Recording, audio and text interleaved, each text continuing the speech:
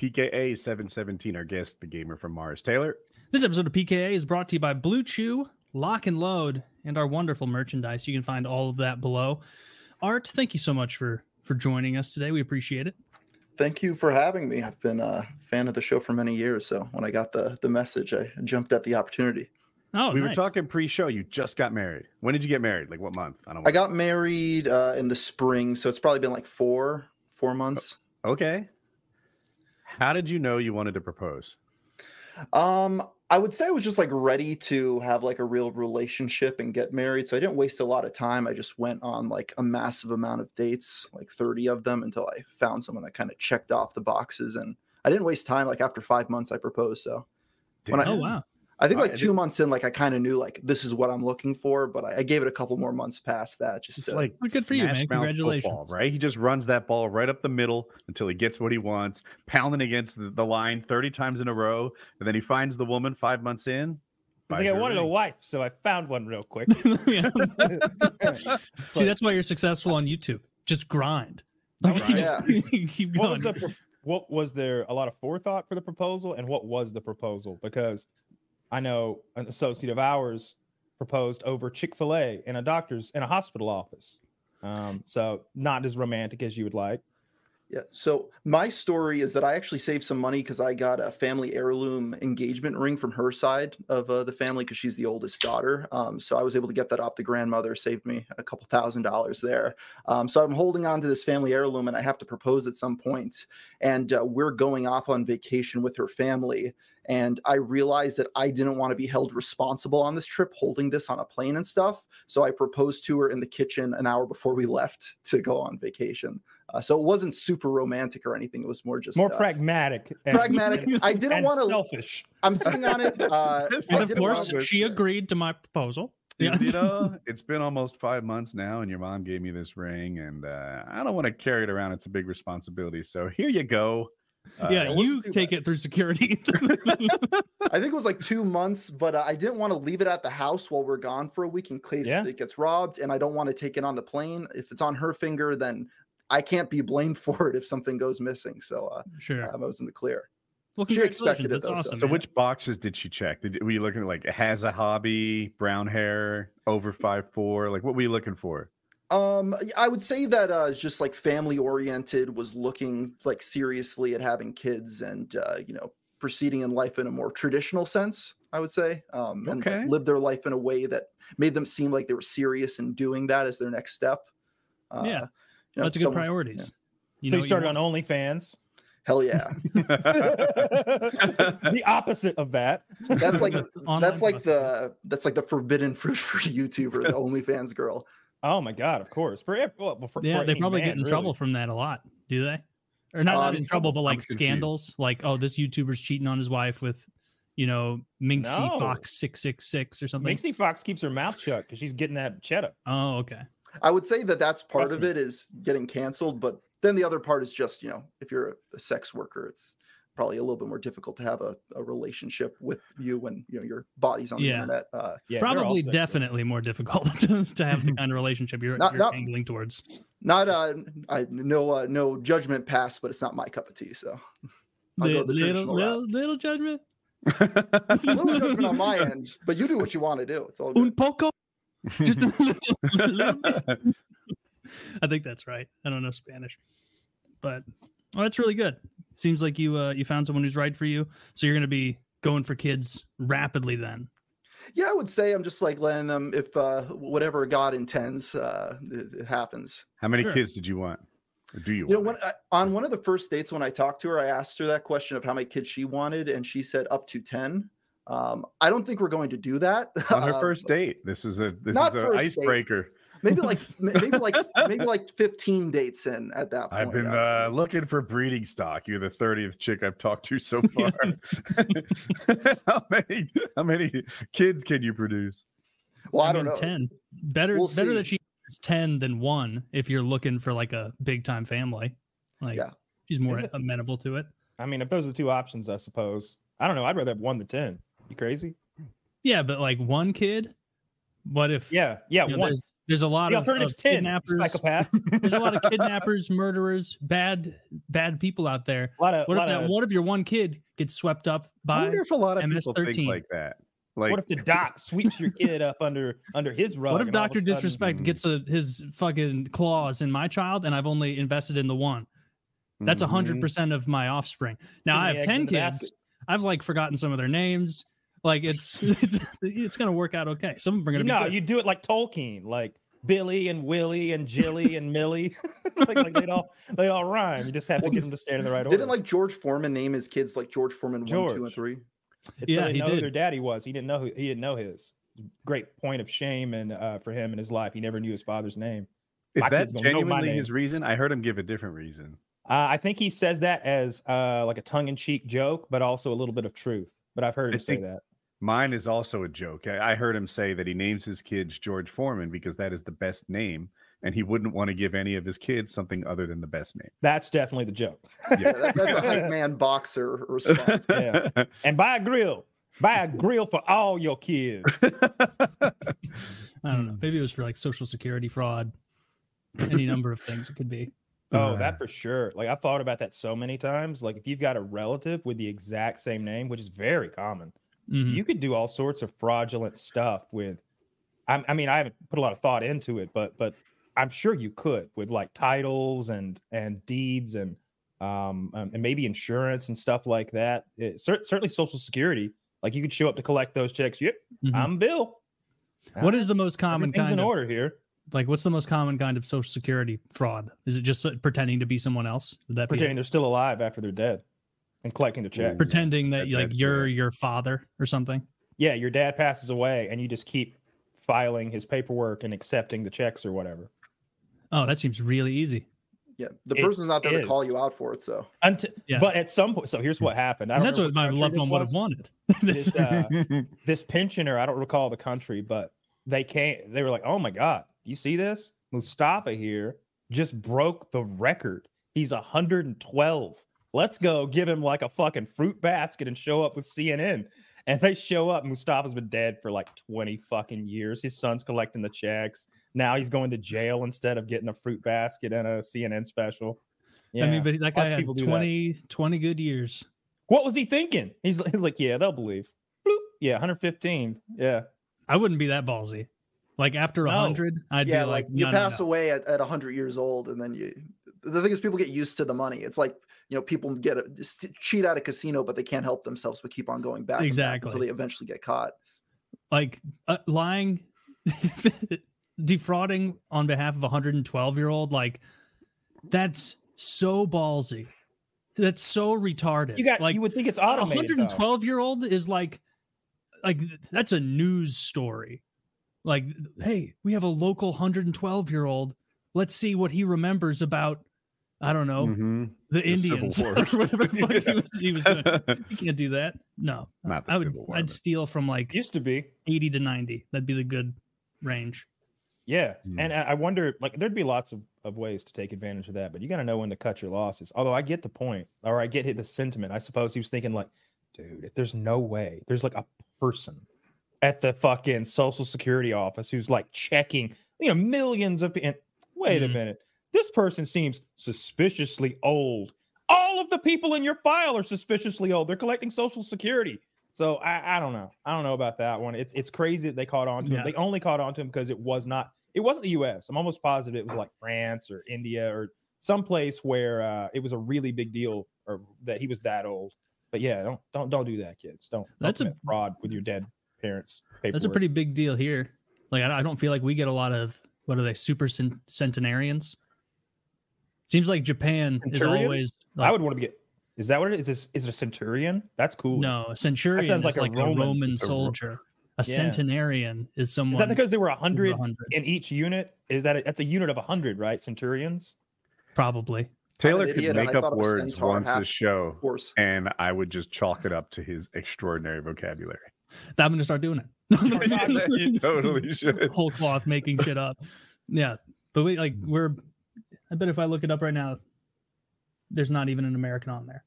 Or there might be. Of course there is. Of course there are. Really? Yes, really. We no matter what they say about our healthcare system, people fly here to use our doctors and hospitals and techniques.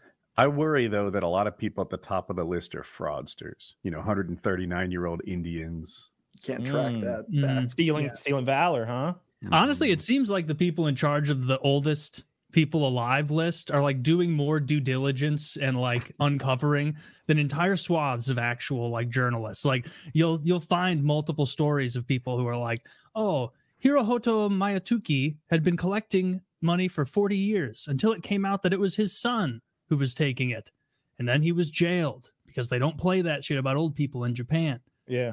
And you're right. There's some lady named Elizabeth Francis from the US, and she's in the top 5.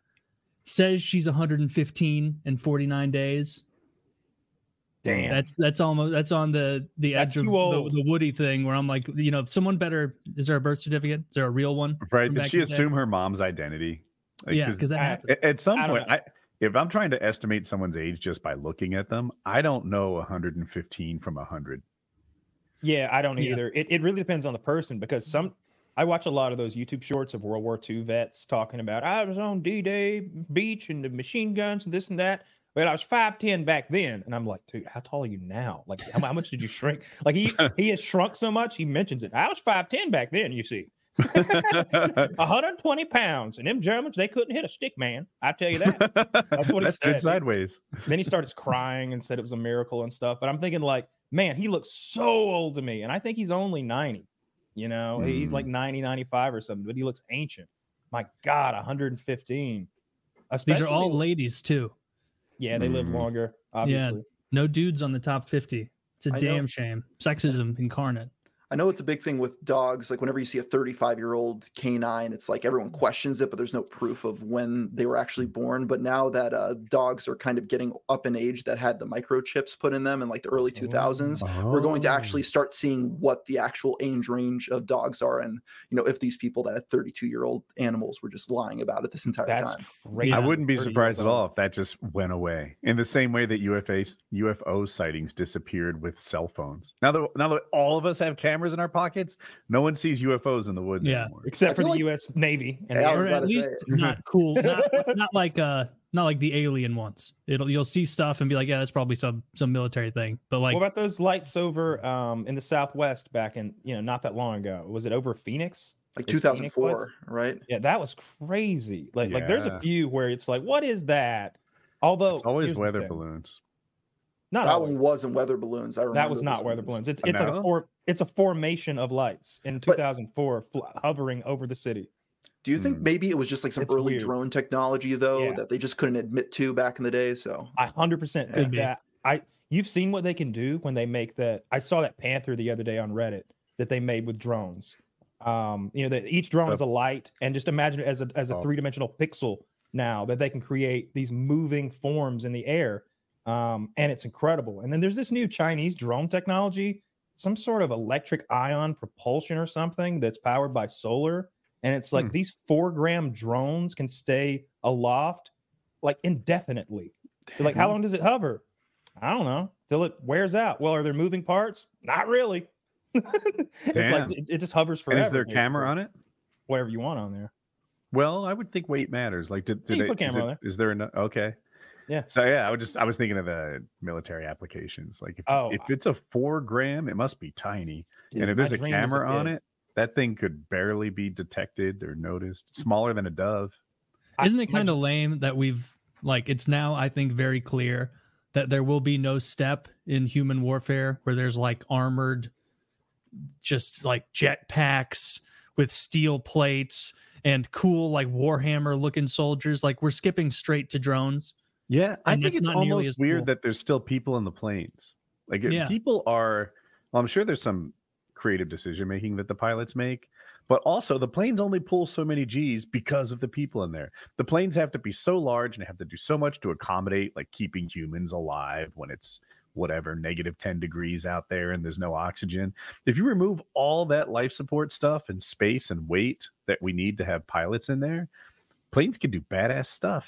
But you got to send a signal to them. You've just got a guy on board doing stuff, right? Like he's making decisions right now with zero lag. Really good point. And he's got the best information possible. You know. But then you wonder if like how much cheaper would it be? Like if the deluxe version has a person in it and it costs 35 million, but I can have 10 drones at 3 million. I don't think my AI 10 is beat there, yours. Maybe I think they've got some sort of AI like playing and they dogfight with people, and I don't think the AI does so hot.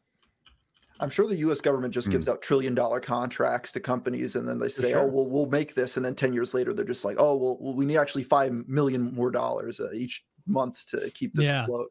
I think that's what happens a lot of the time. I think you're right. There was like a whole documentary a while back, like tracking some of these like predatory military contractors, and they'll be like, "Oh, I'm Senator Joe's cousin. I can totally design Humvee doors that are this bulletproof." And then they're like, "Okay, here's your little government grant, little government contract." And then 5 years later, they're like, forgot to make the doors. Oh no. Well, here's a stock door with a neat sticker on it. And then they're like, "Oh, well, I guess that didn't work. Keep the money. We'll find someone else." I had a friend who wrote something for one of the American 3-letter agencies. I don't want to pretend I know which. And it was for spies to exchange information with their phones. And the way it worked is you open the app, you walked into like Starbucks or something. And then one of the people that's already in there also has it. It puts the information on your phone and you leave. You don't even know who gave it to you. That's just how it went down. And he made like 120 grand for what was a pretty simple iPhone app. That's pretty cool. Good for him. Oh my God. You gotta, I mean, that's a lot of money. I bet it was easy for him to write the thing, but it's one of those, it's like, I don't know. It's like doing some work for the Lannisters and they pay you $500. And it's like, yeah, that's the going rate. Yeah, but they're the Lannisters. They really should have paid me like 5,000, you know, like so I'd only work for them. So I wouldn't be out looking for more work after this. You know what I mean? They should keep me close. And it's not even necessarily fair at all. It's like if I mowed Elon Musk's yard or like Bill Gates' yard and they were like, "You did a wonderful job. What was the agreed upon rate? $85." I'd be like, "You piece of shit." And even if it was like not even a big 84, 85. He's like, "Hold on, I have to walk into my vault and grab my petty cash." You don't mind a sack of $1, do you? I saw comedians talk about getting free food at restaurants, and they're all like, "Oh, it sucks, right?" It turns out the deal is this. The restaurant will comp your meal because these were good comedians, but not like super high end, you know, someone you might see on YouTube.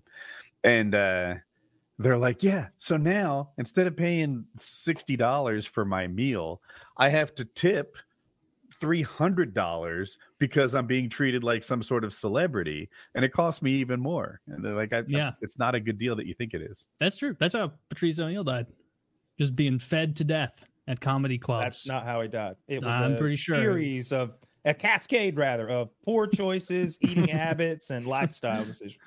You think so? Also genetics. Can't be that. You know, he was fighting an uphill battle as a chunky black man in the entertainment industry. It's just not going to go well for you. Yeah, he passed chunky. They're like mayflies.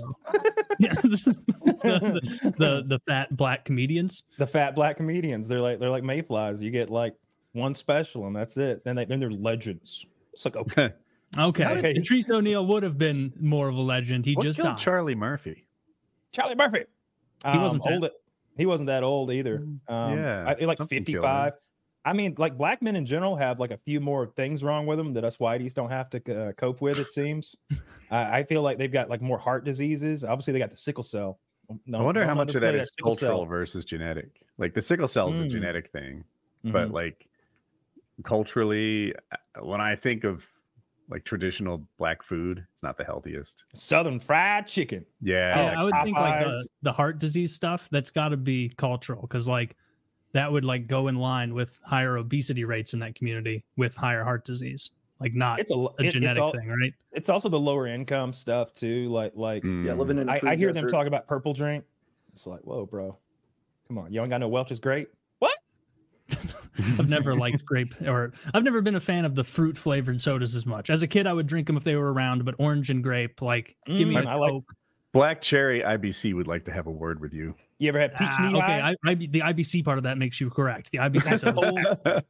No, I like that peach soda, peach knee high. It's peach colored and it's delicious. Put that shit on. It's so sweet. You got to put it on ice. It's like not. I haven't had it, but it sounds like I'd like it. All right, I see you're being healthy, just drinking water. And Chiz mentioned to me that you're on your own, getting absolutely shredded mission right now. How's that going? You're looking fit. I don't have a before picture, but you're looking good.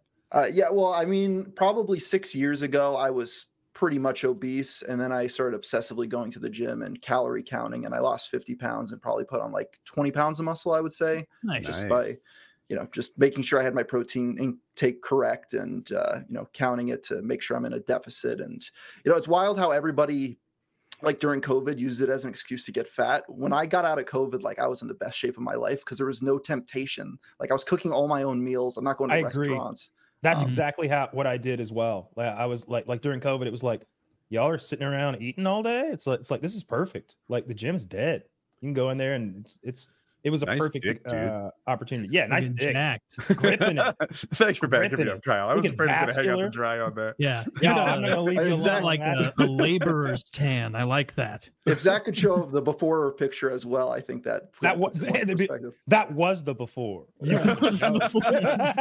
Now he's all dried up. Dude, if your wife gets pregnant, take a peek pic because no one gets more shredded while their wife is having ice cream at 1 a.m. Yeah.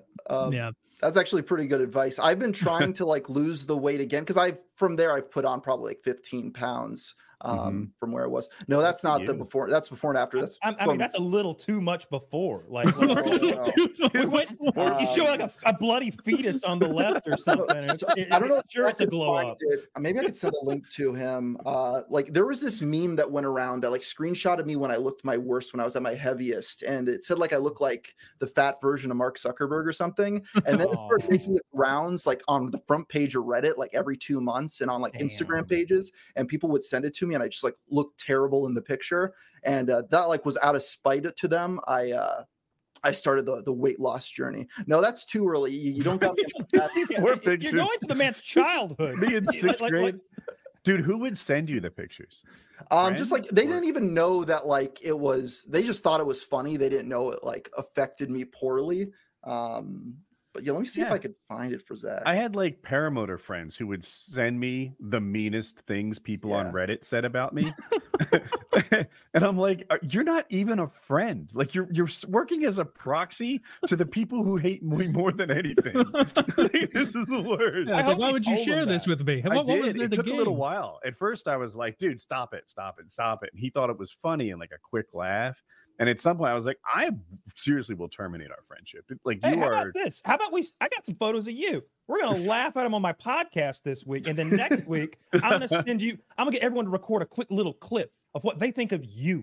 I'm going to start sending them to you. Fuck you, dude. I did get this is years ago now, but there was a trend for a while with our fans. They would Photoshop my eyes just further apart enough to make me look like just a ghoulish fish freak, but it wasn't so far apart that it was this is obviously photoshopped. And so it was I just was the ugliest, fattest, worst version of myself online, and people would be looking good and tweet that picture at me, and I'd be like, oh man, is that one photo? I can't be that ugly. There's just Did it hurt you, or did you think it was funny the whole time? I mostly thought it was funny, and it was if it was a motivating thing, it was just well, you're the one who's fat enough at this point that this is just an easy layup for them. So get it together. Squeeze your eyes closer together, freak.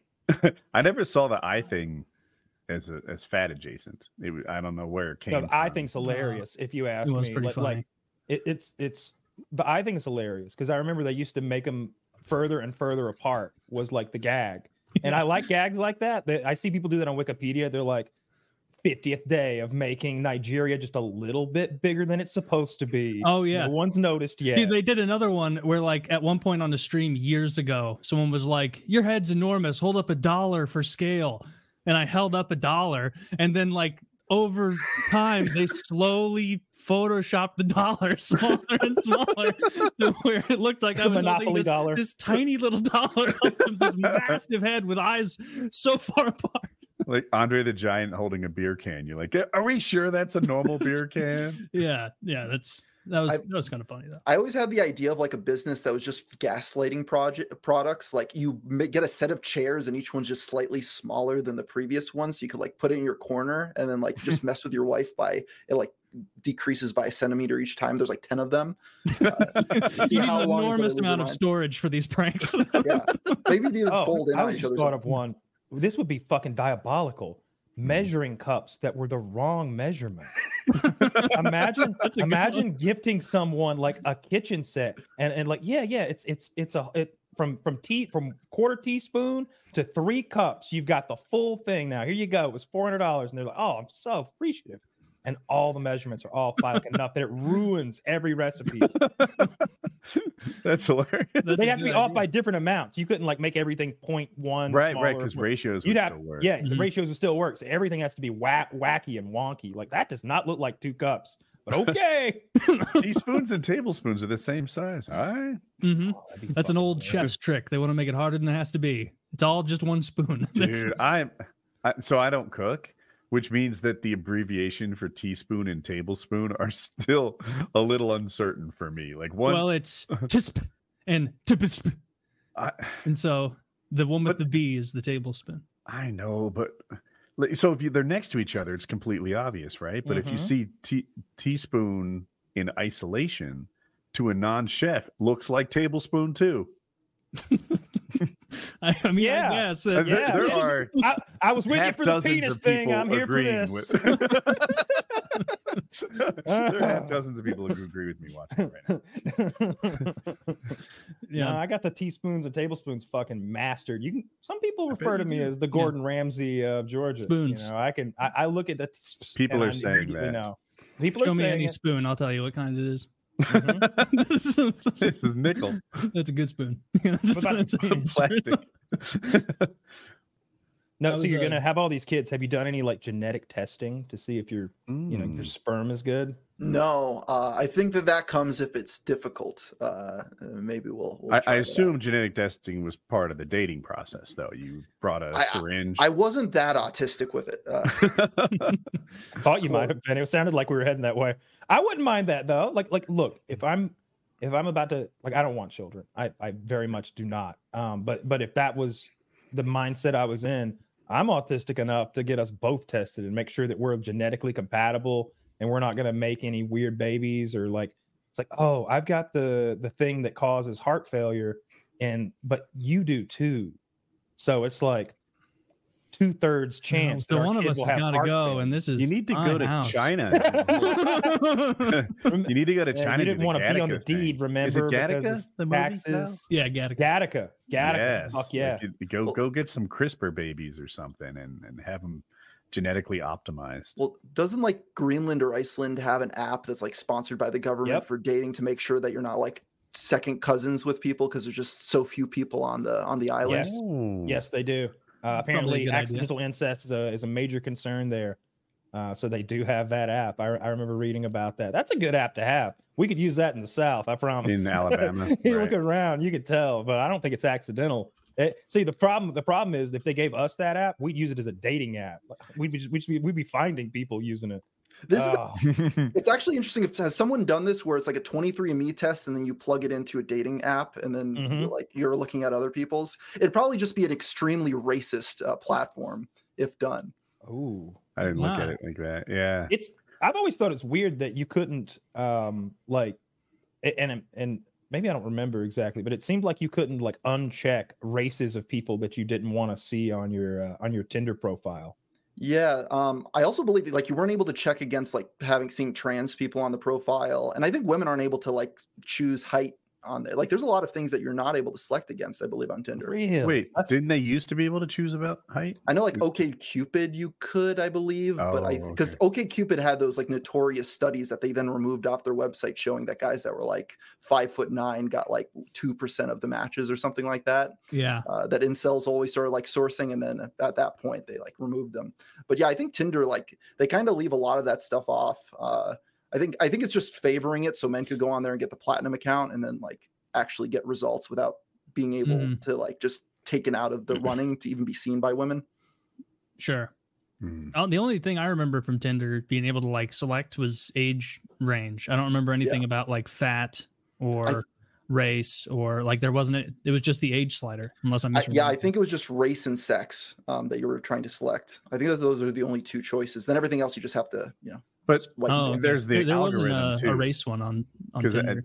I'm not my area of expertise, but I've read that like if a lot of people select you, then that makes you get shown to more people, like you're a prime probably. Yeah, so if you're like a person that's getting a lot more swipes, they're going to automatically send you to other people that are getting a lot of swipes on them. So if you're a more attractive, tall man, you're going to get more more messages sent to the attractive, taller women on the. It was like that with girls too. Like you would be swiping, and it would be like a 36 goblin parade, and then there would be just like the most stunning woman, and it's like, okay, well, this is an Indian guy lying. That's what this account is. Swipe, you get this one out of here too. I don't know if I could handle the reality check that is real dating. Like, like I go on Tinder and within 6 weeks it's just a goblin parade. Like, I guess I know. Nah, we'd get your we'd make you a profile. We'd be like, we'd be flexing your wealth, but in like a sort of a downplayed kind of way, like just having fun in Maui. Right. Well, we want to flex your strong suits, right? Which is like your body and your money, right? So we're gonna have you like doing something expensive in a cool place, shirtless. We have like 3 or 4 pics of that for sure. This is just me at my mansion. Just landing in my airfield behind my mansion. No big deal. Don't show that part. Another picture. We could have him in like a leather chair in a study. Suede elbowed jacket. And should I take the sword and shield off the wall? Yes, 100%. You don't want the true me up there. I love it, but I want like a picture of him with like a towel wrapped around his waist in his ridiculous bathroom, all steamy though, like lots of steam in the air. That'd be a good picture. Oh, a mirror pic showing the mirrors have radiators built into them. Is that cool? Yeah, let them know. Cool. Yeah. The radiator in my mirror's on the fritz again. I'm gonna take to the skies and put this behind me. I think you could do swell, and because there's a lot of ladies out there that have, they like older gentlemen, and they like private planes, which we're gonna pretend like you have. Right, I just be up front. Gold diggers welcome. I wouldn't. That. I protect the money. I just generous gentlemen looking for lovely ladies. like that's all you need to say. You'd be solid. You'd be solid. I think so anyway. I'd want Papa Woody as my sugar daddy, wouldn't you, Taylor? 100%. He's not gonna. Yeah, he's a good guy. He's not gonna do you wrong. Like even if you do have some sort of seedy kind of relationship with him, like won't end poorly. Yeah, I mean it's just casual dating. You hear that, ladies? He could just take off. No. I don't need it. Hit us up at business at PKA online. That's actually what he's dating avenue. That's what he's looking for. I was looking at your channel earlier today, Art, and looking through. Every time we have someone on that does your kind of content, like Turkey Tom, we talk to him. I'm sure you guys are adjacent. You probably know each other. I first met him when he made a video called "Why I Hate the Gamer from Mars" when he was 14 years old. That's funny. And now you overcome that, I'm sure. After that, I hired him to work for me, writing and editing for me when he was like 16, and then eventually, like, he blew me out of the water, and he has more subscribers than me. So he's rocking and rolling now. Oh, okay. But you're on good terms now. Oh, absolutely. Yeah. He was at my wedding. Yeah. Oh, okay. Yeah, I like Tom. He's a cool guy. I asked him, like, what was the most fucked up thing he's investigated? And I think I might know the answer before I ask you based on the videos I poked around. But what's the most upsetting, disgusting person you've ever done an expose on? I mean, I filmed in person with Chris Chan prior to the arrest. So as I'm working on like a giant 5-hour-long Chris Chan documentary, I don't know how to end it. And then the news came out that fateful day, and me and my team. Trans associate of Mr. Beast. Am I? No, this is a different guy. That's Chris from Mr. Beast. Chris Chan and Sonichu. You be careful with that medallion; it'll curse you. I just met with Chris Chan again a couple of months ago for a follow-up documentary, and he pardon my flashness. And she gave me a custom Chris Chan Sonichu medallion with like a special eye on the back of it. So I haven't worn it. I don't know anything about Chris Chan. Chris Chan is the person who got arrested for supposedly raping his own mother. Chris Chan is there's a great police activity video. I always steer you guys back there. Yeah, of Chris Chan. It was very funny. I watched that one. and the cops are in his. It's a trans person, but it's like very clearly like a masculine trans person, but. We got some kind of Sonichu, and she keeps talking about invisible people who aren't in the room, who she's married to, like characters. It's like she's like, I don't remember what they were, but she's like, oh yeah, I'm married to like Knuckles and fucking Tails, and they're here in the room. Charmander, yeah. Can you feel Charmander? Chris Chan saying these things? Yeah. To the cops. Okay. The cops in cuffs on a bed in their own motel. They're confirming the warrant, and she's just like, did you feel that? And the cop's like, what? My husband Knuckles just slapped you. He's like, no, I didn't feel that. Hit him harder, baby.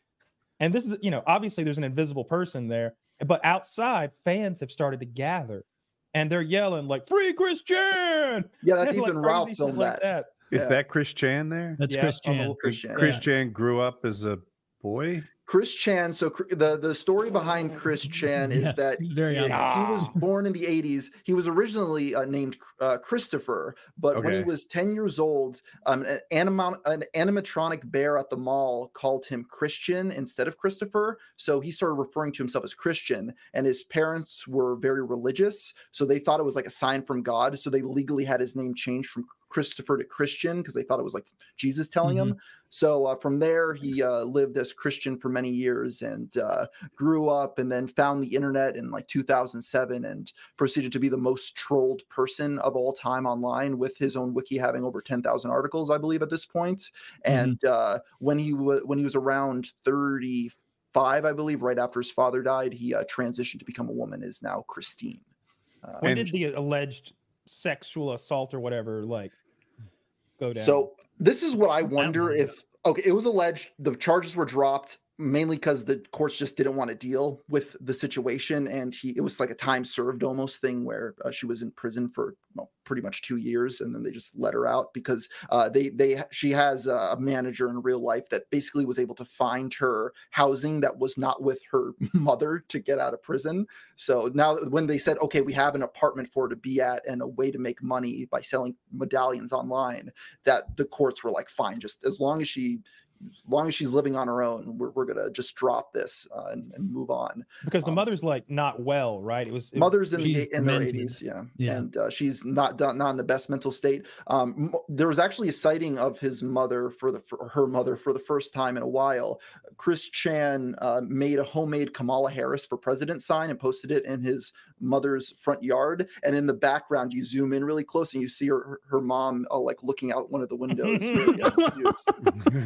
Can you see the disappointment in her eyes despite the dementia? Do we know? All I remember is I hate my son. Is Chris Chan serving prison time with men or women?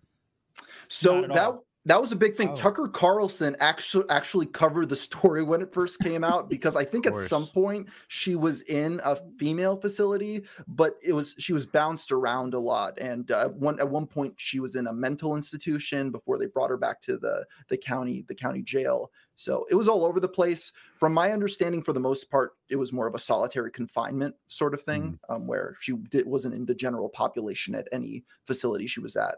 And when she was, it was like supervised. Someone was always there seeing. It seemed, I mean, you obviously know so much more about the Chris Chan lore. What was the made up, this is old Chris Chan now, what was the name of his like made up sexuality?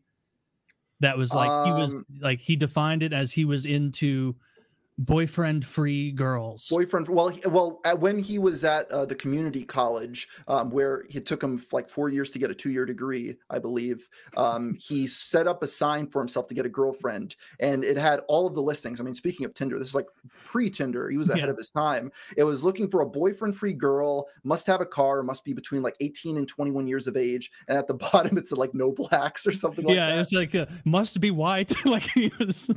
Then there was this woman, Mary Lee Walsh, who was working at the college as like a facility head, and she took his sign and like ripped it up. And then Chris Chan made Mary Lee Walsh in Soul Calibur as a custom character, and then he made himself a custom character and then beat the crap out of Mary Lee Walsh in the game. And that was his first ever upload to YouTube, where the 4chan first found him. It's such an anomaly, such an OG LolCow. I didn't know anything about Chris Chan until Taylor introduced me. That's so surprising to me. Some of the I don't like the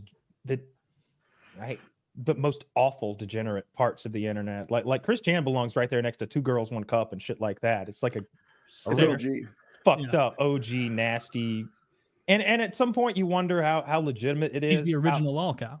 Yes. Although the way you know it's real, in my opinion, is I don't think that Chris was putting on a performance for those cops with body cams. You were getting real deal, like legitimate Chris Chan. That's just how he farts at one point. And he's like, "Oh, excuse my flatulence." Yes. And it's like such a weird fucking thing to say. Like, what do you say to that? Like, bro, just let it. Dude, the way the cops responded to because if you saw the clip, Woody, the cops are in this hotel room and they're like, "All right, just so you know, you are under arrest. Like, we're going to stay here for you." And Chris is sitting there like, "Oh, I'm just worried there's going to be so many trolls. There's going to be so many trolls out there. The internet's going to have a heyday. Going to have a heyday with this. So many trolls."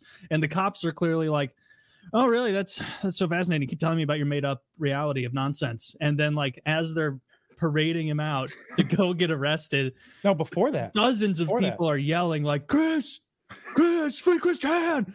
Yelling from a parking lot. Like, this hasn't even been announced yet. It's just people who track what Chris Chan's doing. And the cops are like on body cam being like, he wasn't lying. This is the wildest thing I've never been on a call like this. He's a real internet creator. Like, really? Very funny.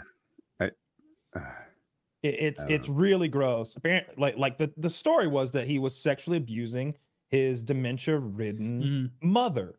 And it's like, that's like the worst thing you can do. That's worse than pedophilia, if you ask me. Like, that's horrific. The one thing that should be stated about the claim that he did that was there was a troll named Isabella Loretta Jenke that her end goal was to have Chris commit suicide. She was...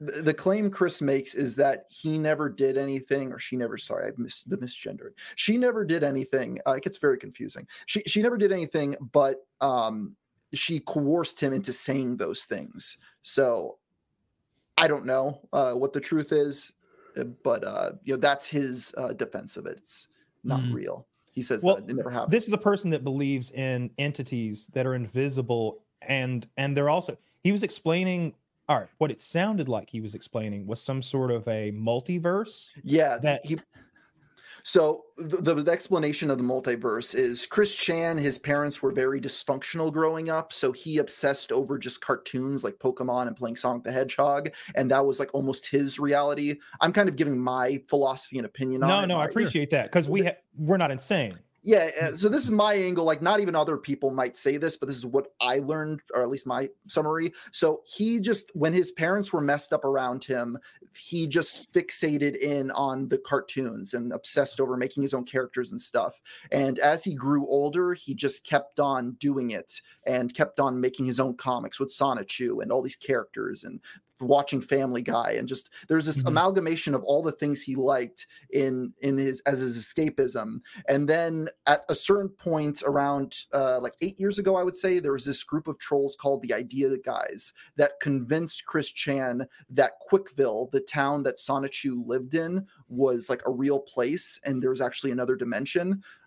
So now he believes that like he's the reincarnation of Jesus, and like at some point the dimensions are going to merge together, and he's going to be the next coming of Christ, and the owner of Kiwi Farms is Judas. The merging of the universes is what he was trying to explain to these cops who are hauling him off in handcuffs, by the way. And I don't mean to misgender the person, but it's like it's confusing, especially when you're jumping on the timeline too. But also because the person is like, I think probably a troll and mentally ill. So like I don't know if this is a legitimate transsexual person. I think it might just be a wackadoo. But anyway, Chris was explaining that all of your favorite characters, I like Sonichu, and they're like, what the fuck is Sonichu? it's like I took Sonic and Pikachu and I melded them into one in my mind, and that now it's real. And then Sonichu and like whatever you like, the Terminator, like all of those fictional things have their own real universes, he believes, and they're going to merge and coexist. So we will exist alongside Sonic and the Hedgehog. We will exist alongside Pikachu, and will exist alongside Sonichu. All three will be there simultaneously. With kind of like a Terrence Howard style theory. Terrence Howard makes way more sense. Oh, he seems like a Rhodes Scholar compared to Chris Chan. Yeah. I mean, he's just a wackadoo, as you put it, just absolutely loony. It's pretty sad though, because the earliest time you could see him talking about another dimension and Quickville being a real place is when his dog Patty died when he was like, I don't know, 25, and the dog was like 18 years old. And like in his writings about his dog's death, he like basically says like, see you on the other side in Quickville. And then he incorporated Patty into the Sonichu comics going forward, where he jumps over there and like Patty's still alive. So it's just like a coping mechanism all around that's just been corrupted by trolls who have taken advantage of it to get it to the point it's at today. Yeah, he'd probably just have ended up being a weirdo on his own somewhere. But, you know, the internet is a rough place when you behave that way and are that open with it. It was the right person at the right place in the right time to cause Chris Chan to be like who he was. I would say that the biggest thing that makes a LolCow notable is that they're extremely gullible, but they're actually pretty competent as well. Because if you're just making fun of and messing with like a fully mentally incompetent person, like they probably won't even have the ability to use the internet. But also if a person's too smart, they're not going to fall for the trolls. You need someone like Chris Chan, who's actually, you know, when he was in high school, he was designing websites and making comics and making Pokemon cards for himself. It was actually like pretty impressive.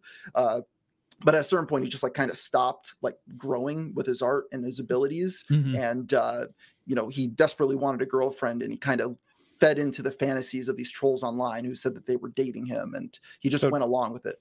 Yeah. What's he doing now? Is he making content that people watch? Medallions. Yes. So yeah, he's making the medallions, making custom art pieces. A lot of them sell for like hundreds of dollars if you make something interesting. So Chris Chan has a manager who does everything for him in terms of like shipping things out and making sure she gets the work done on time. And that pays the bills and pays for the apartment and stuff like that. And she lives a fairly comfortable life when I went down to visit her. And also, I would say that she is a lot more mentally with it than she was 5 years ago when I first met her before COVID and before everything went down. So she told me she wasn't like on any medicine or anything, but I think she talked to a therapist. Could I get a look at that medallion once more? Because I didn't know they existed So until this is not the I could go and get the real medallion. It's in my other closet. This is like a reproduction one that you could buy. The one in the closet cannot be that funny. That's hilarious. You want me to go get the other one? Get the real one. Get the original cursed one. I mean, that one looked like a child made it. Oh, dude. Oh, that's the original. Something that's funny about Chris Chan is you'll see like the art style and drawings from like literally 20 years ago, and then ones from now. No progression in no progression. It's the exact same style of art 20 years later. Very funny. That would be that would be a funny way to troll. Like, because sometimes I see on Reddit, they'll be like, this is me drawing a horse when I was in 8th grade. Right. This is me drawing a horse today. And it's like, holy shit, you're photorealistic these days, bro. This is art. Okay, I got the real one. It would be funny to do. This is Chris Chan's like drawing from the 8th grade. This is today, 28 years later. It's worse. It's more childlike. So this is that you have this. The custom one that I got. This is a real one. It's not like a print of it. And then on the other side, you have the autograph, and then you have like this ball eye thing. Jesus Christ. It's like built in. What does it say on the back? It's just Jesus Christ Chan Sonichu. So it's an autograph from. He's Jesus signing Christ. himself as Jesus Christ Chan now. Jesus Christ. I think it's like Jesus Christ Chan or something along those lines. It's the like long title. Well, that's fucking. Believing you're Jesus is one of the final steps in being crazy. Like, Taylor, can I point out a little bit of hypocrisy here? Like, along the way, we're like, he thinks he's Jesus. Like, that's insane. He thinks that Sonichu's real. That's insane. He thinks he's a woman. Okay, well, that might be completely legitimate. That might be the thing where he's just cogent and he's thinking straight, and we shouldn't question that one bit. Oh, yeah. That's totally a real thing. Yeah. So I will say that the signs of the transgenderism actually date back to high school. Some of his journals and stuff, he talks about like wearing like a fake bosom thing or something for like some home ed class. Okay. So there's like some early things, hints at it, and over time it just kind of progressed until after his father, who was very conservative, died. That's when it like just full out became the transgender angle. So the Zach wanted us to bring up, and we'd be remiss not to. Can you fill us in on the medallion curse? Who's been tagged by it so far, and why you seemingly have no fear? I have not worn that medallion, actually. I wouldn't either. I've worn the fake one. I do not wear the real one. Maybe I think I will just for like the documentary to film something. But yeah, so there's people such as Rakita Law and who else? I'm drawing a blank, but basically the concept is every single person who has a medallion and wears it, they have a downfall. So it's kind of another angle that I'm playing up with part 5 of my documentary that I'm releasing kind of like 3 years after the first 4 parts, is that Chris Chan isn't really getting involved in much drama anymore. But now people that are wearing the medallion and are obsessed with Chris Chan are now seeing themselves getting a downfall and getting destroyed if they put it on. So that one looks so much better than yours. They all look the same to me. Am I crazy? Like, there's not a lot of variety in these. They're slightly different. Yeah, there's Luda. How? These are all clearly very different. The mouth is this different. Looks like the hamburger. This one to me looks like the hamburger helper glove. Well, here's the thing about the Chris Chan medallions is they're all homemade by Chris Chan, so they all look a little different. There's this guy named Gino Samuel who has the most known Chris Chan documentary that's like 100 hours long. It's just like every single tweet he's ever said is in it. And you're telling me we haven't seen this one already? No, they're all a little bit different. Up, Art. Each of them is clearly different. Can you really not tell the difference? I'll hold both of them up. They're 98% the same. I mean, they are. Yeah, like, but they're all. How do you get noticeably different? Yeah, how do you get past captions? A challenge.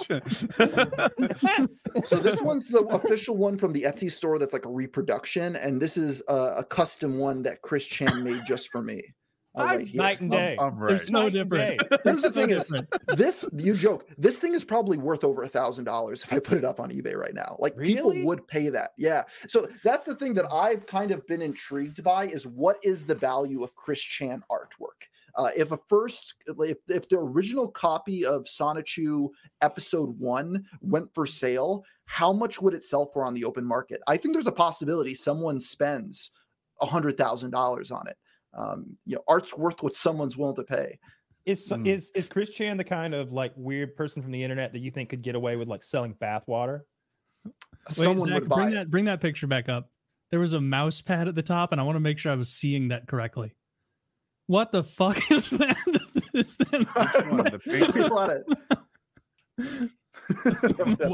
Wojak red mouse pad? What the fuck? What's being sold there? It was Etsy, right? I assume. Yeah, that's exactly what I thought it was. Yep, that's exactly what I thought it was. Yep, I like that. Made one of those. I'm getting that right now. I need that. That's gonna help me for Tarkov. I'm gonna be able to click on the meds better.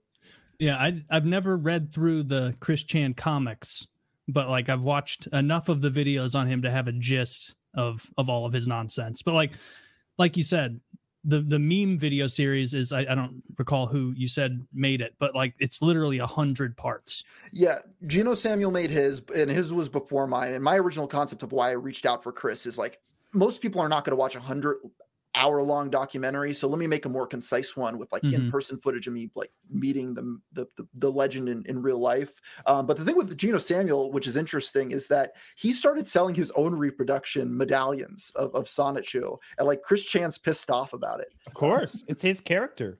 And like people are going to convention centers like for Comic Cons, and they have Chris Chan Sonichu booths where they're selling bootleg Sonichu merchandise, which is funny because one of the original trolls back in 2008 was them claiming that this British guy was selling bootleg Sonichu merchandise in Europe without his permission, and Chris Chan went berserk on it. And it, like, you go step forward 15 years in the future, and people are actually doing just that. It's not a troll.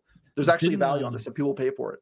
Didn't he also, I don't remember the full story, but it was like 10, 15 years ago, he became enraged by Nintendo or whoever owns Sonic, like changing the color of his outfit. And so he like went to a GameStop and like threw a tantrum, like coloring the color he liked on the cover of the boxes.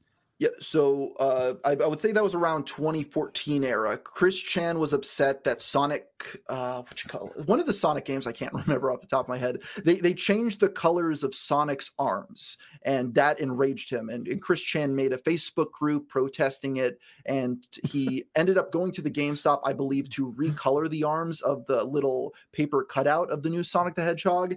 And he then proceeded to get told to leave by the associates there, and he then he didn't like that, so he maced them on the way out and fled. And he went. Oh, here's the other part. I love watching Woody react to each step of that. He went to the mall with his mom. His mom was shopping elsewhere, his 70-year-old mother at this point, and he went to the GameStop. He goes, maces the employee, flees the mall in his car, and leaves his mom stranded at the mall.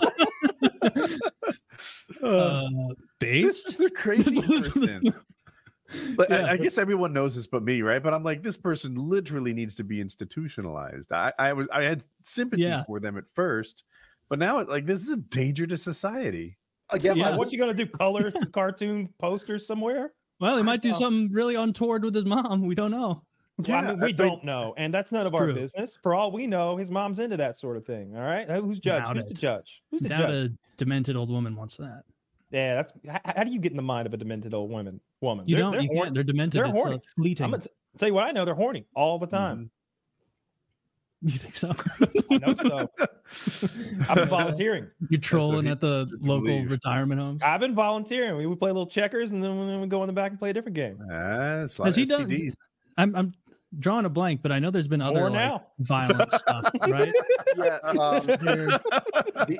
There was another time where Chris Chan was warring with a local game room place where like people were like playing Pokemon and Yu-Gi-Oh card games, Magic the Gathering. He was at some point kicked out and banned from the location, and Chris believed that it was under new ownership at a certain point. So him and his mother went there to see if it was new ownership. The original owner was there. He's like, get out of here. And Chris on the way out like hits him with his car and then flees the scene. And, hits his person? Hits this guy. Yeah, hits GameStop with his car, vehicular. It wasn't GameStop. It was like a card trading place. So yeah, he hits the guy with his car, flees the scene, and then I believe that they ended up spending all of the inheritance money from the father after he died to like pay the legal fees with some lawyer. Circling back to what could he do? Right, that we have our answer. Well, I didn't know he was going to do like a vehicular assault. Like that's crazy. You hit a person with a car. I see people do that online, and I'm like, that's a deadly weapon. You know what? You know it is because of how cops react when a guy drives a car in their general direction. They murder him. They shoot him so many times in the head that he can't think anymore. Did you watch the Tyreek Hill stuff much? All right, so I just saw clips of it. Here's the thing. I'm a hypocrite, and I'm like, leave him alone. He plays ball. So yes, if it was or any if he other had person, been a musician, or if he, one of the good ones. I'm like, leave him the fuck alone. He's driving into the stadium that was built for him. You pieces of shit. And they're all like chubby white dudes wearing those brown uniforms and those silly hats or helmets or whatever. Was it justified or not? Because I didn't. That stuff enrages me when it's not justified. So I didn't even watch it. Like, I think it was. There's a little. I think everybody sucks here. Is okay. What Reddit would say. So he was going wildly fast. I think I read 105 and a 30 or something. Don't quote me on that, but he was going super fast, and they pulled him over for reckless driving. And when they pulled him over, he wanted to keep his window kind of up. It's tinted, and he's famous. And he's in an attention-grabbing car. I don't know my cars that well, but it's a black, small, call it a Ferrari. He's in a fucking supercar out there. The door. Yeah, he's in a supercar. Yeah, forgive me, I don't know my cars that well. Yeah, and but he's in this. Oh, McLaren. Zach says. Holy shit. Okay. Yeah, so it's this cool attention-grabbing car, and he wants to keep his window kind of up so that people aren't seeing him get pulled over and hassled by the police. And he can't do that. That's not complying. They tell him to roll the window down, and they barely give him any time to comply. And, you know, he's not rolling it down quick enough, and they're like, roll your window down. All right, that's enough. Let's get him out. So they start pulling him out. And then they like throw him to the ground for not complying fast and hard enough. Beautiful. And there was a moment later where they asked him to sit down on a curb. Now, you know, curb's like 6 inches tall. If you're healthy, it's no problem. But he has a surgically repaired knee, and he's like, he's not able to get the whole sentence out, but he's trying to convey, I'll sit down, but let me go slow or help me down because I just had surgery on this knee. And the police are not having that. They're like instantly forcing him to sit on the curb. 2 people pulled over. I think they were teammates. I'm not positive. And they just wanted to sort of see what was going on. They recognized their friend being pulled over. And the police had like, it was another one of those like, get back in the car. Fuck it, too late. Can't get back in the car. And it's like, whoa.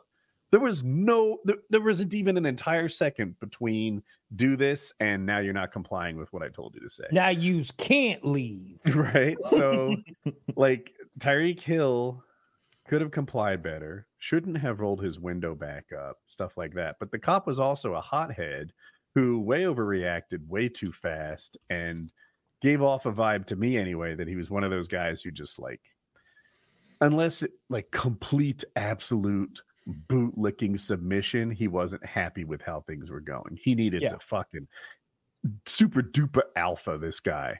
And it's like, can we all just be chill here? Like, you know, there was no de-escalation from the police whatsoever. One of them was put on paid desk duty, or they called it administrative duty. And while they look into it, that's what's up.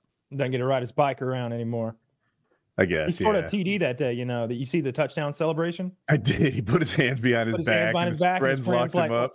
Locked him up. It's fucking, like, dude, that's how you do it. I think that was smart. Like, I think it brought a lot of attention to the situation from people who would be on his side.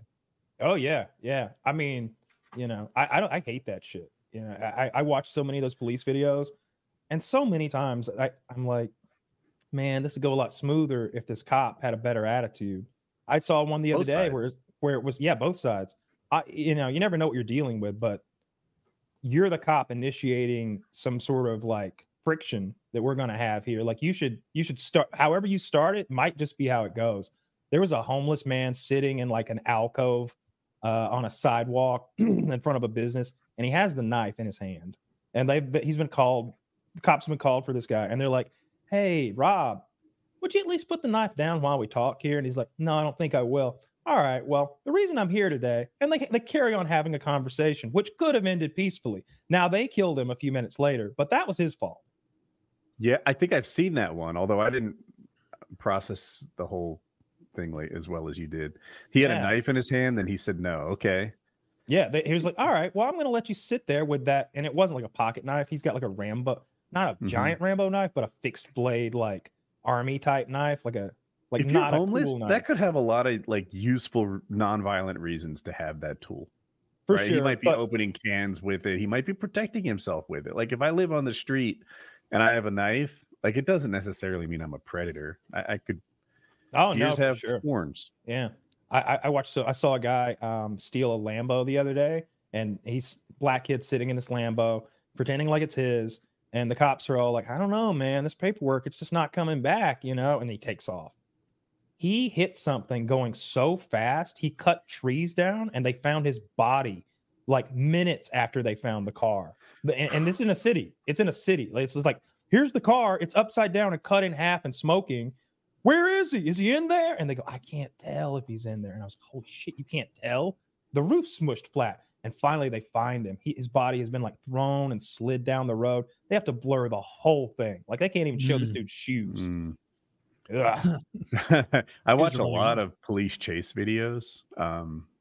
It's brutal. So I guess it's popular in the motorcycle community to run from police, and a lot of them are successful at it. A lot of them aren't, and I get frustrated by the bad driving that you see. I don't. This is outside the police thing. It is very common for motorcyclists to hit the horn instead of take evasive action. They feel that they're wrong. They either take the horn or they rev bomb, which is to pull the clutch in and make the engine perfect. Yeah, hit the bump off the rev limiter in a loud way. And I guess it's like their way of yelling at people around them. And it's like, asshole, you're on a motorcycle. Right? Hit the brake, not the gas. Like, take evasive action. Don't bully your way into a traffic accident. It's not about right and wrong. It's about alive and dead at that point. It's like you're out here sliding around with your skin against the wind. They're in a big metal box that's made to keep them safe. 9 times out of 10, the other driver that did that to him made an innocent mistake. A mistake, sure. They changed lanes without knowing you were there or whatever, but they weren't trying to hurt you. And you're acting like you've been morally wrong. No, man, every driver makes mistakes. When I see motorcycle police chases in, it's usually with the guy dying. You know, the cops will be like, yeah, 1056. I mean, I guess you could send EMS, but tell them to bring a bag. I watched a guy get away on a Grom. If you don't know what a Honda Grom is, the top speed is about 57. I have one. And he was running from the police on this tiny little bike. It's so small. Like, I could put my knee on it and like on the seat and standing on it and with my other foot flat. It's a really small bike and it only goes 57-ish miles an hour. And he's running from there's 10 cops chasing him. They're coming from all over and he got away. It was incredible. So basically, he went to a residential neighborhood and the police broke off pursuit. It wasn't like he did something really clever. They just decided to let him go. I wanted to talk a little bit about Chimp Crazy on HBO. Okay. I don't know if you've seen it, Art, but it's all about chimpanzees in America is kind of the broad topic, but they zero in on this one chimpanzee named Tonka, who is the chimp from a couple of movies that if you've seen a chimpanzee in a cute kids movie, it's that one. And if you've ever seen a Hallmark gift card, not a gift card, Hallmark like birthday card or something with a chimpanzee on it, like smiling, it's that chimp. He's a very personable, good-looking chimp, or at least he was when he was young. Now he looks like fucking scary. Like you're scared when you look at Tonka. But what happened? This documentary follows them, and it's the guy who made Tiger King. He, of course, has to hire like a sneaky stand-in director because his name is like shit in the animal industry now. Like they know he's going to expose whatever they're doing, and they're going to lose their animals. So he sends in this other director, quote unquote, who has like a record for smuggling iguanas. So he's easily able to like get into the normally non-permeable cell wall around these chimpanzee people. And suddenly he's in. I mean, he's in like Flint. They're admitting to crimes on camera to this man. Well, he's like, a fellow criminal, right? Like he's a fellow criminal. They're bonding. I love this. We're all in this together, right? Blood brothers. I go down, you go down. And he's like, yeah. Tell me more. Tell me more about how you... So long story short, they go to PETA and Alan Cumming, the actor. Like they're like, these chimps weren't supposed to be in these deplorable conditions. They need to go. And they sue. And finally they're like, yeah, all 7 chimps are leaving Missouri and they go into Florida, I think, to like chimp sanctuary where there's a different family group on each island and they all have like social groups. It looked like chimp paradise. If I was a chimp, it's where I'd want to go. They're eating bananas and shit all day, just fucking and fighting and having a good old time in a beautiful place. Well, 6 they show up to get the chimps. One of them's missing. It's fucking Tonka, the celebrity chimp. This crazy bitch who's like the main subject of the doc has kidnapped him. It's later revealed in like the 2nd or 3rd episode. And she's like, what do you think? I got a chimpanzee in my basement? You think I got a chimpanzee in my basement? You come look. And then the documentary crew like goes down the steps and you hear, it's like, yes, she does have a chimpanzee in her basement. She built a fucking cell down there and he's just living in her basement for like a year. And PETA is spending like $250,000 in legal fees going after her for like, because she's caught on like text messages and phone calls talking about getting Tonka food. And she's like, yeah, I've got another monkey named Tonka. He's a spider monkey. And they're like, huh. So that's what you meant when you said you had to get Tonka some food. This isn't a well-orchestrated lie. No, it is not. So then toward like the second or third episode, she's telling her who she thinks is the director of the documentary. She's like, the doctor the other day said maybe we should put Tonka down. So I think we're just going to do that on the 2nd of next month, on the early next month. And he's like, oh, okay. And they're like, she's going to kill the chimp to get out of this legal situation, because there's no chimp, there's no situation. Mm-hmm. And so then they spring the next. That's the end of an episode, because they immediately go to the lawyer for PETA, who's been kind of a main character in this whole thing, and they show him the video of this Tonka, the missing chimp, in this lady's basement. He's been in court with this woman for a year looking for Tonka, knowing she knows, because she's like, yeah, these are his ashes. He died. And they're like, those are perfect processed ashes that can only come from a facility. They burn the body and then they run it through a machine that turns it into this very fine powder. You did that in your backyard? My husband did. Here's a sworn affidavit from him. And it's like, y'all are really digging some federal perjury charges up out of nowhere here. It's 5 fucking years in jail. This doesn't seem worth it. It's just an old chimp that they're not even, running in commercials now. He's 38. He's 38. Young guy. Very young. 38. Child. Just a kid. Just a baby. Right? Just a baby. He's getting started in life. All right. Yeah, a lot of stuff. He's approaching his prime, right, Kyle? Yes. His sexual prime. Nothing wrong with 38. Yeah. It's not near 40. Not so far from 40, not even fucking close. Jesus Christ, what are you talking about? I'm losing when my they're mind. not talking about Tonka, they sort of talk about the chimp industry at large, which really is Missouri, because Missouri has all these freedoms that the rest of us don't have, these privileges that some others call them freedoms, rights, if you will. And they can have, you can have any kind of fucking animal you want in Missouri. You can have a crocodile in your living room. They don't give a damn. And you can be drunk while you do it, driving, apparently. They don't care.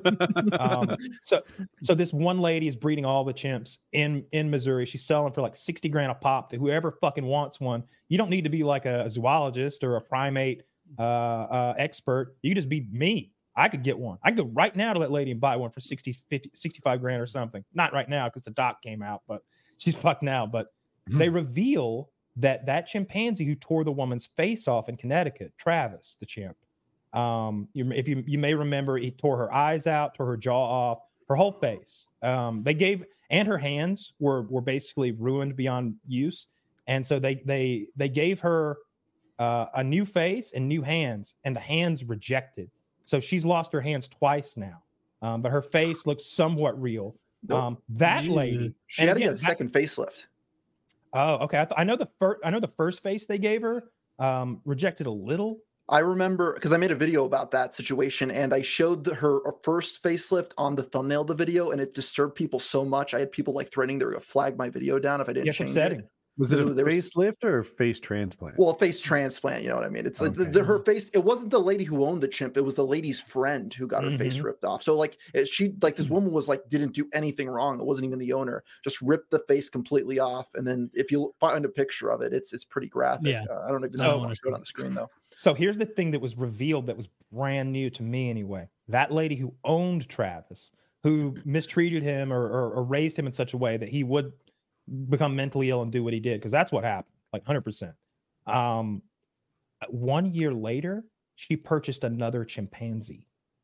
That should be a one year later, she had to do it in secret. She had to do like another lady wanted one but couldn't afford it, and she was like, I got 25 grand. You got 10? Let's get us a chimpanzee. You keep it at your place, and I'll visit constantly and basically live there and take bubble baths with your chimpanzee. And so that's what she did. Like everybody made it seem like she had some kind of a sexual relationship with a chimp, and she did like share a bed with it, but she wasn't fucking that chimp. You can't fuck a chimp. She's just like, I sleep with my dog, and we're not fucking in there. In Missouri, up, getting snuggled. You have freedom. Well, you fuck him in Missouri, yeah. As long as I don't even think as long as you're the passive partner in the bestiality, then it's if you're the receiver, yes. Josh Hawley knows how to make a law. That's in the Bible. Yeah, he does. Yeah.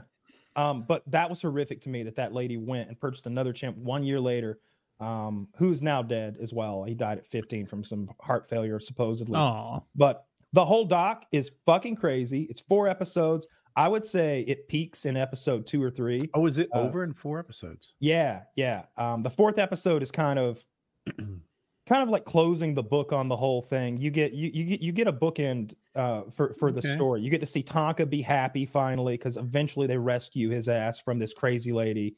The crazy lady is like 55 with giant fake tits, fake eyes, fake lips. She's always getting cosmetic procedures done, and they choose then to do the doc footage.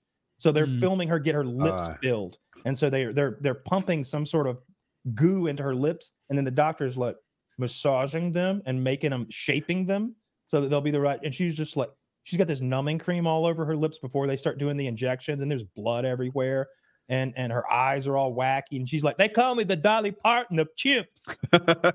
Like, no, they don't. No, I hate to say it, you're not even a big deal in Missouri. I didn't know about you until Kyle brought this documentary. Do you remember the Drew Carey show? Who was that crazy fat lady with the wacky makeup on Drew Carey show? I can picture her, but I don't know her. That was Drew Carey in drag. Yeah, that was Drew Carey. that would have been kinder to cast it that way, but instead they like made that woman ugly lady of primetime TV. They didn't need that. Chimp Crazy. It's number 1 on HBO. It's fucking great. You will. If you get through the first episode, you'll be hooked. It reminded me so much of Tiger King in that they do a really good job in the editing department. At the end of each episode, they're like, oh, by the way, bombshell. See you next episode. And you're like, fuck yeah, you will. Fuck yeah, you will. It was 3 a.m. I'm watching chimpanzees try to get free. It's great. Highly recommend it. I'm watching the Alien series. Everyone, we're up to Aliens Prometheus. We're almost there. We skipped the Alien versus Predator stuff. Good. That was stupid. I've seen that. Well, there's stupid to watch or stupid to skip? Stupid to watch. Yeah, definitely the correct move to skip. I've seen one of them. I don't know which, and I remember thinking it was mildly entertaining candy. It's mildly entertaining. I'll definitely go with that. I enjoyed I like lore. I really like backstory, and they fulfilled a lot of that. They basically made up the premise, and it's been somewhat retconned now that the Yautja, which is the predator race, had been coming to Earth, and they've been bringing their own aliens with them, impregnating like the Mayans or the Aztecs or whoever. That their whole society was built upon this. Like they had built those pyramids for them and stuff, and you would impregnate a bunch of humans, and then you'd have like a ritual hunt on Earth, and it was like a regular thing. But then if you failed the hunt, they set off their self-destruct fucking fusion bomb that they have on their arm. And so that explains like the apocalypse of those races. So it was like, oh, cool. That's you wove it into like Earth history. But I'm actually excited. There's a TV show coming on FX. I think I mentioned the other day for Alien, and it's got a good director. So I'm pumped for that. When I see a TV series, generally if there's a season like 3, 4, and 5, it probably doesn't suck. If it gets canceled after 1 or even 2, it might not be a very good series. But if there's 5 years of this stuff, it turns out pretty well. My eyes were just kind of opened with the recent Aliens movie. It's like, damn, there's like, what are there, 9 Aliens movies? Something like that? Can't be that. There's the 4 OGs, and then there's the Prometheus and Covenant. So that's 6 that I can think of, if you don't count AVP. 1, 2, 3, 4... 5, 6, 7, 8, 9. 9 if you count the Alien versus Predator. So, and then the TV series coming out. And I was like, man, it's a bigger deal than I thought. And I feel like I haven't watched it. And unlike Taylor, when there's a major cultural movement, I figure out what it is. I'm a big Sigourney Weaver fan. Like I've always thought she was hot. I think she's really hot in that one scene where she's 6 foot tall. Damn, I didn't know that. Good for her. That's cool. I always knew she towered over Bill Murray in Ghostbusters or whatever. But there's the part where she's escaping the Nostromo, and she's in the escape pod. So she's stripped down to her underwear to put on a spacesuit, and she's just looking great. She's got a great body. You know, she wanted to be naked for that scene, and Ridley Scott told her no. Really? We were supposed to see that big bush. It's Ridley Scott. That's a fake bush. I looked into it, but I don't believe it. Well, then I'll do this. Sigourney Weaver says it's a fake bush. in both films? Because she's got the bush in the second one too. I know. She says it's fake. So this is a real Santa denialism you're doing to Kyle right now. Just let him believe. Oh, I made a mistake. I wish I could unsay it. It's real, Kyle. It's a real bush. Why would they ever do a fake bush then? Like, it doesn't take much to grow it out. Yeah, just I feel like it provides a kind of modesty for the actress. So she was wearing the female equivalent of tighty whities. Yeah. And without that, you probably see the outline of her labia. You kind of do anyway, but you put a nice, like, basically padding under the underwear, and it's a little bit of modesty. Yeah. I will do more research. I'm not yet swayed. You're gonna do some frantic research? Because her it's like sticking out of her panties. Like it's like sticking out of her panties in the second movie when she comes out of the sleep pod. But I thought to be a connoisseur like Kyle and I to see, like, there's literally like 6 hairs sticking out of her panties, and Kyle and I both know them. I got the Blu-ray. I don't stream that shit. I'm here to game. So I think I like it because it seems canonical to me, because they've been in hypersleep for, I don't know. Now, at one point she'd been in hypersleep for like 80 years, like when they, but that's not when you see her. It's when they go from wherever, Earth Station or whatever, to the planet to fight the aliens in the second movie. I'm going to call that a month or 6 months or something like that. Man, I don't know how long they were in hypersleep, but she should have a full-blown bush. It should be just...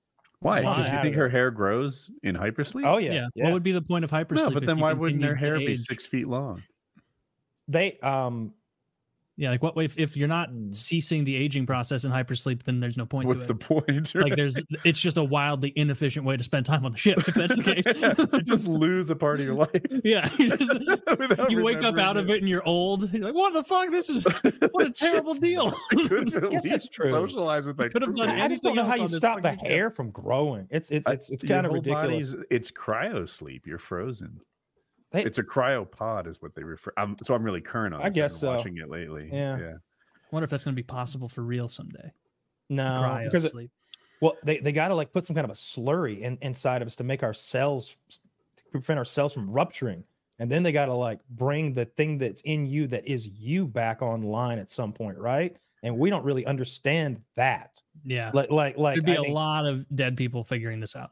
And somebody smarter than me said that they can freeze you really quickly. Now, Kyle was right. There's a lot of cell damage, but let's pretend there's not. They can freeze you really quickly, but the unfreezing process, they can't do so quickly. They can't convert you from frozen to not frozen. I mean, obviously, I'd burn you if I did it super fast.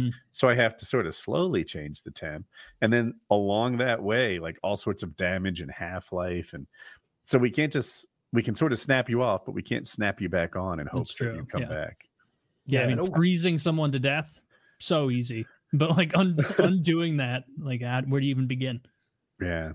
I know one of those early cryogenic freezing places for dead bodies from like the 50s and 60s. At some point, like when it was in operation for like 5 years, like the power went out and then like all the bodies just like thawed out and like they had to come in and just take out these decrepit. They should have just kept it on the download. Who's checking? They just refreeze them. I think that may have happened. I think that's also may have happened because it was like one doctor in charge of running it, and everyone else thought he was a quack, so he didn't get much help. So he was just like desperately trying to keep these bodies frozen, and they may have like unthought of it, but then he plugged them back in. There was just went to hell. There was a crematorium either here in Georgia or in Tennessee back. I'm going to call it 2005, somewhere around then, and he wasn't cremating the bodies because that's expensive. His crematorium was broken, and fixing it was very expensive. He was just putting them out on his property, throwing them out in cars. They were everywhere. He had put bodies everywhere, and he was giving them like he had ashes, but it's not your ashes. He just go get a scoop of ashes and give it to you, you know? And it was just, I just remember like the helicopters overhead and the FBI's just cadaver dogs everywhere because there's dozens of humans rotting on his property in shallow graves.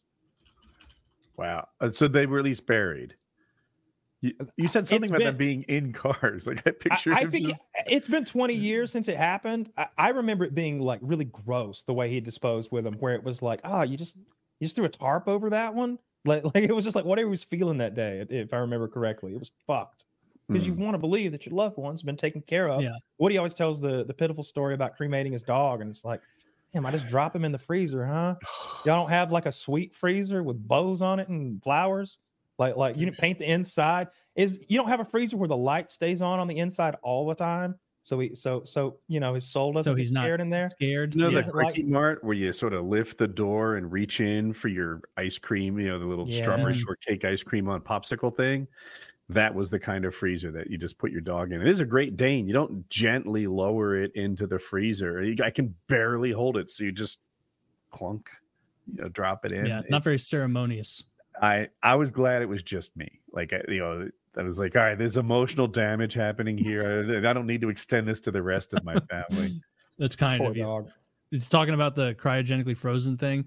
I know I've brought it up once or twice before. That old baseball player, Ted Williams. I didn't realize this till now looking at his Wikipedia. Apparently he put, when I die, like cremate me and sprinkle my ashes like in the Florida Keys or some shit. And his children instead were like, no, we're going to cryogenically freeze you and spend a bunch of money to freeze you. And so they like beheaded him and then kept his head, some lab, in like liquid nitrogen with like all the hair shaved off and everything. And so now instead of being cremated, he just has a frozen head and is nothing but that. What if he gets the last laugh? What if next year they're like, new technology? He's not. Someone fucking frozen in 2008. There's no chance he's coming back. He lived till 2008? Do you say? I guess so. Yeah, I don't know. I picture it as like incredibly long ago, but he dated Marilyn Monroe, which is just pretty long ago. Ted Williams, 2002. That's when he died. Sorry. So he was frozen in 2000. Am I mixing him up? Joe DiMaggio dated. Yeah. Joe DiMaggio was probably buried or cremated in a normal way. But poor Ted Williams. With respect. Yeah. Because the only reason I know how like is what?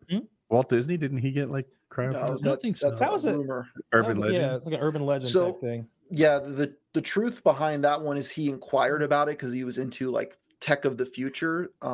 So people claim that, but it wasn't true. You could actually go to his grave. Oh, okay. What do you think is his grave? Yeah. I only know about I only know about how horrible the Ted Williams head story is, where like they just mistreated his body and like lost it at times and like thawed out, had to refreeze it because there was an old caller into the Opie and Anthony show who would call in and say these reprehensible things, and he would plug his website tedwilliamshead.com. And I remember him saying that, and Anthony on the show being like, oh, what a despicable piece of shit you are. Yeah, the guy's username was Puddle of AIDS. I still remember that. Well, speaking of Anthony Cumia, do you follow him on Twitter and his Twitter account? Oh yeah, dude, that guy has a Google alert for any time a black person commits a crime. He's going to retweet it. You can't stop him. That's all he likes to do. It's just nonstop. Like some two school kids fighting. If it's a black kid like beating up a white kid, he just will retweet it every time it happens and say like, "When will we learn? When will we learn?" And then if he says "When will we learn," it was a mild Cumia post because he's going hard in the paint on a lot of those with the commentary.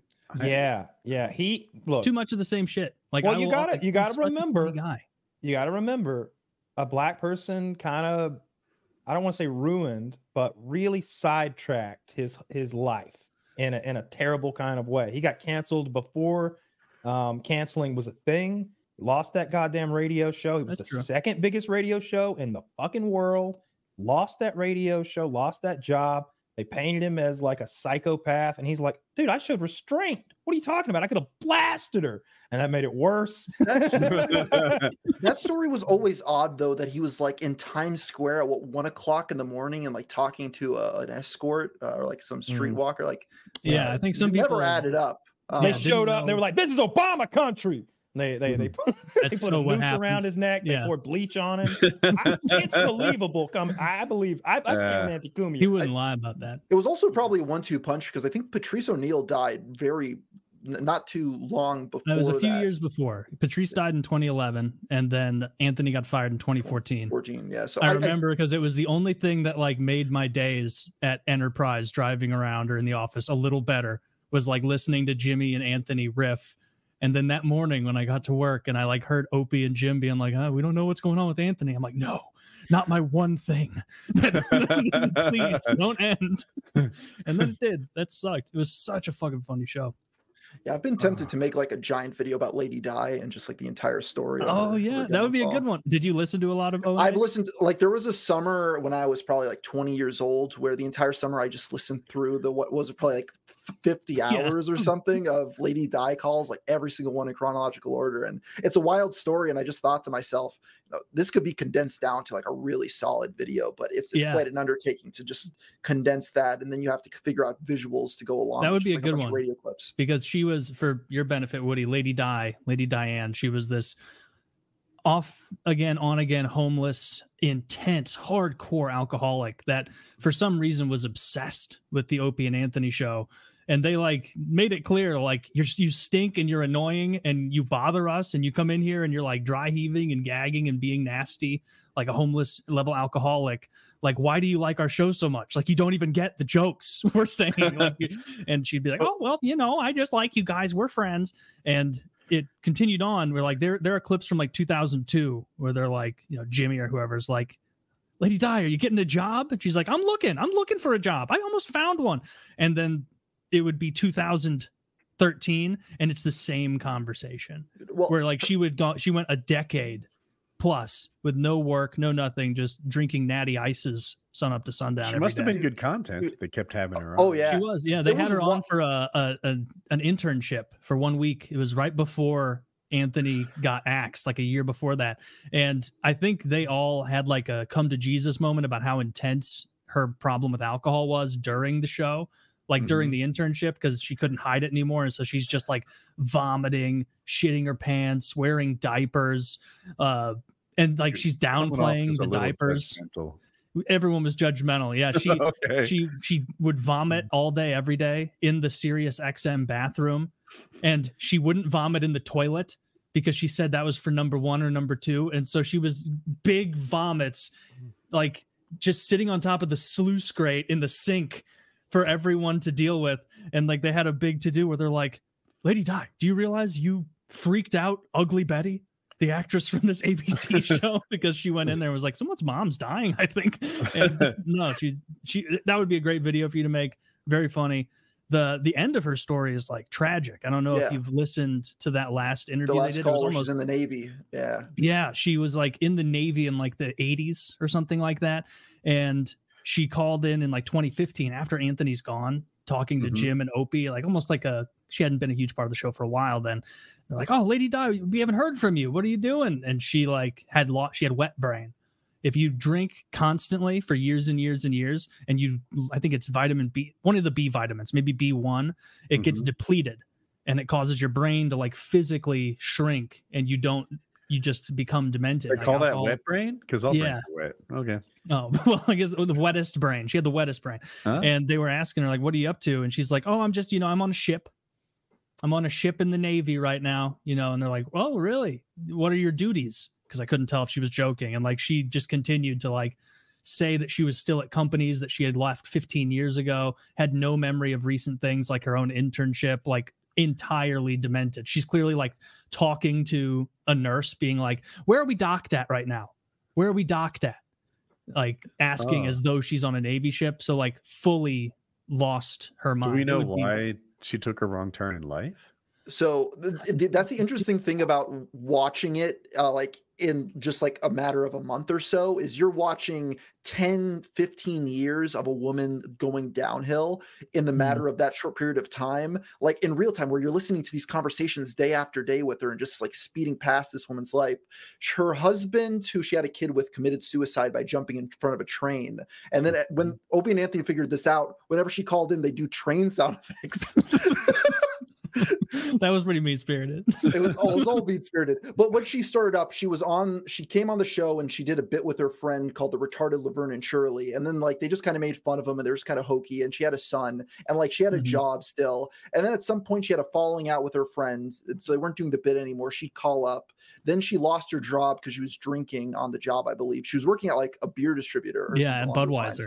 Yeah, Budweiser. So they fired her. Then at some point she loses her child. Then she loses her house. And then Then at a certain point, she's like ends up on the street and is like turning tricks for homeless guys, like on a mattress by the train tracks, and they had someone go down there and see it. Then she ended up like shacking up with some like old union went guy down there and watched her fuck homeless people. Yeah, so fans of the Opie and Anthony show, like someone on the show was like, "Hey, we heard Lady Di's living on the train tracks now. Everything's going great." And then some fans like brought a camera down there and were trying to find where Di was, and she is like Oliver Twist covered in soot levels of dirty on the train tracks, and it's fucking ridiculous. And there was one minor character where they were asking like, so have you banged Lady Di? You guys all banging? And these insane homeless people are like, I don't know.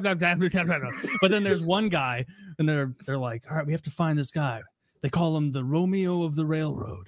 And they say that he's banging all the women here, and they find this guy who's just as disgusting as everyone else there. And they're like, so you're the Romeo of the Railroad? And he's like, yeah, Romeo of the Railroad. And like, so you've had sex with Lady Di? And he's like, yeah, all the time. Pretty good. I think she was calling in on a payphone at that point, and like they'd be like, put on some of the other homeless guys, and then they'd ask the questions. They would like give her money to try and improve her life during the internship, and they'd be like, all right, Lady Di, here's $200 for one day's work. Put that towards your rent. The next morning she'd come in and they'd be like, Lady Di, what'd you do with the money? And she's like, oh, I still got some more of it. I still got some more. They're like, what'd you do? She's like, well, I went to TGIF and I had 9-10 beers. They're like, did you eat anything? And she's like, no, I didn't waste any money on food. She was just wasting all her money at the Times Square TGIF after the internship every day. It would be at the beginning of an Opie and Anthony episode where it's like filming at 8:30 in the morning, and then Lady Di calls up, how's Arya? And you hear her cracking open a beer, and they're like, what beer of this is of the day? She's like, oh, the second one. It's like she's waking up. Second Natty Ice. Yeah, Natty Ice all day long. Like an 8% high alcohol beer. I will a nice 7 a.m. crack. Dude, the existence of these people that we've talked about so far have made me a little bit emotionally poorer in the last 90 minutes. I was healthier before the show started. You just use it as a point of comparison to realize it's your a life little icky to share the world family. with them, right? Like I don't like knowing that they're out there doing their thing right now. I mean, I struggle with how helpless everybody is to help them. Like I don't know, this woman, Lady Di, it's not like she needs money, right? Would she do well if she had good counseling, if we gave her therapy? I don't think any of these things would turn her life around. Yeah, you're right. Went to rehab once or twice, but she always went back to it. Like Jimmy was always the one, he'd mock her and be annoyed by her, but like at the end of the day, he was always like, Lady Di, like you just say the word, we'll take care of everything, get you in a facility, like get you there today after the show. Like multiple times he'd be like, what are you doing after the show? Like, what are you doing? What are you doing other than going to rehab? And she'd be like, I got to go home, apply for jobs. And he's like, it's been 15 years. You're not going to apply for jobs. You're not. Go to rehab. She just, no one will hire you anywhere. Like, I think Chris Chan makes money. Chris Chan is also, to be fair, Chris Chan's never abused drugs. Like he hasn't. I'm sorry. I didn't mean to call him Tran as a thing. I literally thought that was his name. Whoa. I will say the end of the Lady Di saga, like it shows some of the most empathy Opie ever had, where at one point, I don't know the exact thing, but Lady Di is like completely out of it in a mental house, like lost her mind from drinking. And she's like, I'm a good person, right? I was a good guy. I was a good friend to you guys. And Opie's just like, yeah, you were, Lady Di. Yeah, you were. Like, just like went along with it and like was just nice to her. And it's like, this is the only time I ever saw like him do that before. They handled that last conversation very well by like trying to make her feel cared about and whatnot. And it was sad.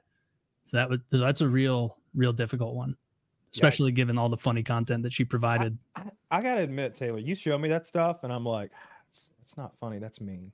That's not funny. That's mean. It reminds me of when they fucking like did that mean shit to that homeless guy. Like they gave him a birthday cake and like stomped on it or whatever. With Louis C.K. Or maybe that was largely disliked by the O&A fan base. That we did not like. Lady Di stuff isn't much better though, because I feel like it's the same thing. We're just stomping on her birthday cake in a different way every day.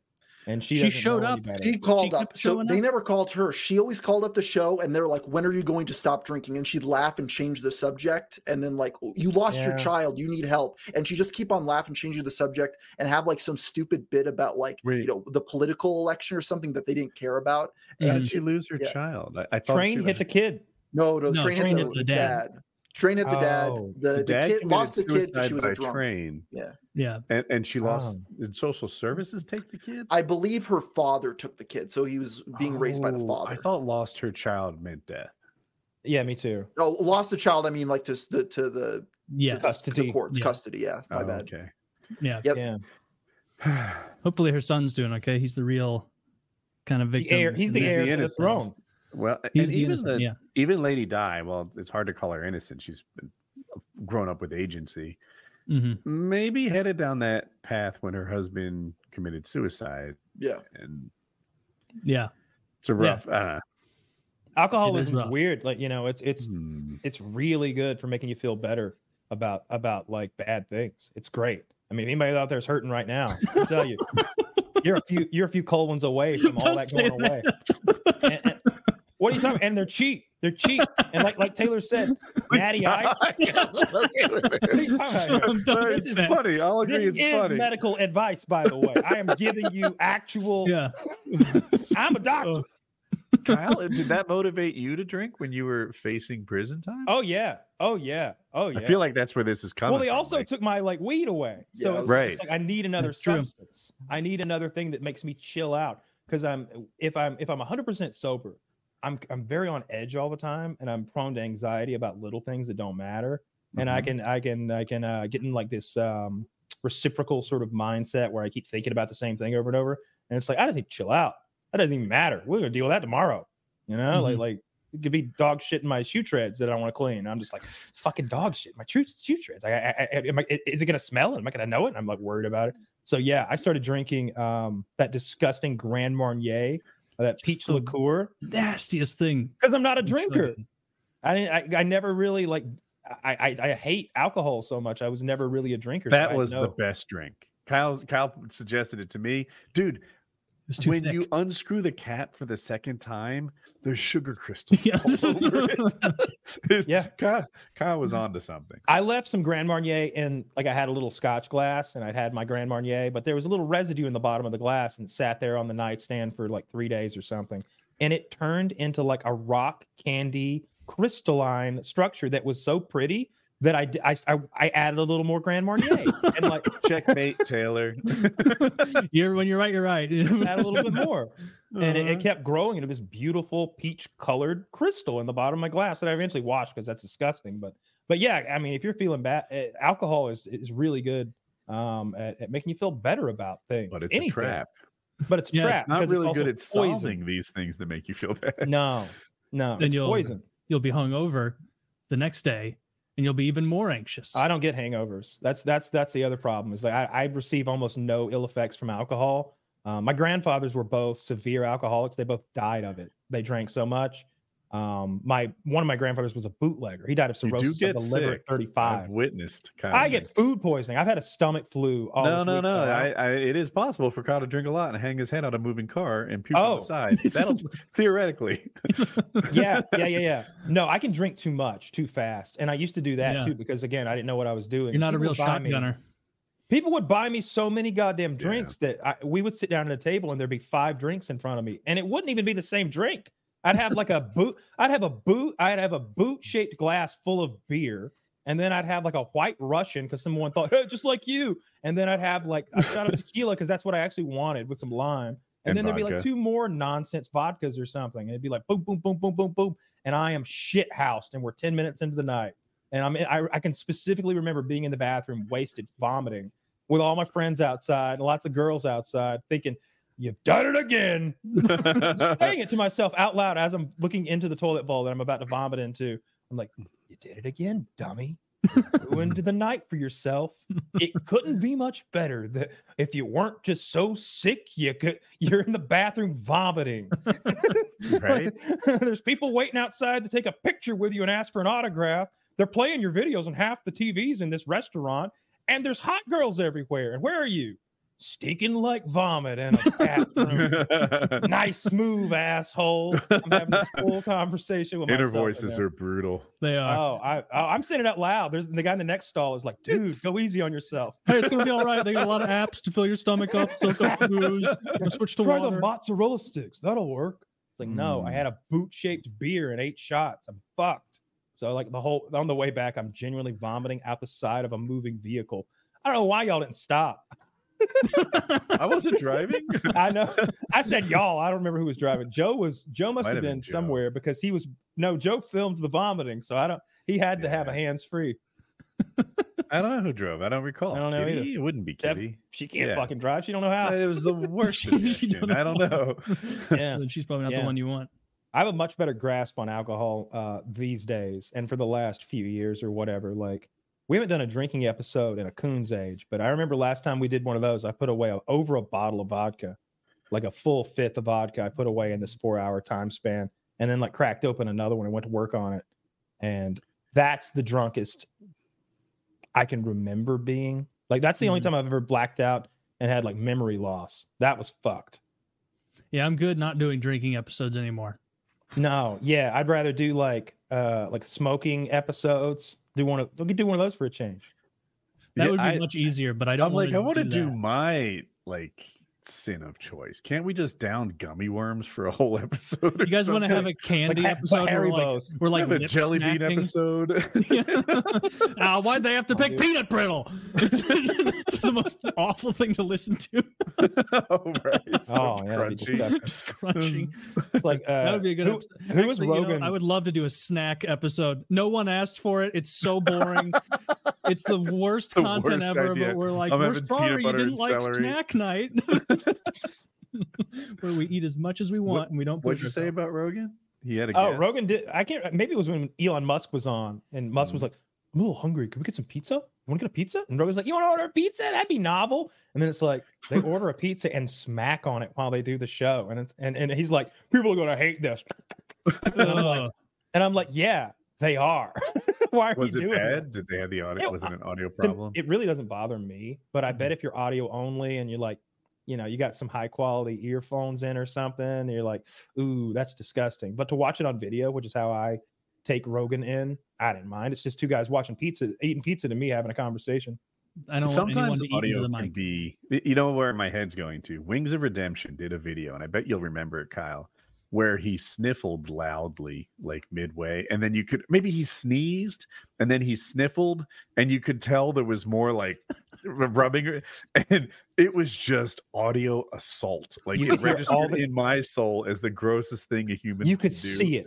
You can see the mucus. You know when a kid sneezes and snot blows all over, and suddenly they're sitting there looking scared with snot from their nose to their chin, and then we group watched this video at paintball and I'm like, why did he do a take 2? Why did he decide like this is gold? Let's upload. Oh, one of the first times maybe the first time I ever met Kyle in person and hung out was like in your hotel room when I showed up to that paintball trip in 2011 or whatever it was.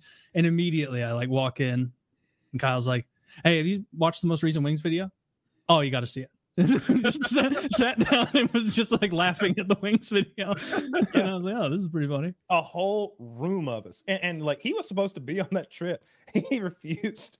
He wanted some real special treatment, and it's like, dude, we just want you to come. We're not. I don't have a red carpet to lay out, bro. Like this is the budget is what it is. Like these people have $10,000, and I split it up amongst everybody. Like this is travel money now.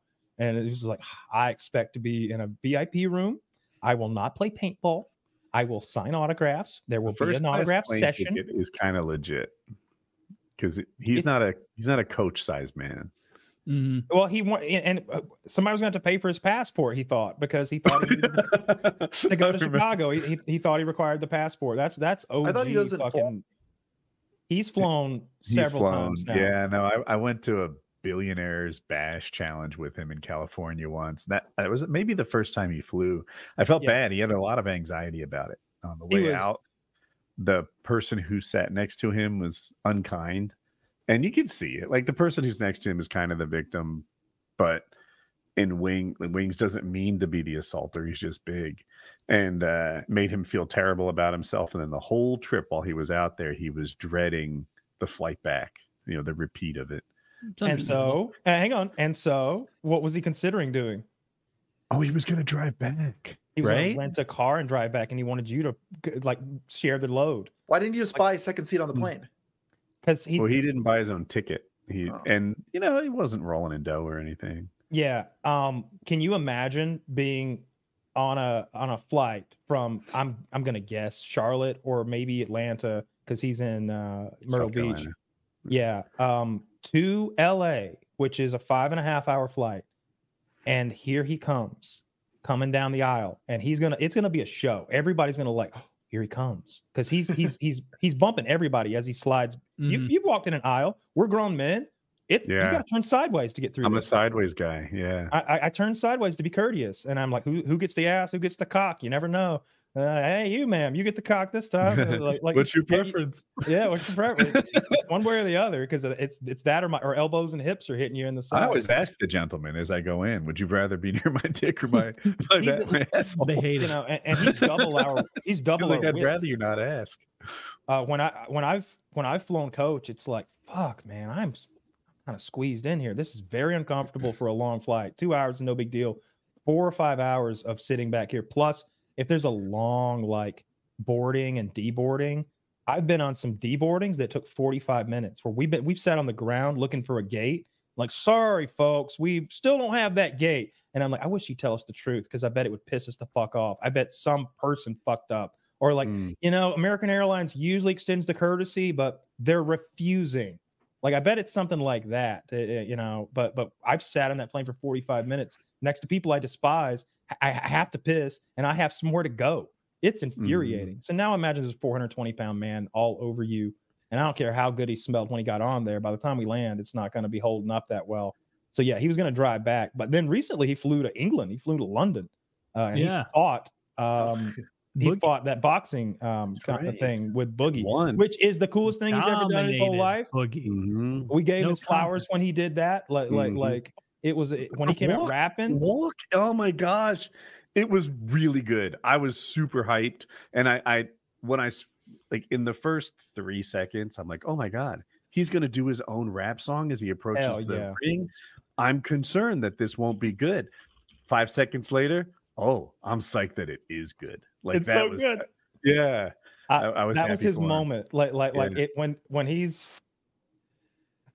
Maybe when he's older and maybe he has kids or something, like I would show him that moment. That was fucking cool.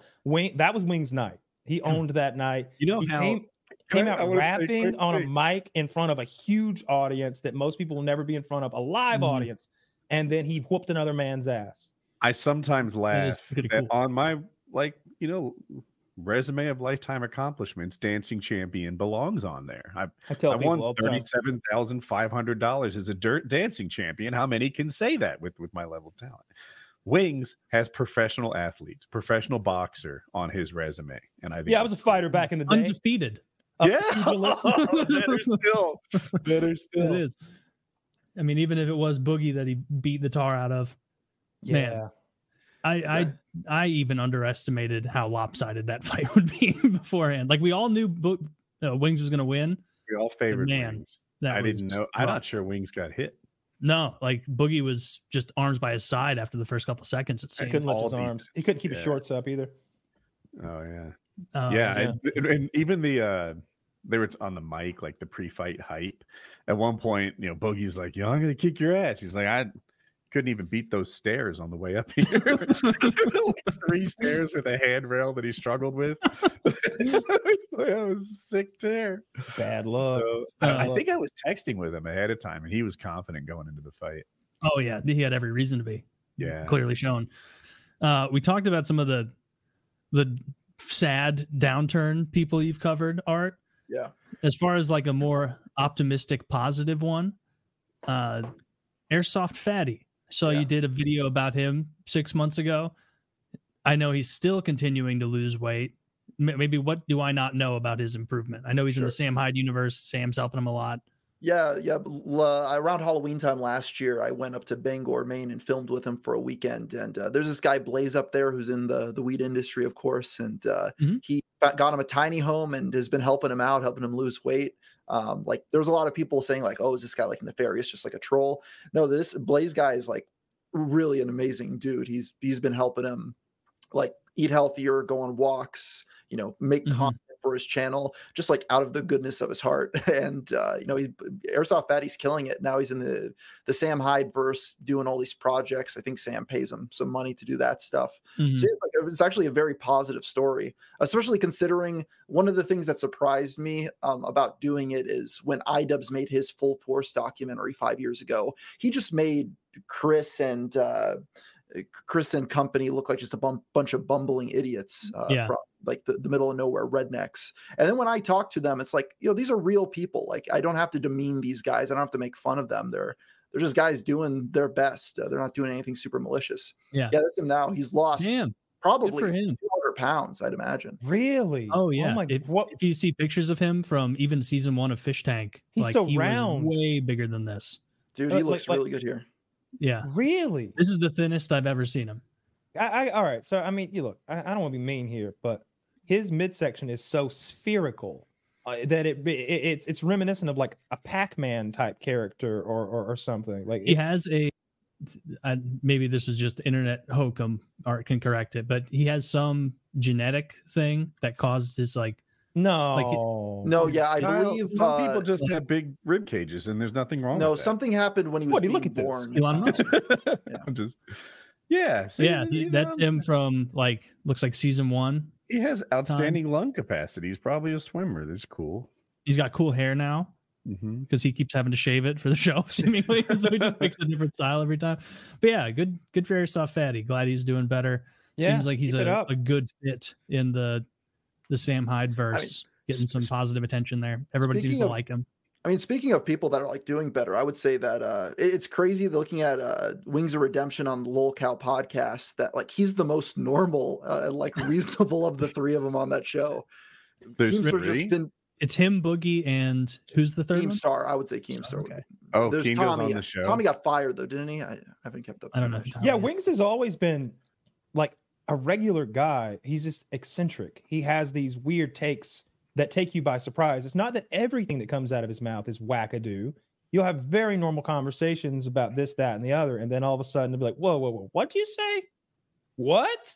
Well, yeah, you know, she fingered my butthole, broke up the poop. What? Real talk. It's just like I say this on a daily basis, like Wings-ism lines. Just like, yeah, it's wild. I've shown a lot of my. I did on the Wings-ism. One of my favorites was he was rating how hot his sister was by what kind of car her boyfriend would be driving. He's like, I think she's like an F-150 hot. That's a great way to escape a weird question about rating your own sister. Like, just frankly, that's pretty good. Well, didn't he drive like the guy drove a Honda Civic, which was like insulting. She could it's low class F-150 guy at least, maybe F-250.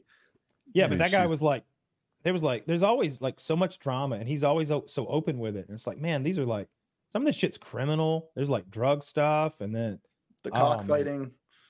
The cockfighting. Woody doesn't believe the cockfighting was real. I don't know if the cockfighting was real, but I heard the chickens in the video for the longest time. Right? You would hear them crowing while he did his commentary. He was definitely not the ringleader of it. I think it was his stepfather that was the one. My understanding was he was selling roosters who were fighting roosters to those who fought them. So he like bred and raised fighting cocks and sold them to those who would then have them fight. And I guess they're just chickens, but I always thought that was a little fucked up. But that aside, I believed it, I guess. Like maybe it wasn't a side hustle per se, but I bet he sold a chicken or two. You know what I mean? Like it happened at one time or another. Somebody was like, yeah, let me buy one of them. I'll fight him. Like that happened at least. We've been there a couple times. I think I've been there 2, maybe 3 times to the Wings estate and seen the happenings there. It's a gas. It's a good time. Yeah, I think I was alone in remembering his couches as being absolutely remarkable. I was blown away by how cool they were. They recline. They were black leather. Like I sat in that. Maybe I was exhausted, but I sat in that couch and I was like, "This is heaven. This is way better than mine." It was a real big poofy leather couch. It was nice. I think we were both surprised by how big his trailer was. It was like I don't think I'd ever been in a double wide trailer, or at least I'd never. Maybe when I was a kid and I went to a buddy's house or something. That thing's big. Like it's really big. And he kept showing new bedrooms, and I was like, "How many are there?" Yeah, my dumbass didn't really recognize like what a trailer was. I had been in an RV before, and I thought it was going to be more like an RV. I think if you don't, hang a picture on the wall or something, it looks and feels like a regular house to me. Slam a door or jump. Yeah, I guess I missed that. But to just walk in it and look around, it kind of looked like a house. I expected it to look more like an RV or something. Yeah, but that's what makes him so interesting to me is because he's very normal in a lot of ways, but not all of them. Not all of them, and sometimes he has, and his stories were always good, whether they were lies or not. Like he told a good lie, like his lies were good stories. Like the one about him getting arm robbed like 2 or 3 different times and getting shot. Like who cares if he made a little funny story up? It was funny. But the problem was he just kept doubling down, and we're like, show us the scar. And he's like, I'm like Wolverine, I healed.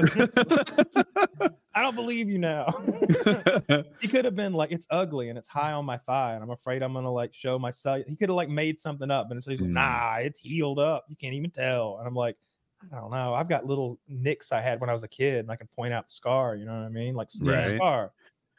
Yeah. I've got bicycle accident scars I could show you, let alone gunshot wounds. I mean, yeah. I'm looking at my hands right now, and there's like the scars. I can see stuff. Anywho, Wings is always great.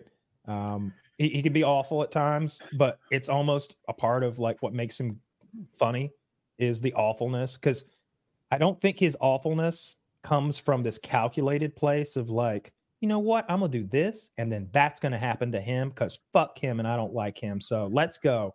Boom. I'm going to say this. It's more like he's just like, there's nothing in between his brain and his mouth, and he's just like blowing sometimes. And he would say awful things about us that were just flat out lies and fabrications that held no basis in reality. It was like the way Chris Chan will go on about Pikachu or whatever, the Sonichu. It's like, okay, you're in a fantasy world now. Like he'd make up stuff like that about us. I can like give you an example. I did this thing called King of the Web, right? And I made a video about how I'm running for King of the Web. Please vote for me. And then I made daily videos. So for the last like 30 seconds of every video, I'd be like, hey, here's a reminder, link in the description, vote for me, whatever. And then he told Holiday Doc, I think was his name, like this behind the scenes info that like, not that I gave the money to charity, I really did, but that I made so much off the videos, like I made way more than the $7,000 I won, which is not true. And I try to twist my mind into this, like how to make it possibly true. The first video I made like, I don't know, $150, like whatever I made on a video, $200 at the time. And then all the other ones, I don't know if you should even count them. It was just like the last 15 seconds of a video, like don't forget to vote. And even if you add all of them up, I didn't make $7,000. But Holiday Doc makes a video like exposing me because he has Wings of Redemption as his insider source. And it's like, what the fuck? All of this is fake. Why is Wings saying this? Like, what was his the worst motivation? part is he goes and does basically the same thing with that Ashley Seals girl, right? Where he goes and finds a girl who has some disorder, cerebral palsy or MS or something. She can't move. She's sitting in a wheelchair and she's got a funny look to her and she's sort of contorted and she can't move well. And he's like, oh, I can manipulate this into views. Let me sit next to this sick girl. And like his mannerisms during that video that's the worst Wings. That's the worst version of Wings. When he's sitting there with that, he's got his best giant shirt on and he's got a pin in it between his fingers. Oh, a pin. Yeah. He's got this pin between, he's just like, so Ashley, you can't move good. I notice you're all fucked up. Now, is that a new currents, if you will. I've never seen this before. This is like new lore to me. And her poor mama is there, and that's like a grandma or aunt or something, or her mom or something. And that lady loves her child so much, and that child loves her lady so much. And so, like, yeah, God, it pulls at my heartstrings even now. It's like hard to look at this, and it's like, come on, man. Like, we're raising money to put her in a bariatric chamber. Like, it's gonna fix all that. It's like, this is snake oil, and it's the worst kind of snake oil. It's the kind that this isn't like boner pills. This isn't grow your hair back. This isn't make you get pussy. This is make your child walk again. Snake oil, and it's evil. And so, like, I don't want to be anywhere near it. So he was promoting like a snake oil cure to that ailment in that video. He was raising money for the snake oil. It's not like he was knowingly like, oh, this is a fake cure or something. Like, it was something that I'm sure that the mother or something was like, oh, well, doctor floated this idea about potential experimental therapy, and then Wings went from there and was like, okay, well, let's try and get the money for this experimental therapy. It's a bariatric chamber, right? Which is just a low pressure chamber or high pressure. It's high pressure. It's putting you in high pressure, pure oxygen, I believe. So they thought if she was in high pressure for an hour, that it would cure all MS, that, right? Like whatever it is she had. Like that's good for burns. I understand bariatric chamber for like lots of extensive burns is very good for it. Bariatric chambers have purposes. I'm sure there's lung issues where the pressure is helpful, so it's easier to take a breath maybe. But there was nothing sinister about what Wings was doing. Like, no, I mean, I know less. What did Wings tell you, Woody? He's like, this is a good idea. I'm going to start going to graveyards next and just go straight to the the graveyards idea was mine. Because that was your idea. He was going to go to nursing homes, so I would top him by going to graveyards.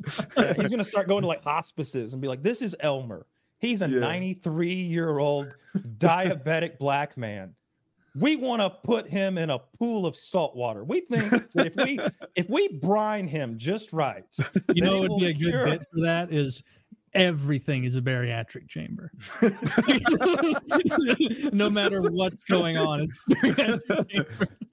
Ingrown toenail. A good relationship with a bariatric chamber guy. We're both making money hand over fist. I understand your wife left you. Is that right, Stephen? Well, step into the chamber for a moment. Let's see. You won't care. You'll be so terrified of being in this chamber. But gesturing the pen, we've all seen that in the movies where the smart guy does that. The scientist sits there and he's like, actually, and he lays it down for like our characters, and he's really explaining it to the audience. It's a little, right. There's that moment where the guy's got the pen and those mannerisms. When I see them, I know what he's doing. I know what he's pretending to do. And I hate it. I hate it. I guess I watched it more charitably. He really had the plan that he was going to make that a series on his Call of Duty channel to go and like meet up with. He was really enjoying the positive vibes he got by helping Ashley Seal, and just wanted that to keep going, which is like a little bit of. It's not pure evil to me. It's like, hey, you know what? When I do good things, people think good things about me. I should do more good things. Now the motivation isn't totally pure, but it's not evil either. Yeah, I guess not. I don't know. I just feel like I felt like this was a bad one. I think it's bad. I don't know. I think on the whole, everything you say is true, but like we know enough about the particulars that it's like, I know what's going on here. This is manipulation. This isn't what you feel. This is like, hey, watch me do a good thing. You looking? Hey, mom, you looking? You looking, mom? You looking? Like it's that we've all done that as a kid. Mama, look. Watch while I do it. And you like go down a 3-foot tall slide. You see? Yeah, I saw it. It was real good. No hand. Remember, I got a lot of negative will on my YouTube channel when during Hurricane Sandy, I photoshopped and edited the news statements over the day after tomorrow footage of New York being flooded.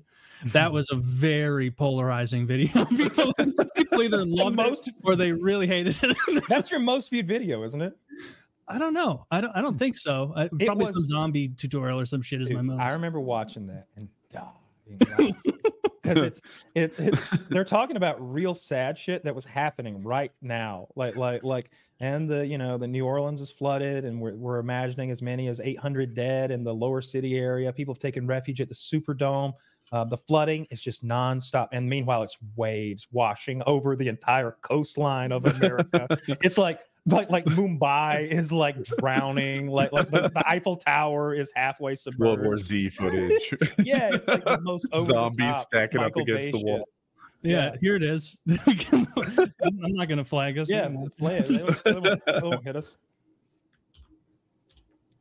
Yeah, I want to see a minute of this or two. Oh, we're Katrina. testing Zach's computer to play video. Ooh. Hurricane Katrina was a big fucking deal. But it was. All right, let's see what we got here.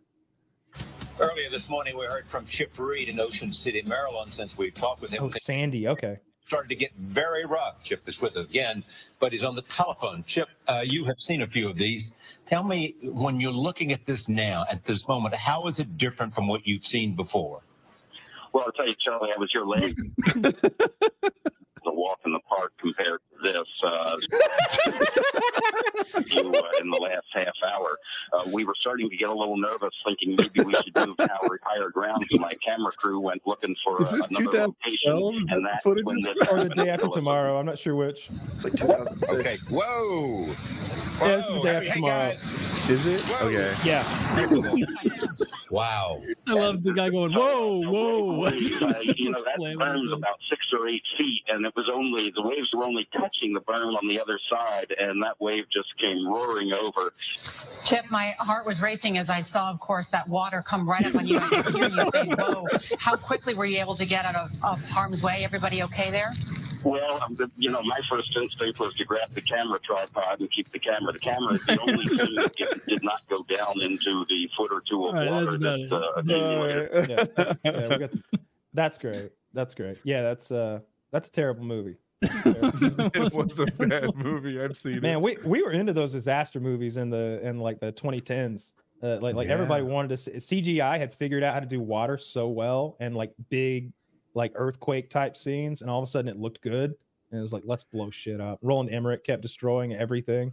It's one disaster movie after another. 2012, Day After Tomorrow, all that shit. Terrible. Really stupid movies. Which one was it where like you could see the freeze coming down? I think it was that one. Day After Tomorrow. Yeah. After Tomorrow. See, what was going to happen next? Freeze, yeah. Yeah, that water that was in Manhattan there was about to freeze solid, and there was going to be a boat actually that ended up nearby. And the stupid white girl cuts her leg and doesn't tell anybody for like a week till it's so badly infected. We have to go on a death journey to get penicillin.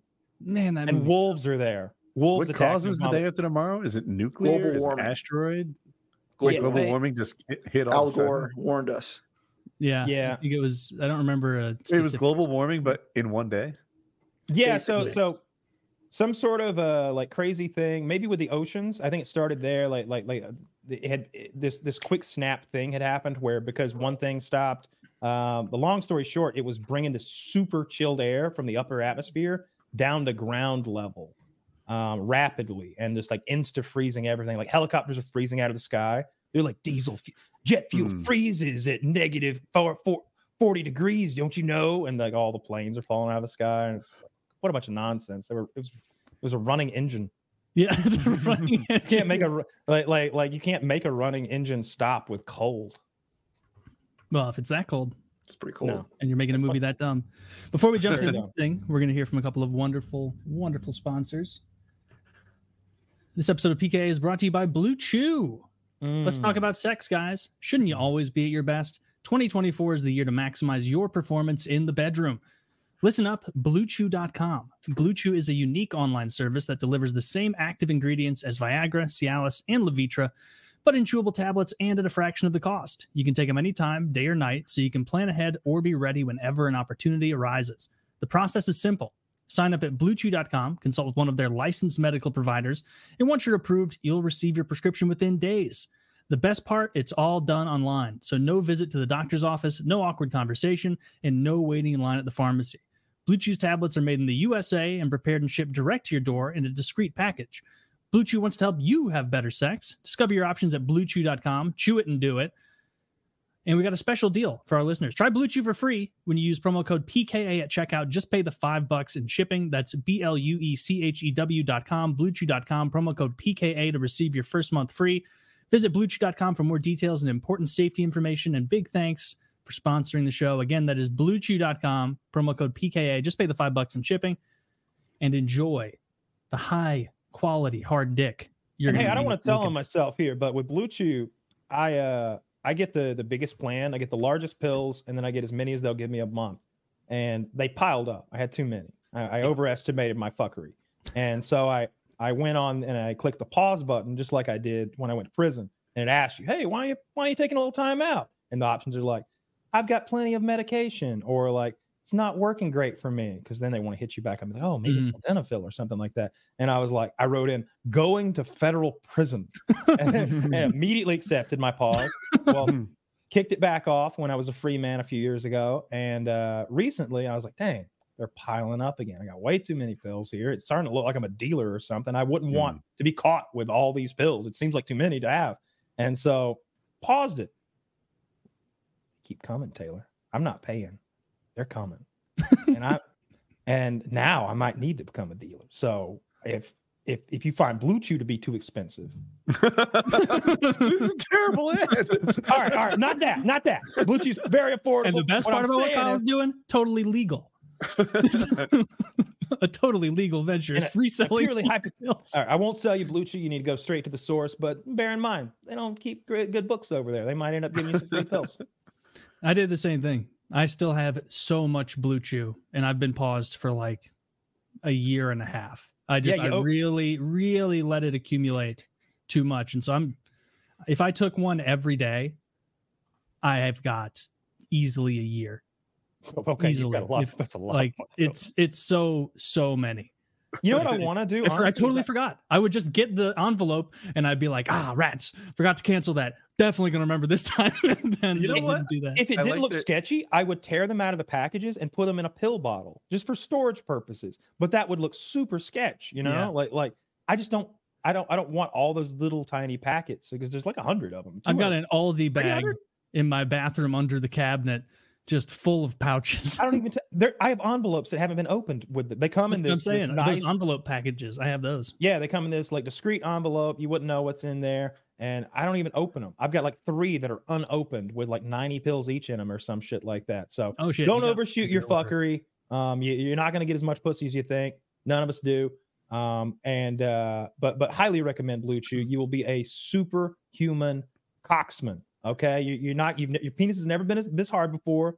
Get the free trial and test it out. Okay, test it out. Do a little masturbatory exercise, and you'll be like, oh my god, my cock is rock hard. It's like a piece of fucking iron in my hand.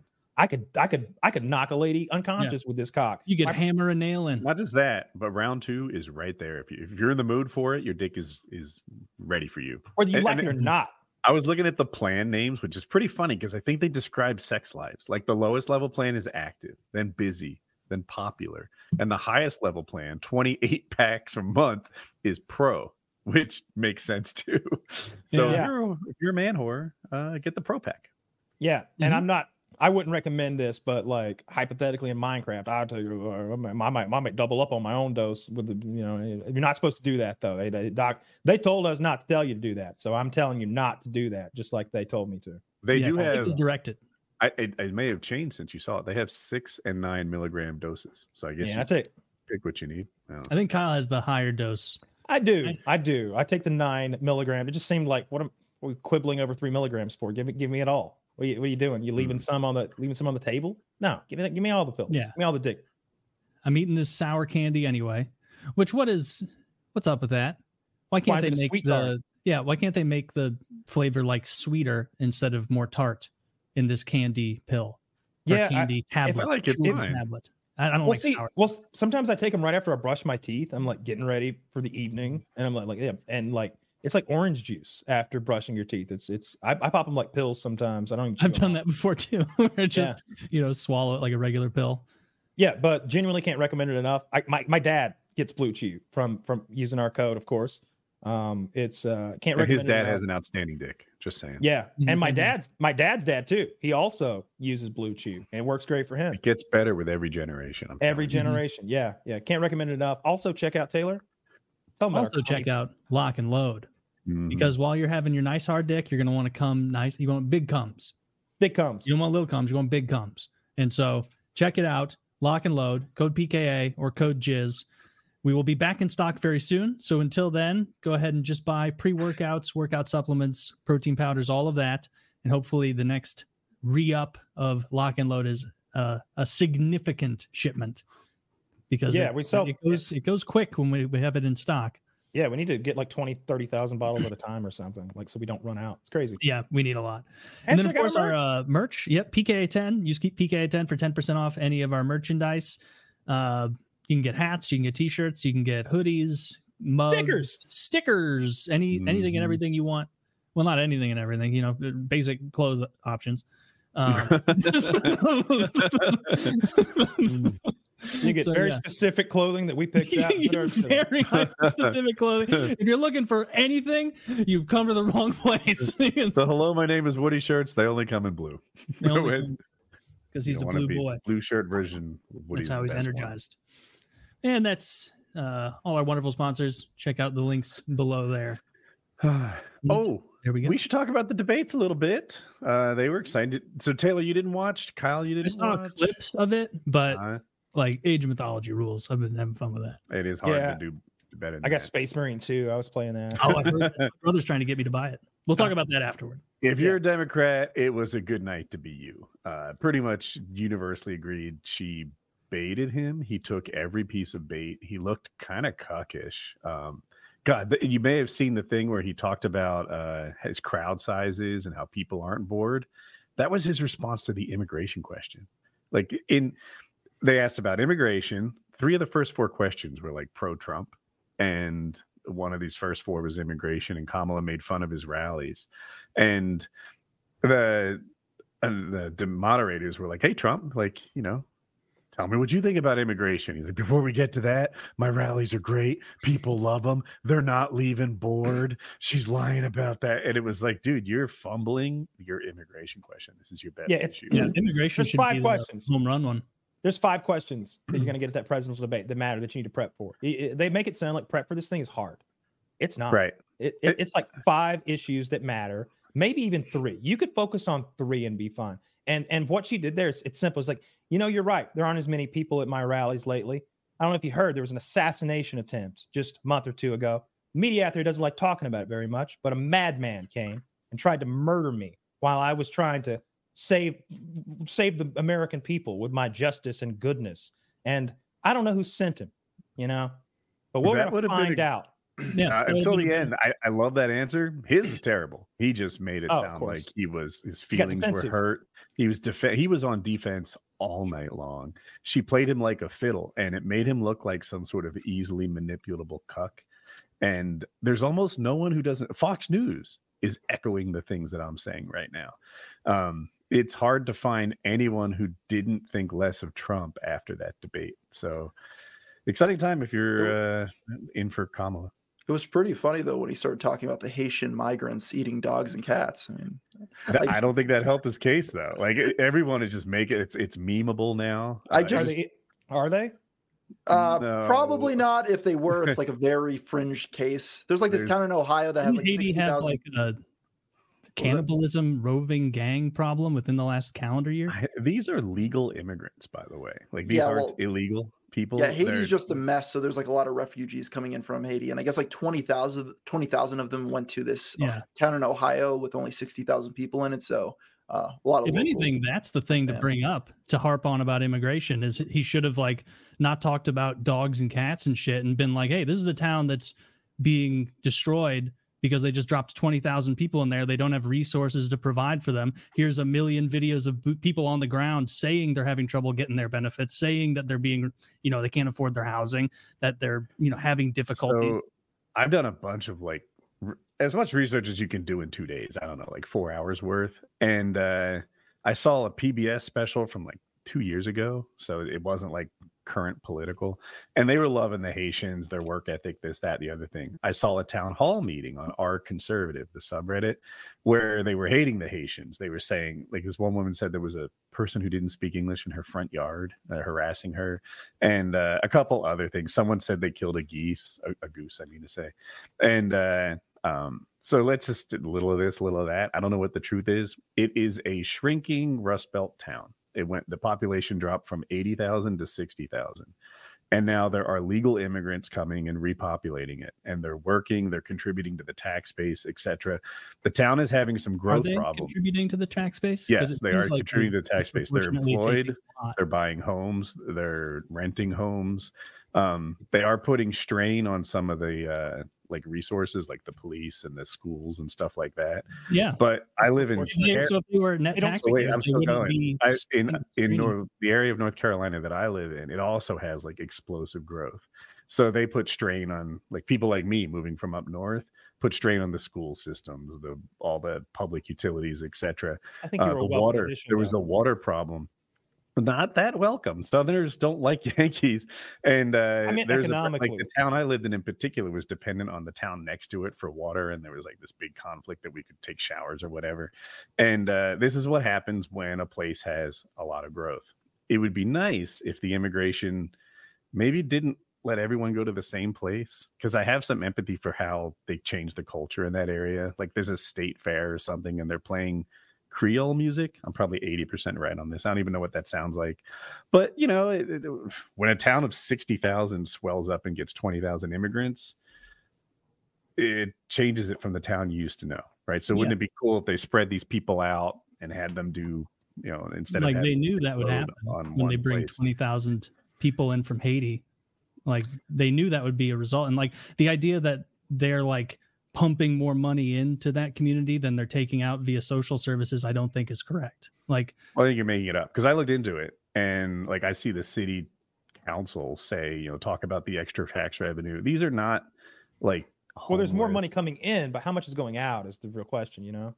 Right. Well, like the schools, the class sizes got bigger, right? Stuff like that. Can't put a value on what we've lost when that happens, right? You know? I think the one real complaint that no one's denying is that they're coming in and they're not the best drivers, so they're getting into like a lot of accidents and stuff like that. I haven't seen anyone refute that point. But I imagine over time complaints about people like going the wrong way on runaway roads. There was an accident in a minivan. This is like a while ago, maybe 4 or 5 years ago. They hit a bus, and a kid died, and a couple more were injured. So yeah, I don't know. They're driving like Haitians, I guess, and not assimilating. I wish they were more spread out so the load wasn't all on one town. But I mean, they've interviewed people like on the ground and been like, "What are the impacts of this?" Like people, like normal people who live there who have no incentive to lie, and they're like, "Yeah, they're changing the whole town. I go to get benefits for my grandkids, and I'm waiting in line all day because it's 9-to-1 Haitians." They interviewed the guard at one of the social services offices. Like, "What's the breakdown? Like, is it, you know, between Springfielders and Haitians, like 50-50? What's the breakdown looking like?" And the guy clearly didn't want to answer. And he's like, "It's easily 9-to-1.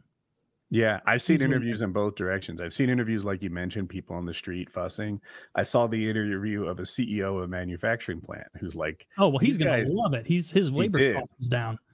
It wasn't that they were cheaper. It was that they were more reliable. He's like, they're coming to work every day. They work all the time when they're here. He was pretty happy with because they're cheaper, and he's probably getting subsidies for hiring immigrants. Well, the thing about self-selected immigrants is they tend to like the people that get up and go and try to make a better life for themselves by moving from, you know, across the world to America are, regardless of what Trump says, often not the worst members of that society. The worst members just stay there and do nothing and become bums or drug addicts. The ones that look for a better life tend to be the upper crust. Like the Indians I worked with all had servants back home. And not most. I've never worked with an Indian that didn't come from a home with servants. And this is the kind of family that like tries to make a better life for themselves. I think importing 20,000 Haitians into an Ohio town with 60,000 people is a huge negative for the people that live there. So I agree. I like, so with H-1B visas, if you don't know how that works, they have to have a special skill set. They're a little loose on that. And they only are allowed to stay here on that visa if they keep their job. Like, we brought you in here to do this job in our country. It's less, I think, 7 years. And during that 7 years, hopefully they get a green card or something or go back. Or an anchor baby. Sure. I don't think that works, but I don't know. In any case, I was trying to thought with the anchor baby thing. So what I'm saying is, like, there is a precedent for sort of an assigned sort of immigration. Like, oh, you're coming here because you can fill this job at this place and do this thing. Why don't we do that with more immigrants? Like, you know what? Springfield's full. if you want to come here from Haiti, you need to be, fill up some other particular job and have some particular role instead of like taking over a town and making it yours. It's because like it's clearly an instance of something that the people there don't want it. And so why should it be done to them? It's whenever I see some people on the ground being interviewed about it, it seems like lower class white people are the ones that have the biggest issue because they're probably used to paying $700 a month for rent. And then these guys come in and, they all split a house and, the price goes up to, $800, $900, $1,000. And, for a higher upper middle class white person, it's probably not that big of a deal. Oh, we get Haitian food. But for someone that's lower class, waiting in a longer line to get your government assistance or having to pay an extra $150 a month for rent, that's a massive blow. And if there are legitimate complaints of Haitians moving to Springfield, Ohio, they were lost by former President Fuckface saying they're eating your cats and dogs.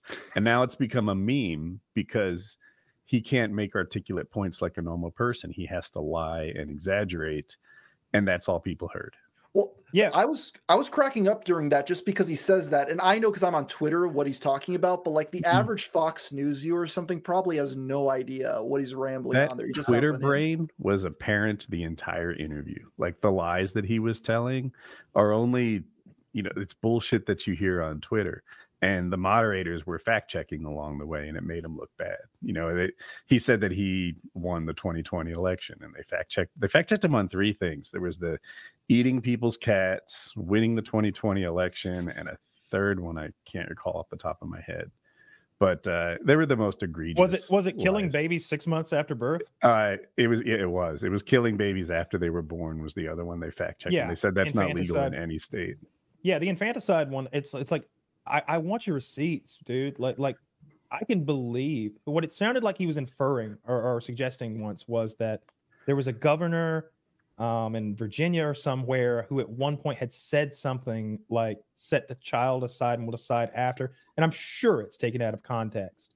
But like I just want those receipts. I want to know what he's misrepresenting to be that. Because there's nowhere where they're birthing babies, putting it in the incubator and being like, oh, you don't want this one? Yeah, we already got him hooked up. Oh, you'll pay? All right. Right. Like Trump's arguments and case for presidency become less effective when he bases it on lies than if he had based it on something that was true. Yeah, he shouldn't have done the cat thing. Like at least wait for like a video of a Haitian eating a cat to come out or something before you say that. But like, yeah, the core of it, like that it's destroying that county or that city or whatever, like that seems entirely undeniable. Like I don't know about ruining. It's affecting certain people that currently live there. But you look at any town. A lot of the people there are. You should refer to it as transforming the culture or making little Haiti in Ohio a democratic voting base. Let me tell you how many people did they bring?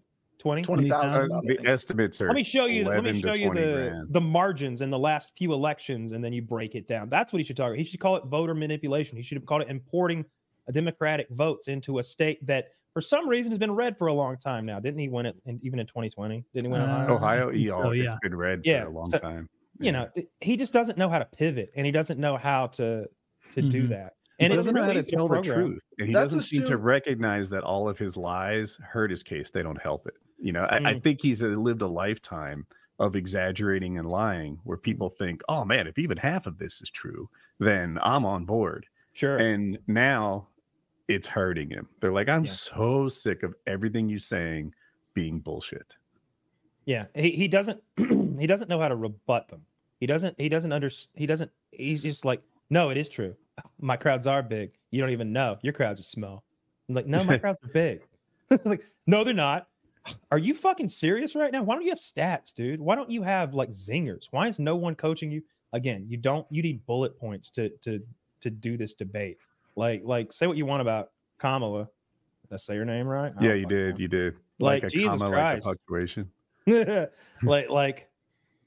I mean, she at least meets the bar of intelligent adult on a microphone, and he's not quite there anymore, or yet.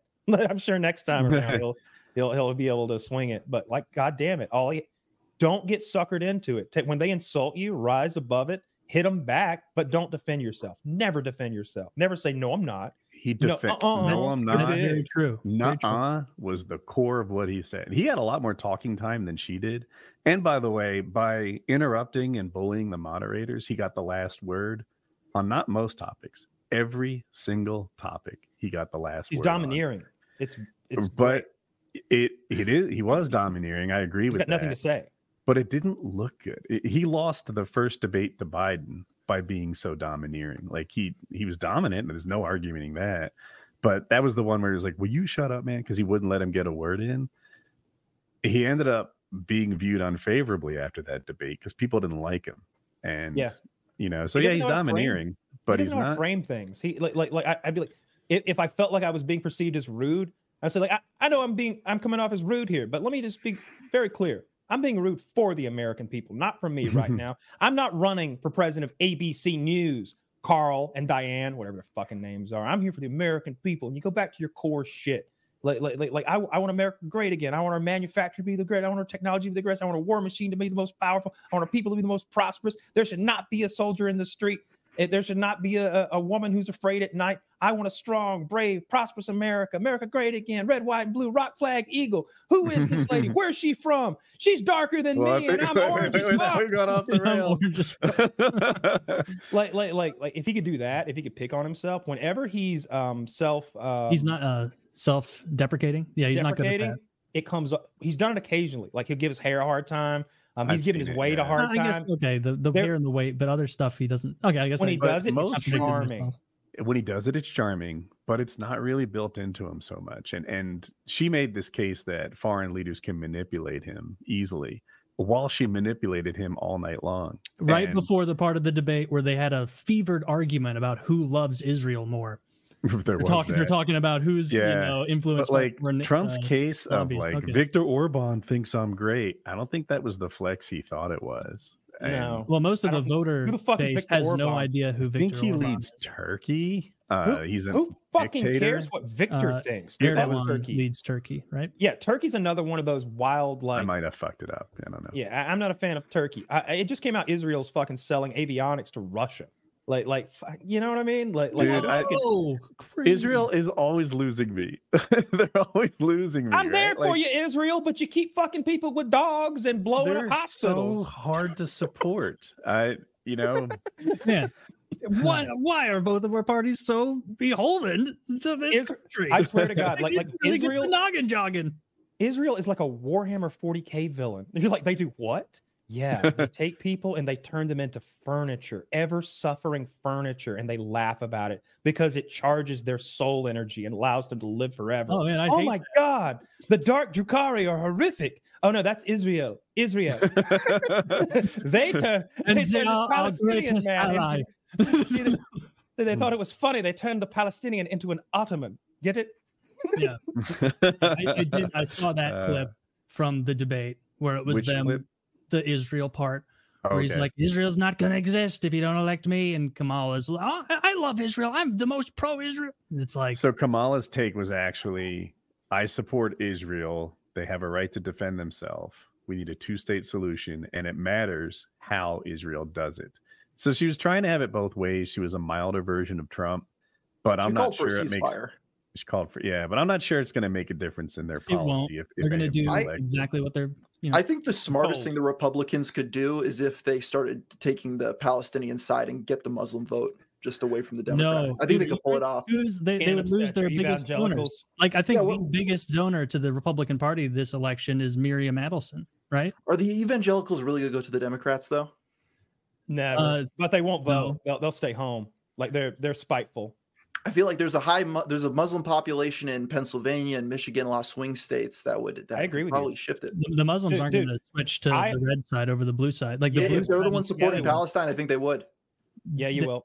Agreed. But here's the thing: they won't come out in support of Palestine because that's anti-Israel, and many of their top donors and most powerful lobbying organizations are explicitly pro-Israel. So like they're gonna do what the people funding elections tell them to do. And the way Israel PR twist things, like the U.S. will be like, hey, we're sending you all the money, we're sending you your defense rockets, we're sending you that special shit we don't even need to talk about, the uranium that's on the way. But look, no more 2,000-pound bombs. The dumb bombs that y'all have been lobbing, from 8,000 feet at random buildings. No more of those. We're holding back.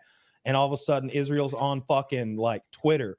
America has abandoned us in the time of our need. It seems like perhaps we should turn elsewhere in these dark hours. Perhaps our friends at the Kremlin could supply us with some fire bombs to deal with the evil which we face. I don't know why I gave Israel a southern accent. It's less anti-Semitic. No, that's right. That's Jewish.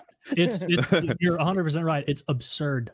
Absurd. I don't know the details, but it does seem like both parties have done the calculus that it's more important to have the Jewish people on your side, or whoever supports Israel, evangelicals, than it is the Muslims.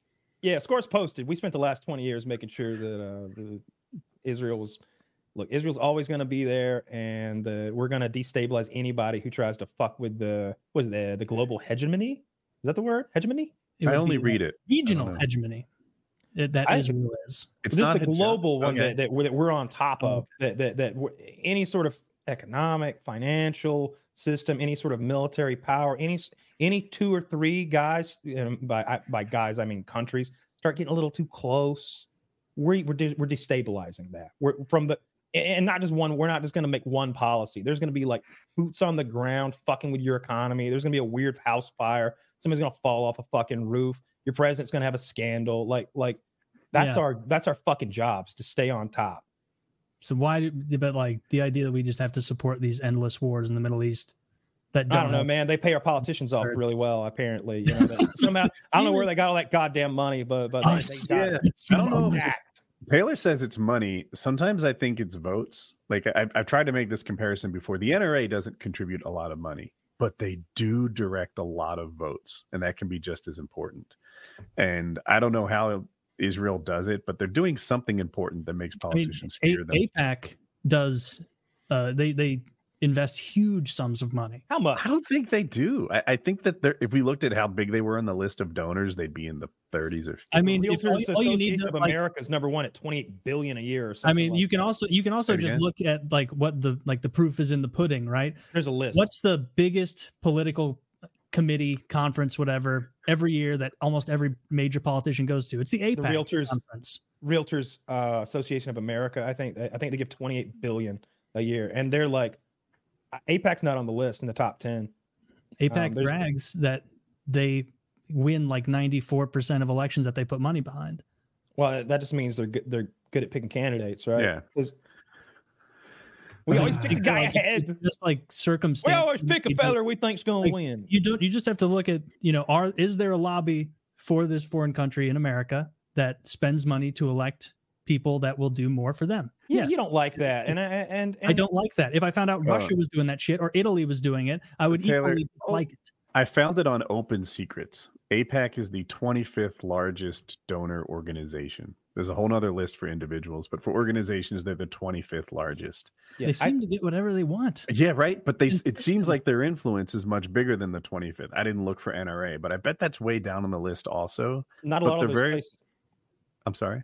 I was gonna say not a lot of those groups have a country of origin. You know what I mean? Like Israel's kind of unique in that way. I mean, it's not like, I'm sure the Haitians send us some bananas and a goat every year or something, right? But like, they get what they can. Remember the African tribe after 9/11 that sent that herd of cattle?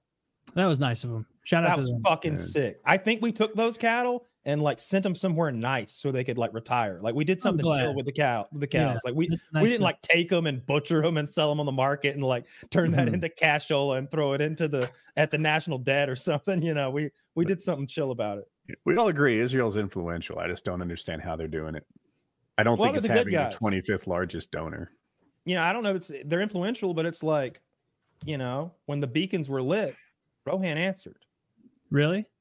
How many troops did Israel send alongside American troops in Iraq? Well, they were told not to send any. 0. Oh, yeah. Yeah, they that wouldn't have stopped them if they wanted to be there. What would they didn't say? Less than half. Or Afghanistan. Like, why don't they even help us in these conflicts?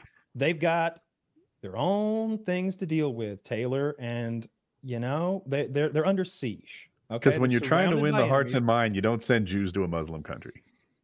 That's a good point too. Can you imagine like dude hopping off a Hummer with a yarmulke under take his helmet off? Like, because we were winning a lot of hearts and minds organically over those. I'm not saying it worked. I'm saying that's the strategy. And I do remember this. They literally told Israel, like, you stay home. Yeah. You're not going to help. You can't be part of this. Your presence isn't a good one. It's bad luck. So we need the whole thing. Now, where's Israel and Ukraine? Yeah, we did the whole thing. I mean, the UK and Australia. Haven't you heard about the Australian war crimes? I mean, they were helping out tons. I'm serious. They had these special forces units. I've seen the videos. They're just hunting people down and murdering them in like fields and stuff. Yeah, the Aussies are hard as nails. Yeah, I like the British because the whole Middle East for a lifetime. If I never heard another bit of news about the Middle East, I'd love it. That'd be awesome. I enjoy the Middle East news. It's the most like horrific place on our planet. Footage subreddits. Okay. Yeah, right. Like, did you know that there's a Syrian war that's been going on for I don't even know how many years that 500,000 people have died in? Yeah. As many people have died in Syria in the last few years as our civil war. There's American boots on the ground there. Fuck yeah. See, that's what I like to hear, Woody. Thank you. That made I was feeling kind of down. I've had this stomach flu for 3 or 4 days, but now that I know that we're in Syria fighting the good fight, I thought we were out of wars. Are you still sick? Maybe Biden's not so bad. We could dig him up. That's what we need. We need Kamala to get sick. You got it wrong that time. What if Kamala had I don't care. I know. I was about to say, I know you're trying. And then first of all, I'm going to be calling her President Harris very soon. So we won't have to piddle paddle about her stupid fucking name that she gets to decide how you pronounce it, I guess. Oh, by the way, I'm Kyle now. Get it right. I watched a TV show that was terrible, but one of the characters' names was Kamala, and I was like, no, Kamala. I fucked it up. And I was like, oh, so this is a name that somebody else has too. It's old. The episode I was watching was like 5 years old. So. Yeah, I want you to like Jor-El, like Superman's dad. I want you to pronounce it like that, but Kyle. Okay. Now I want Kyle. And if I don't do it, it's offensive, and I'm not being sensitive. I will be offended. I don't like it, and so I'm not going to do. Look, Taylor. All right, I'm on Kyle's side. We'll put a hyphen in your fucking name. Tyler. Taylor. Tyler. That's like if I was Danish. But anyway, the internet's having a field day, and even Fox News is talking about how he lost. And it's fun day to be a Democrat. Yeah. We'll see how the election goes. Yeah, I look forward to the whole thing being over, I guess. Look, the only thing I like about American politics, period. I follow it sporadically, but I like Donald Trump. I like his nonsense. I like him making a mockery of those storied establishments and places and things. I think the whole thing is just a big hypocrisy, just a big dirty money ball of people cheating over the people and taking money from the corporations and things like AIPAC and stuff. So it's all evil to me. I like the idea of 2016 Trump. I know I wasn't for him. I like the idea of it too. But like then the reality of Trump came, and he put the coal industry CEO in charge of the EPA. He put a for-profit school owner in charge of the Department of Education. He put an unregistered foreign agent in charge of yeah, I said it right, in charge of national defense. And it's like, oh my gosh, you just put wolves in charge of every hen house in here. He made Mitch McConnell's wife the Department of Transportation secretary. Yikes. And I'm like, it goes on top to bottom. Like he's always picking corrupt industry insiders for these jobs and unqualified people for these jobs. And it's like, oh, okay. So now that we know the reality of Trump, the whole drain the swamp thing, he's the biggest swamp monster who's ever ran for the job. Unfortunately, yeah, it kind of came out that way. It was almost like he had to sell his. If there was any genuineness to it at all from the beginning, it got sold for the victory. At some point, there was some backroom stuff like, well, my wife, she loves cars. Well, transportation secretary is open. I suppose you can drive herself right onto that office and that paycheck and everything. Yeah, well, we'll make sure we show up for you, Mr. President. That's not how Mitch McConnell sounds. So yeah, I'm really checked out of politics if Trump isn't in it. If he's not there, because it's good to be checked out. Fucking electric. I liked not knowing who the Postmaster General was. Right. Yeah. I agree with you. but you kind of want to check if Trump's appointing them. I like the bull in the China shop idea. I like, fuck all this stupid shit y'all have been doing. I'm a businessman, not a politician. I'm not coming for re-election. That's what you wanted. You wanted a one-term Trump where he was burning bridges every step of the way. Like government shutdowns left and right, and him just giving him the middle finger and say, bull in a China shop is great, but you need one with a strong moral core. A guy who's just trying to get $10 million from Egypt in cash into his own pocket, that's not the bull in the China shop that you want. Nope. Another bull in another potential China shop. Did you hear that Connor McGregor is going to run for president of Ireland? Is he serious? Is there a chance? Look, he's an attention whore, and tweeting that immediately got me to say that to 100,000 people or whatever. But Jesus fucking Christ, he's saying he'll run for president of Ireland. I hear he's not very popular there. I hear his popularity is with like Americans primarily, and then there's a global audience of kids, I'm sure. But voting Irishmen probably aren't his block. I do also know, I'm pretty sure the president of Ireland is that cool dude, that old chubby guy with the sweet dog. They always show I don't know. Oh, he's very popular on Reddit. I think the dog passed away last year, a year or two ago. And there's just like tons of pictures of him. He brings the dog everywhere. That's why it's notable. Like the dog's always there with him at events and stuff. It's very sweet. 2025 is upcoming. President, I hold the power to summon the dial and as well as dissolve it. I don't know what that fucking means. That's some Irish parliamentary gobbledygook. I don't know. I doubt he'll run for president. I bet it's very expensive, but he's got the money. I don't know. Maybe he runs and does one of those political stunt elections. I don't know anything about Irish politics, but to me it says I ain't fighting no more. Is what it really says. Whether a ballot is ever cast in the name of McGregor or not, I don't think he's going to slap the leather on and jump in the octagon again soon. It doesn't seem like that to me. And poor Michael Chandler. Michael Chandler has been waiting to fight Connor McGregor for 3 or 4 years now. It is a huge payday to fight Connor McGregor. You get pay-per-view points, but the more the pay-per-view makes, obviously the more those points are worth. Conor McGregor pay-per-views are double, triple, quadruple what a normal pay-per-view would be. It's a life-changing, historic kind of thing, and also puts you on a main stage where now sponsors are going to be reaching out to you because you're doing this. Maybe you put some shine on yourself during it, and it can catapult a good career into a great career. Fighting Conor McGregor can do that to you. He can make you the man. And Conor's just like, fuck you. Fuck you. I'm drinking my stout. I'm snorting my Coke. I'm fucking these short little women. Remember that clip where it looked like he was rebuffing that short little troll lady? Yes. No, he was waiting till the camera was off so he could get all over. Did you hear something new? I saw something new. Oh, okay. There's more pictures of him all over. He was like, come over here where it's not so bright. She looked like she was desperately and unsuccessfully going for his attention, and it turns out he was hitting it back, but not when the cameras rolled. What was I going to say? Oh yeah. Like you said, it's a big payday to fight Connor if you negotiate it. Cowboy Cerrone didn't. Eddie Alvarez didn't. He doesn't get points. So.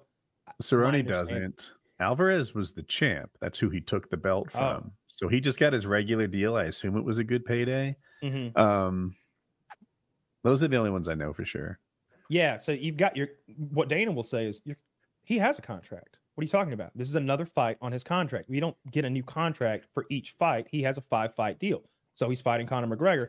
The reason it gets big, like I was saying, is if someone already has it in their contract that they get points, or I'm sure you could negotiate. If you're going to fight Conor, you're going to be like, look, I want some points. Or if you have Cerrone didn't. And I mentioned that because Nate Diaz was a late replacement when he first fought Conor and beat him.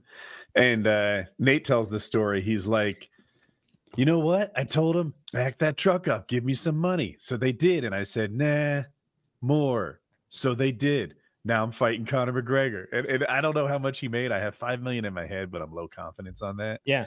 But apparently he negotiated a one-off deal that's different than his norm. This week's the Oche, right? Isn't that coming up soon? Is it? I don't. What are we talking about? The big in the eye or whatever, the sphere. The sphere card. When does the sphere card have? Because it's I know Pereira is fighting Roundhill or whatever, and also Valentina Shevchenko is trying to get her belt back from Brasso or whoever's holding on to it for now. It looks like it's October 5th. Okay, that's the card. That's the card I'm psyched about. I want to see how well they take advantage of the sphere for a fighting event.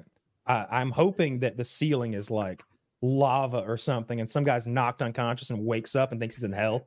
You know the fight I'm excited about? Jake Paul Tyson. That ain't happening. I thought that was canceled. Yeah, I think. Am I out of the loop? They tried to do a. All right, here's my theory. I don't know anything. Publicly, they're like, oh yeah, Tyson had a little thing. He had to put it off, so we're gonna have Jake's gonna fight. Who did Jake fight and beat up recently? He fought somebody else. He fought I'm spacing out on no idea. They go by Tyron Woodley. He already beat him twice. Oh. But in any case, I think that Tyson was like, yeah, I'm not doing this. And so they found a way to excuse him. It's rescheduled for November 15th. Oh shit. Does it not happen? Has it happened? I don't know. But I can Jake tell you made fun of his dead daughter. Say that again? Jake said something about Tyson's dead daughter. And I don't know if you know this, but that was one of the crushing events in Tyson's life, aside from losing D'Amato. And there was an interview. It's a very famous interview. And the man's at Tyson's mansion. And he's like, all these belts, all these riches. What does it all mean when you've lost your daughter? His daughter like fell in a swimming pool and drowned or something like. And Tyson Tyson starts like breaking down. And he's like, you have to leave now. You understand. You have to leave now. You understand. It's like, it's not safe for you. I think that might have been it. Yeah, something like that. It's like, you got to go. He wasn't like offended. He was like so in his emotions and so distraught that he was getting ready to lash out as a defense mechanism. Was this a long time ago? He lost his daughter? Yeah, young Tyson. Yeah, okay. Yeah, 25 years ago probably when she died. You know, but anyway, I never even knew this story. Yeah, it's pretty fucked up for him to say that. But it's a fight game. It's whatever. I don't think they'll fight. I didn't think he was going to fight. I thought him coming up with that injury, like whatever he claimed happened was just an excuse to like, I don't want to do this. I don't want to fight this young kid. He's looking pretty tough. I talked to I talked to Evander. He told me don't do it. Talked to Lennox Lewis. He said, don't do it. I shouldn't be doing this. All the pro boxers, is like current peak of their game pro boxers, are saying Jake Paul will win. I can't find anyone who seems to think Tyson will win who's a subject matter expert. Yeah, like my dumb ass. I'm not sure. I don't know. I see Tyson hit a heavy bag and he looks amazing. Someone made an argument, though, that was persuasive for me. They're like, Tyson, at the end of his career, this is still like, I'll make it up, 34-year-old Tyson in shape, trying to make a comeback for the belt. Losing to chumps. Like, do you really think 57-year-old Tyson's better than he was at 35? Yeah. And I'm like, damn, if he was losing to chumps 20 years ago, that was my point. That was my point. Because I remember some of his last fights. I watched the Lennox Lewis fight on pay-per-view. One of my dad's friends bought it, and we went over there, and I remember he had like 5 pounds of prime rib sliced on a table, and I was just eating it by the handful watching Mike Tyson get dominated. Yeah, he shouldn't fight Jake Paul. Jake Paul's a fucking athlete. He's younger, he's stronger, he's faster, he's bigger. He's on every chemical known to man, and Tyson's an old, retired, short fighter who should sell his weed accessories and podcast. He looked bad against Lennox Lewis. It was crazy. Lennox Lewis just bullied him and won, I think, like every round. And there was hardly 30 seconds in a row where Tyson looked better. But when he lost to Kevin McBride, I don't even know who that is. Like, that's when, 38-year-old Tyson lost to Kevin McBride. 58-year-old Tyson's not better than that guy. So, yep. Yeah. I was surprised that they even agreed to do the thing. Jake Paul's got a fucking great, whoever, I think it might be him, whoever's the strategist over there, whoever's like, yeah, I think this guy and that guy, there must be a list of guys. I remember when Tyron Woodley was asking for the heat. I remember Jake just had beat up Funky Fresh, Ben Askren, and Woodley was backstage, being a little disrespectful. And I was thinking man, why does Woodley have to go to Jake? Why doesn't Jake have to go to Woodley? Because I thought so much of Woodley. Woodley was this dominant champ in the UFC. And Jake beats him. And they're like, run it back. And he starches him unconscious, lays him out like Rocky. And it's like, okay, this guy's real. He's just real. You don't knock Tyron Woodley like that. God damn Nate it, that's Diaz right. is like he's one of the guys known to have good hands in the UFC.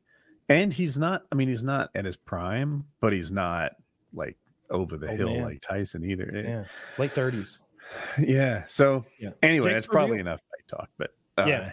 Jake is really good. You know, everyone's like, he strategically chooses his, professional athletes that he beats. And Everyone I'm like, I can't strategically choose which professional athletes I beat. Like, I would lose to all of them. He hasn't fought a single guy I could beat. So 100%. He's doing something right. All right. Other than getting jacked and engaged and tracking a bunch of lunatics online, what do you do for fun? I'm called the Gamer from Mars, but I haven't played a video game in years, so I don't do that. That's a good question. Years? Yeah, I haven't played a video game in over 2 years. I work so much that I just had to cut out something, and it was the video games. Fair enough. Good willpower. Thank you. Yeah. In terms of other hobbies, I should have something else, but it's really just the exercise and work. I also run an advertising agency with 16 employees called Nano Zebra. So I represent 110 creators to get them sponsored messages. So that's my other business. 111, actually. Really cool. Yeah, I was going to say. 111. We're going to hire Art. Absolutely. It might be smart. We'll talk to you after the show. What was the last video game you played? 2 years.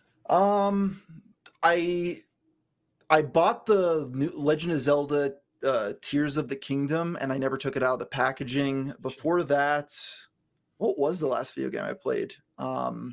I think I booted up Majora's Mask on the 3DS to play that a little bit. I didn't get far. I don't even remember, honestly. Probably Super Mario Odyssey or something. Holy shit. Did you used to game way too much and it was keeping you from other things and that's why you quit? Or just the management thing? I think it was just one of these things where my life changed, and whenever I was playing video games at a certain point, I was just thinking to myself constantly, I could be doing something more productive right now. That's just, that thought process was in my brain at all times. So I couldn't even enjoy games. Actually, now I know the last game I played. It was I got a PS5 and I got that Horizon Zero Dawn game. And I was playing it until 2:00 in the morning, and it was screwing up my sleep schedule. And I realized I can't control myself doing this, so I'm better off just cutting it out of my life, just to focus on other things. So yeah, that's what I did. Very smart. Difficult to do though. We're doing the opposite games of that, very Taylor fun. and I. What time? Or maybe all three of us. What time did y'all go to sleep last night? And was it video games? No, I didn't play any video games yesterday. I probably went to bed about 12:30. Oh shit! After midnight, and I have defeated Elden Ring. I have beaten the whole thing. Nice. I beat the DLC. If people are experts in this, all right. So the way that I play Elden Ring is I have a dexterity build, and I basically dodge when you hit me, and I hit you. I don't hit you that hard. I have to hit you so many times, and I can never break your stance because I use katanas, and they suck at that. But it's how I like to play. It's how the best players play, and then I wanted to emulate the ones that inspired me, so I did that all the way up till the last character. The last character, Consort Radon, fucking unbeatable. He's known to be the hardest boss in the history of every video game ever. I'm fighting him. The whole ground explodes. How do you heckin' dodge that? The whole thing. He turns into a comet. He jumps at you. I'm only as tall as his ankles, and I'm supposed to infer constantly what he's doing with his hands by looking at his toes. I don't know, and I'm dodging, and I'm doing my best, and it just, I have to hit him literally 600 times before he hits me twice. How long does the fight go on? A winning fight? How long does it take? A winning fight? It took me 12 minutes, which is long. Holy shit. You're sweaty. Yeah. It's a lot of dodging. It is hard to not fuck up for 12 minutes in a row. He has undodgeable things. It's just wild. And I changed my whole play style. I went from this dexterity build. I just started beating the shit out of commons until I got strong enough to hold a great shield. And then this great, it looks like a tombstone. And I hold it in front of me and I poke him with my lance. And I poke him with and he starts by saying, he's like, I am the strongest. And I'm like, who decided that, motherfucker? I'm going to go beat so many goddamn turtles. I'm going to come back here jacked. That's exactly what I did. You just fought animals in the wild? Yes. He did the South Park maneuver. Holy shit. I got a sword that could kill 8 turtles at a time, which is my version of video game Jim. And I just killed 8 turtles, made them respawn, and did that again and again and again until I put on the 14 levels I needed to hold this shield. I got this great lance and I leveled it all the way up to the level of like ancient dragon smithing stone, and I just poked at him, and he hit me, and I'm like, do you see this fucking shield? It's literally a tombstone. You can't hurt me much. and I'm having to measure, like, there's no time to heal yourself, or there's the other thing is I can't hold the shield up very long, so I have to put it down and rest when he's not hitting me, which is always. And anyway, 5 tries later, after hitting the video game gym, I defeated Consort, and I haven't touched the game since. So nice. Well, there's nothing for you to do anymore. You've defeated the Consort. Well, you can prestige, and everybody gets harder. But that's okay. I'm taking a break. Your fill. Yeah, I'm back at the gym now. This video game wasn't good. Art knows the score, but yes, I have defeated. I made Elden Ring my bitch. I have beaten every monster. I basically 100%ed it. There isn't a fancy item or boss in that game that I didn't face. I followed this checklist, and now it's over.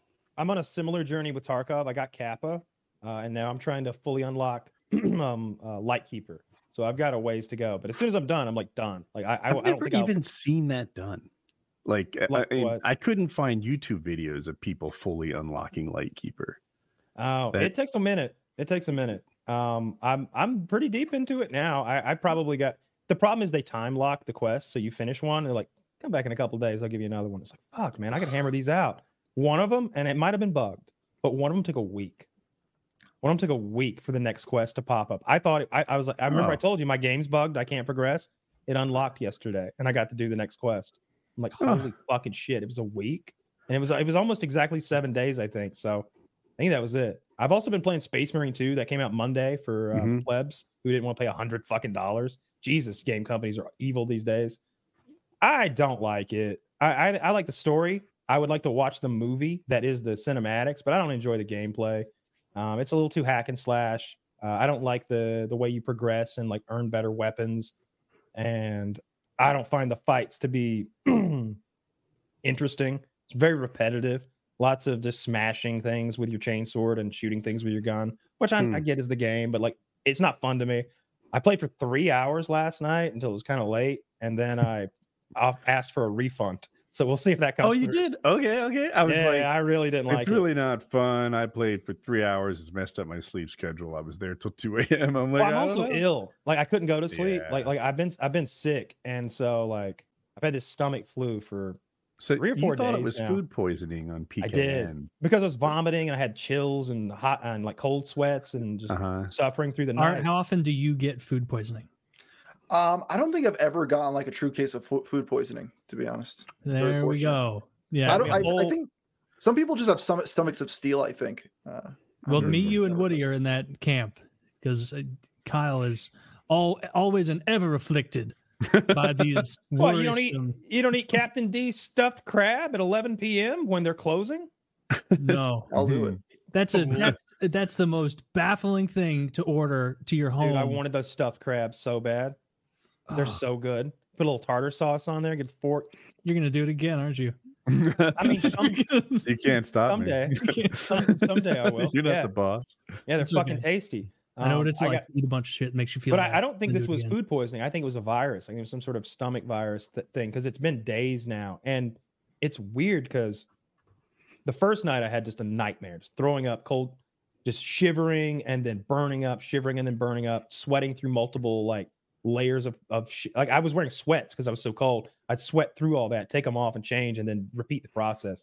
And the next day I was a little queasy, but I was good. Like I ate, I felt fine.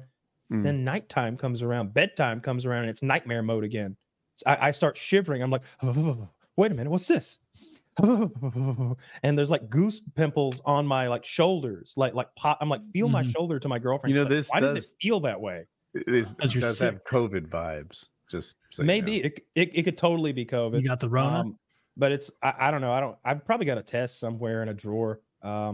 But I haven't had any like coughing, sneezing, any of that. It's all been stomach bug stuff.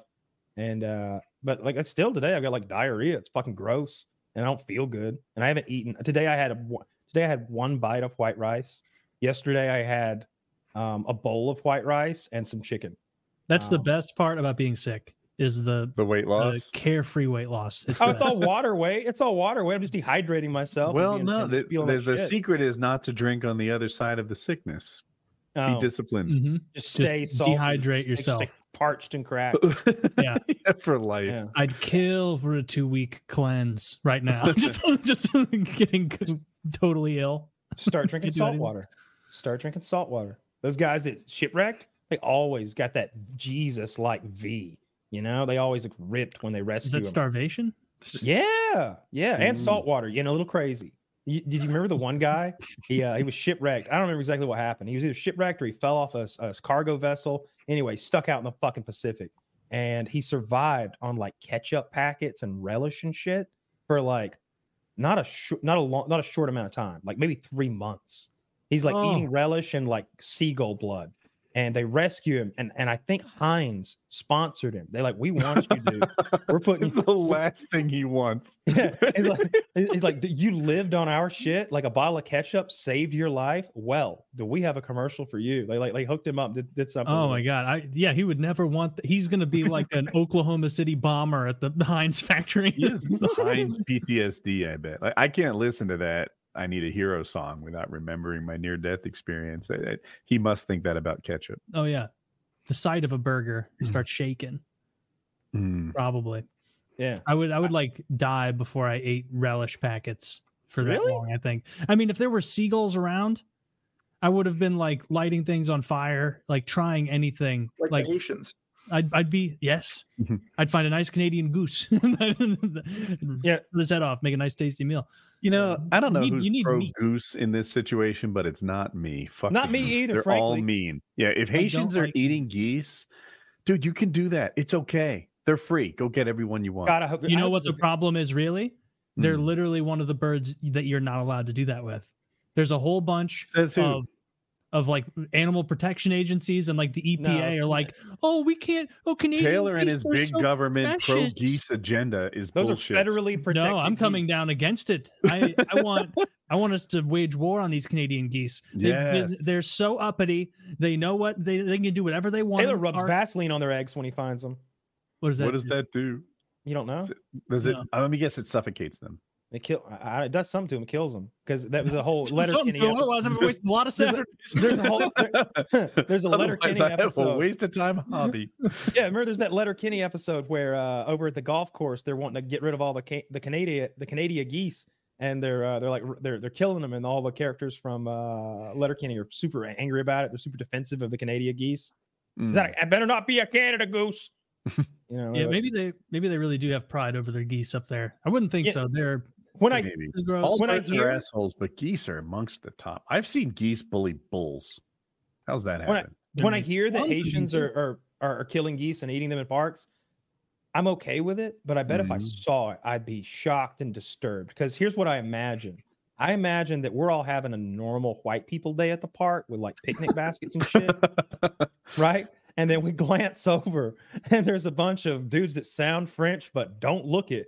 And they're beating a goose to death with a club.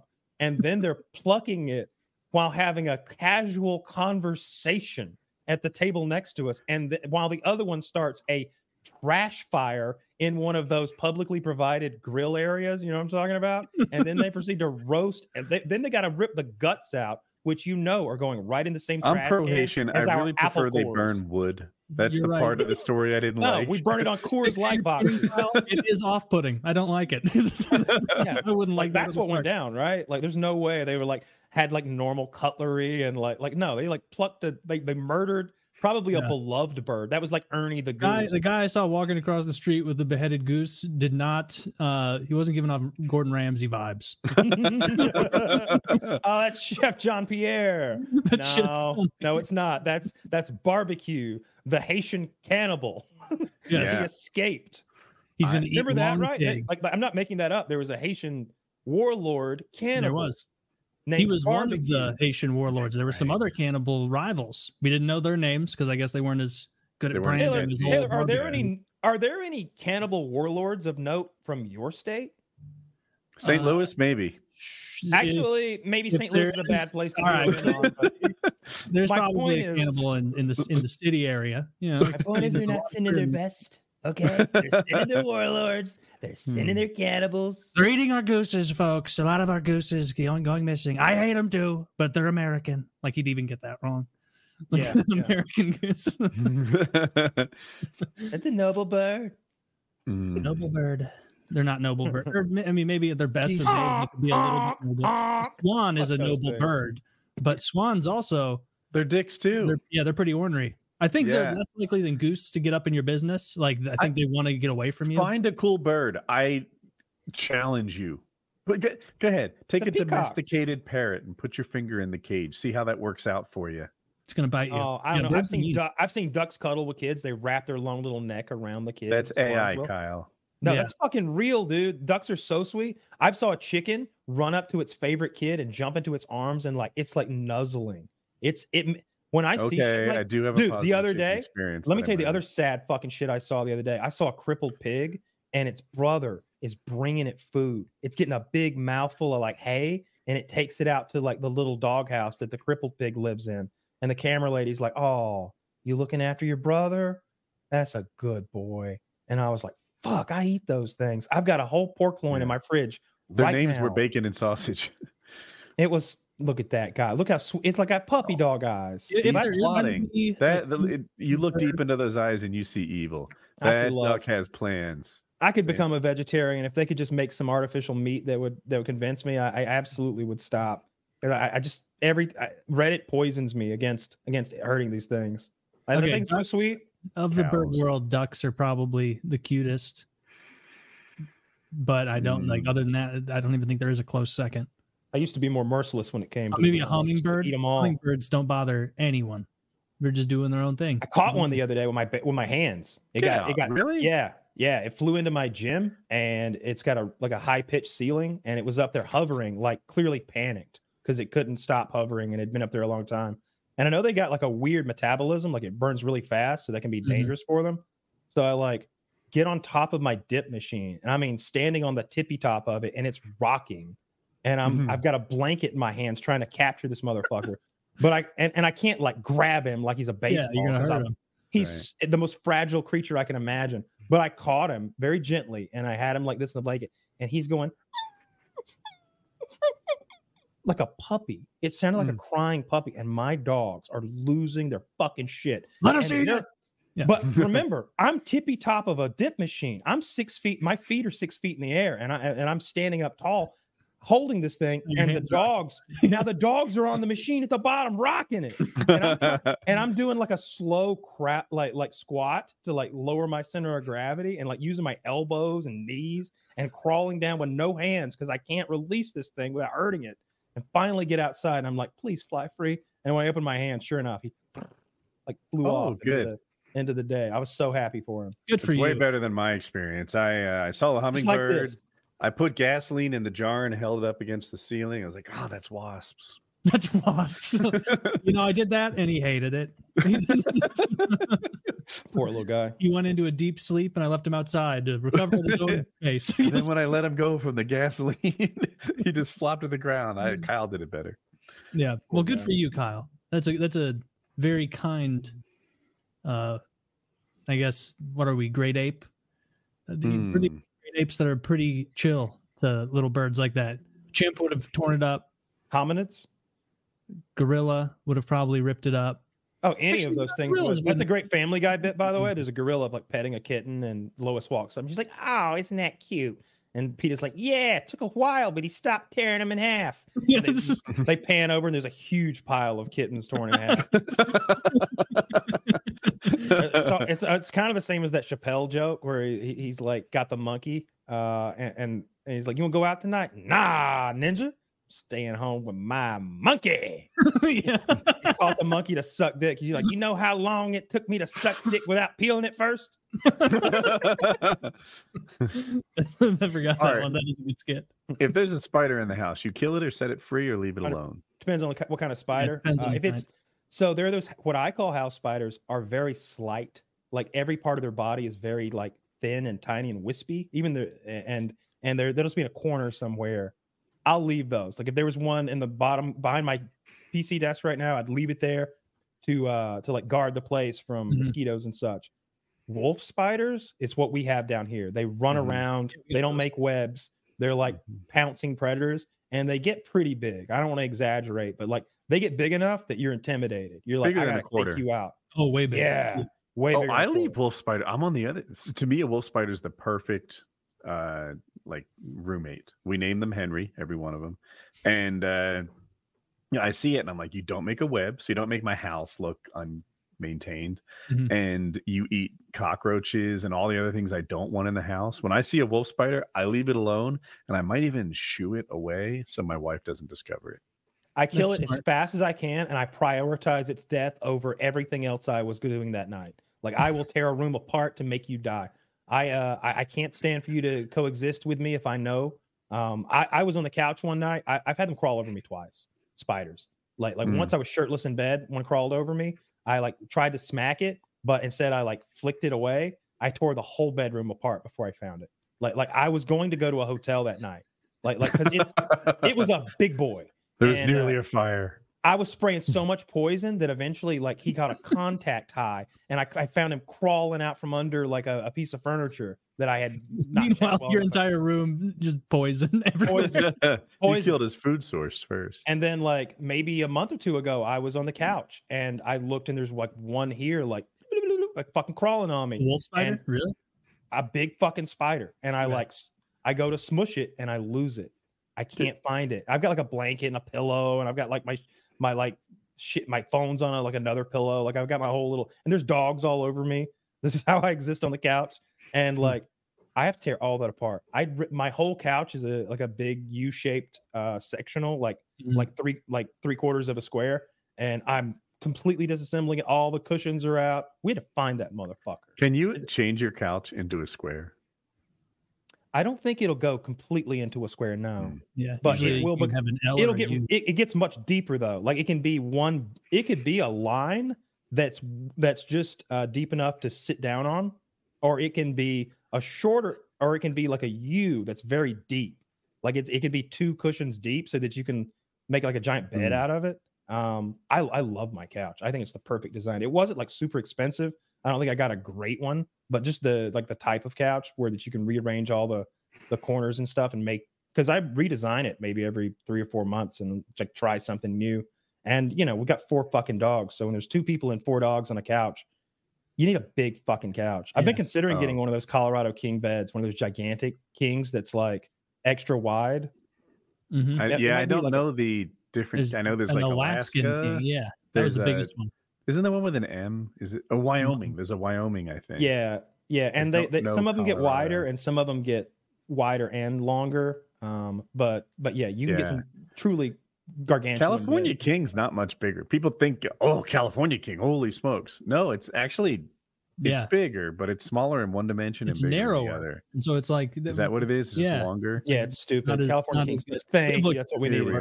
Alaskan King's the one you want if you want the biggest bed. So if you look at King 76 by 80, California King 72 smaller by 84 bigger. It's bigger in general, but it's pretty close.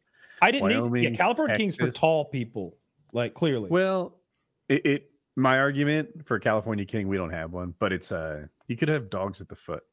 Sure. That family bed, like fucking Charlie and the Chocolate Factory's uncle. Yeah. Everybody's just piled into that gigantic fucking bed. Wait, you're talking about spiders. I've never heard of some of these. Alberta King? Family bed. You ever found like a legit dangerous spider in your house, Kyle?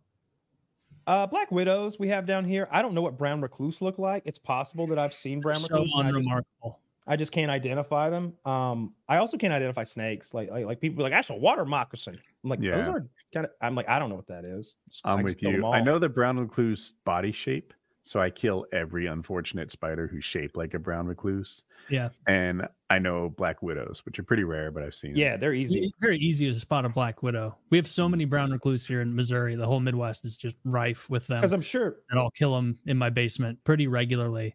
And I found a brown spiders kill them, don't they? Wolf spiders do kill them. And so if I see a wolf spider in the unfinished area, it's the only place I've ever seen like a big spider in my house is the unfinished basement area. Nowhere else are they, noticeable.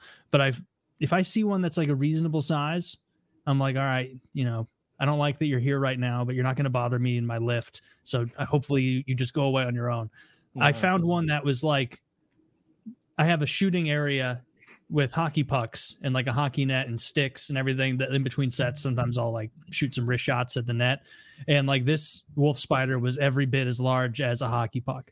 It was fucking absurd. That's really big. When I crushed it with a hockey stick, because I saw it in my head, I was like, I can't abide this. Like, this can't be in my home. Is there a chance it was a tarantula? Because they get that size. I don't think I would be a tarantula there, but I when I crushed it with the blade of a hockey stick, it was like Looney Tunes. Like it wasn't entirely covered by the blade. Like you could see the legs out the sides. It made an audible crunch, like it had bones.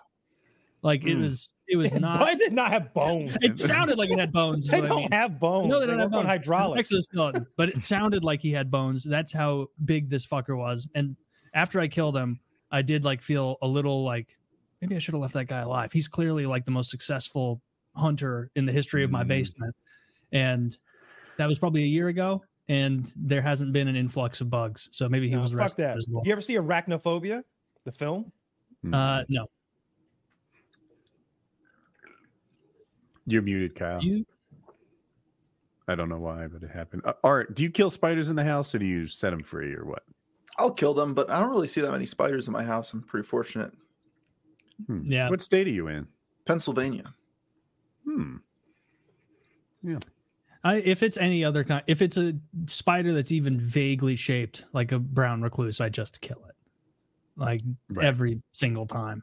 That's and I bet I err like a little too aggressive with that sometimes. Like I'll see, but also it's like you'll see like a little black house spider and it's like, well, you're in the corner of my living room now and you've just made a little web here. Like, I don't want a fucking spider web in my house. I want to kill you, and then I'm going to use a paper towel, and I'm going to grab that, and then I'm going to take a Clorox wipe, and I'm going to clean where you were. Spiders are the king of spiders. They don't hurt people, except apparently they can bite you, but they don't want to. And made his leg hairless. Okay. They can bite you, but like they don't want to. Like they don't want to. It's like a brown recluse. Frankly, like brown recluses don't want to be around you. They will do everything they can to avoid. I don't care what they fucking want, Taylor. Haven't you heard the horror stories about them biting people in the penis and their penis rotting off? Yeah. I haven't seen. I was convinced I was bitten by a brown recluse like 3 years ago now because I was sitting on my couch middle of the night, not middle of the night, probably 10 p.m. I'm watching TV and I have this like sharp, like I just got a shot in my right forearm and I feel like a little skittering and I go, whoa, and I brushed it off and like I could feel the knuckles of my left hand connect with something and push it off my arm. And I just watched it for like the next 2 hours and it was like progressing the same way that a brown recluse bite is supposed to. And So did you do anything? No. You didn't make any good medical to do. Like I watched it for 2 hours ago, worse and worse. So went to bed. That is exactly what I did. I'm like, you know what we're going to do? We're going to keep an eye on it. And then we're going to go to bed. And I woke up and it was like still America pretty needs bad. free healthcare. Yeah, people are making decisions based on money. I was literally like, I'm going to go spend money on a maybe spider bite to get bullied. It's also the convenience, man. It's like, I know what a hassle it's going to be to go. Yeah. Like first of all, I don't know where to go. I'm going to have to make calls and inquiries and then I'm going to show up somewhere. Emergency care sucks. If you go to one of those places, like they're triage. I do have a tip I wish I knew. If you're a parent, find out which hospitals near you are good for kids and just know it.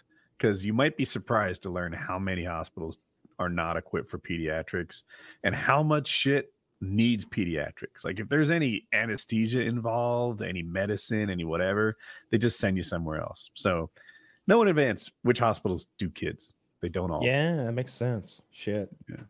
Oh, but Arachnophobia, excellent movie from the 80s. Jeff Daniels, small town. He's moving in. He's replacing the town doctor. And long story short, a spider from South America that was in this isolated ecosystem down in one of those crazy sinkholes ends up in the sleepy town via like a casket. It gets imported in someone's casket and it mates with a common house spider. And so all these little common house spiders are now instant deadly. And so the movie is lots of spiders creeping through people's houses and they're unaware. And it's very scary, or at least it always was to me. It's a fun movie. John Goodman is the is the comic relief. He shows up as he's an exterminator, and he's wearing he looks like a Ghostbuster when he shows up to fight bugs. And the spider is like big, and it's not just big, it's like this big, like pie plate big, and it's fighting Jeff Daniels at the end, who has a nail gun and a can of spray paint and a lighter, and he's fighting the spider down in a basement. But there's like bookshelves falling on Jeff Daniels, putting him at a disadvantage, obviously, to a spider. But the spider can like leap and like lurch at him, and it's deadly if it bites him. It's a fun movie. It's really good. Arachnophobia. It's on Plex now. You ever wonder like how much humans were getting like seriously fucked up by spiders and snakes back in the day? In order for us to all have this fear of it.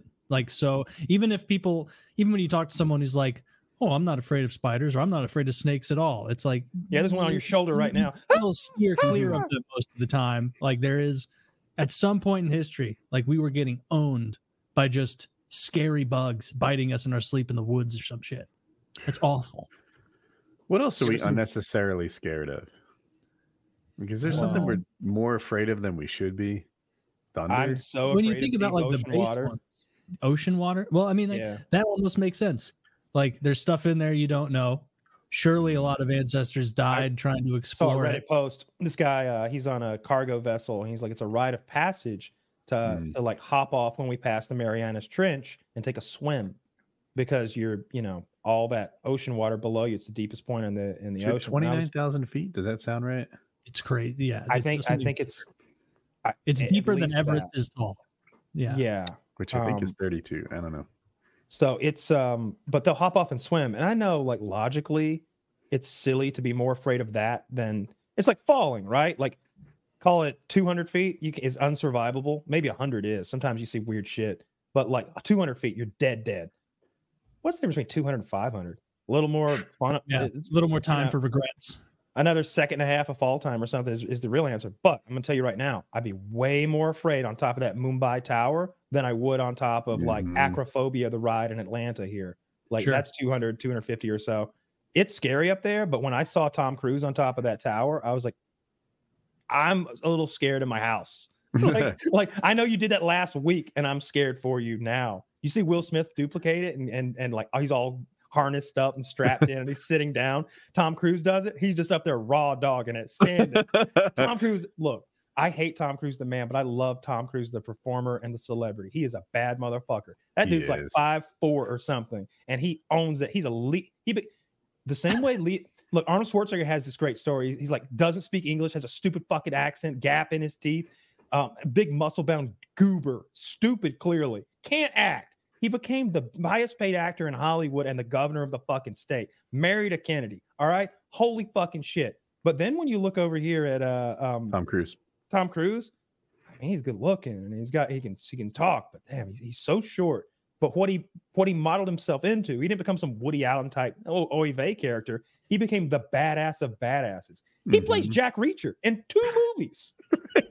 There's a scene where a guy's like 5 guys are challenging him to a street fight outside a bar, and he's like, just remember, after this is over, you wanted this. And then he proceeds to like cripple 5 men in the street. I know exactly. I do the line. Like he's bending kneecaps backwards, and like elbows are popping out. Dicks are getting torn from scrotums. Like he ruins 5 men with his bare hands. Kyle, you've heard the Matt Damon story about his conversation with Tom Cruise, right? No, tell me. So Tom Cruise does a stunt. I think it's the one where he's on the outside of a skyscraper running along the windows. And but he's like strapped in, running along the windows, doing his thing. All right, cool. I know exactly. Yeah. So Matt Damon is like, dude, you really did that? And he's like, yeah. He's like, how did that come about? And Tom's like, so I had this planned out for years. I've been wanting to run along the side of a skyscraper. So I get with my safety guy, and we say, how are we going to make this happen? The safety guy says, you can't do it. So I fire the safety guy. And the story carries on. He's like, I hired a new safety guy, and I asked him, how am I going to do this? And he said, well, you're going to need a strong rope. Yeah, that's about how the story goes. Yeah. But yeah, Tom Cruise is an absolute badass. My wife doesn't like him. I think it's because of the way his relationship with what's her Katie Nicole Kidman? The newer one, Katie Holmes, I think maybe. Yeah, that was maybe. Yeah. It's been a minute, but that was one of the more recent ones, I suppose. She didn't like the way that went down, and I guess she grabbed her daughter and escaped in the middle of the night from Scientology, and it just doesn't sound like she was in a safe place. And anyway, so she doesn't like that, but I'm like, yeah, but he rode a motorcycle off a jump off a cliff, and then dude, he was on the outside of that C-130 hanging on. Yeah, like, I know they had him strapped on, but he's out there raw dogging again in the wind, getting something about the motorcycle to the parachute captures my personal sense of like, well, this guy did do the coolest thing ever done. You do it too, though. Yeah. What impresses me is stuff where I'd be like, ooh, you better line the Brinks truck up. You better back it all the way up, motherfucker. Because he's going to space next. He's going to do a space movie in space. That's going to be the most interesting thing ever, how they're going to pull that off. Like, I like the way he commands that. Like he did the Top Gun Maverick. And he had so much like sway. He was able to say, listen, everything we do needs to be in actual planes. We can't fake reactions to G-forces. We can't, make this happen. It all needs to be real. So they made it real. And I think a little bit of that, to some extent, was maybe a Tom Cruise boondoggle. Like he wanted these life experiences to add to all the others. And this space movie, my interpretation is same sort of thing. Like, is it actually better to film it in space? Nope. I wonder. No, you say. Okay. It's the spectacle. I don't think it's better necessarily to have him on the outside of a C-130. We could probably make him look like he is. But when I know he is, I don't know. I can't see it. Like his hair's blowing in that wind. And it's like, that's not a fan blowing hard. That's an airplane at takeoff velocities. Or when he broke his leg. When he broke his leg jumping from one building to the next, or his ankle maybe, his low leg break maybe. I remember exactly. Leg and ankle, they're the same thing. They're the same bones. So. Yeah, fair.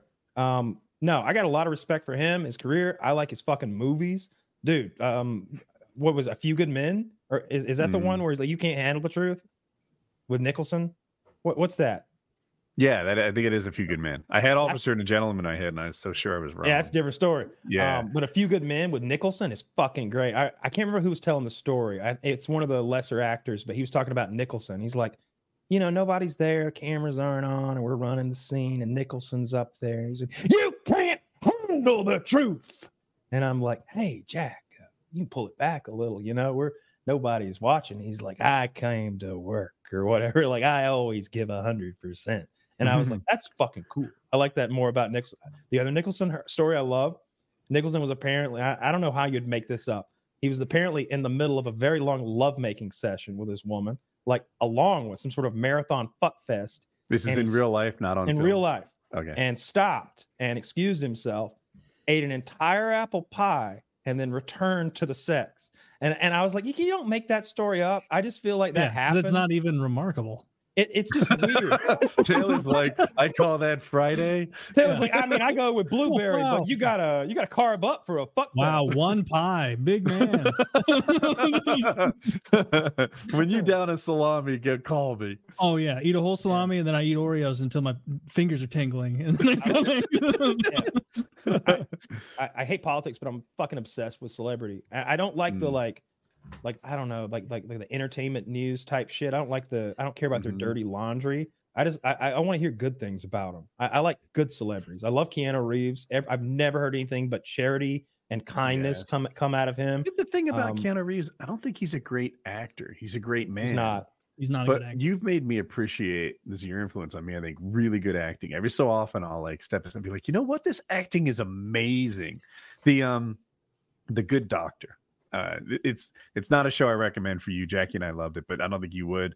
But the actor who played maybe Toby on The West Wing, he's bald. I know him well. Toby Ziegler.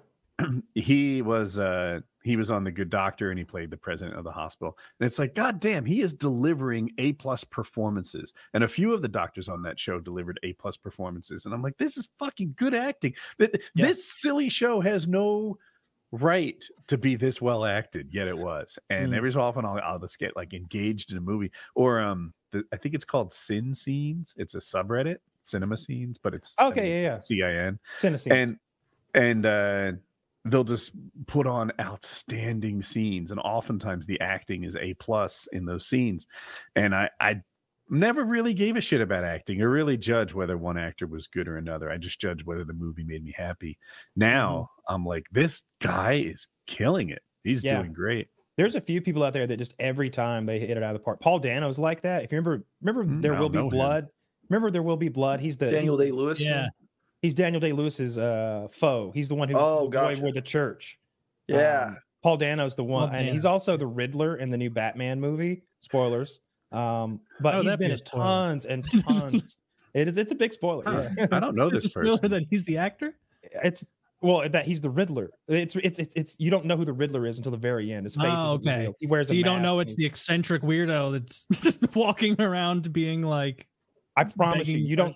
It's a big. You should watch it. It's good. Wait, this is the new Joker movie with Batman. The new Batman movie that's got who's the Batman, the Twilight guy. The Twilight guy, yeah, who's really good actor as well. I'm spacing out of his name, but the new Batman is quite good. I like the Joker Batman that had Heath Ledger. That's my favorite Batman. But my second favorite Batman is the most recent Batman with the Twilight guy in it, and also Lenny Kravitz's daughter plays Catwoman, and she's fucking sexy. She is so hot. I knew it wasn't going to be about her talent. Dude, Batman even creeps on her. It's funny. Robert Pattinson is a gangster. He can act. He came back from that Twilight thing and was like, just watch. And he keeps making like amazing performance after amazing performance.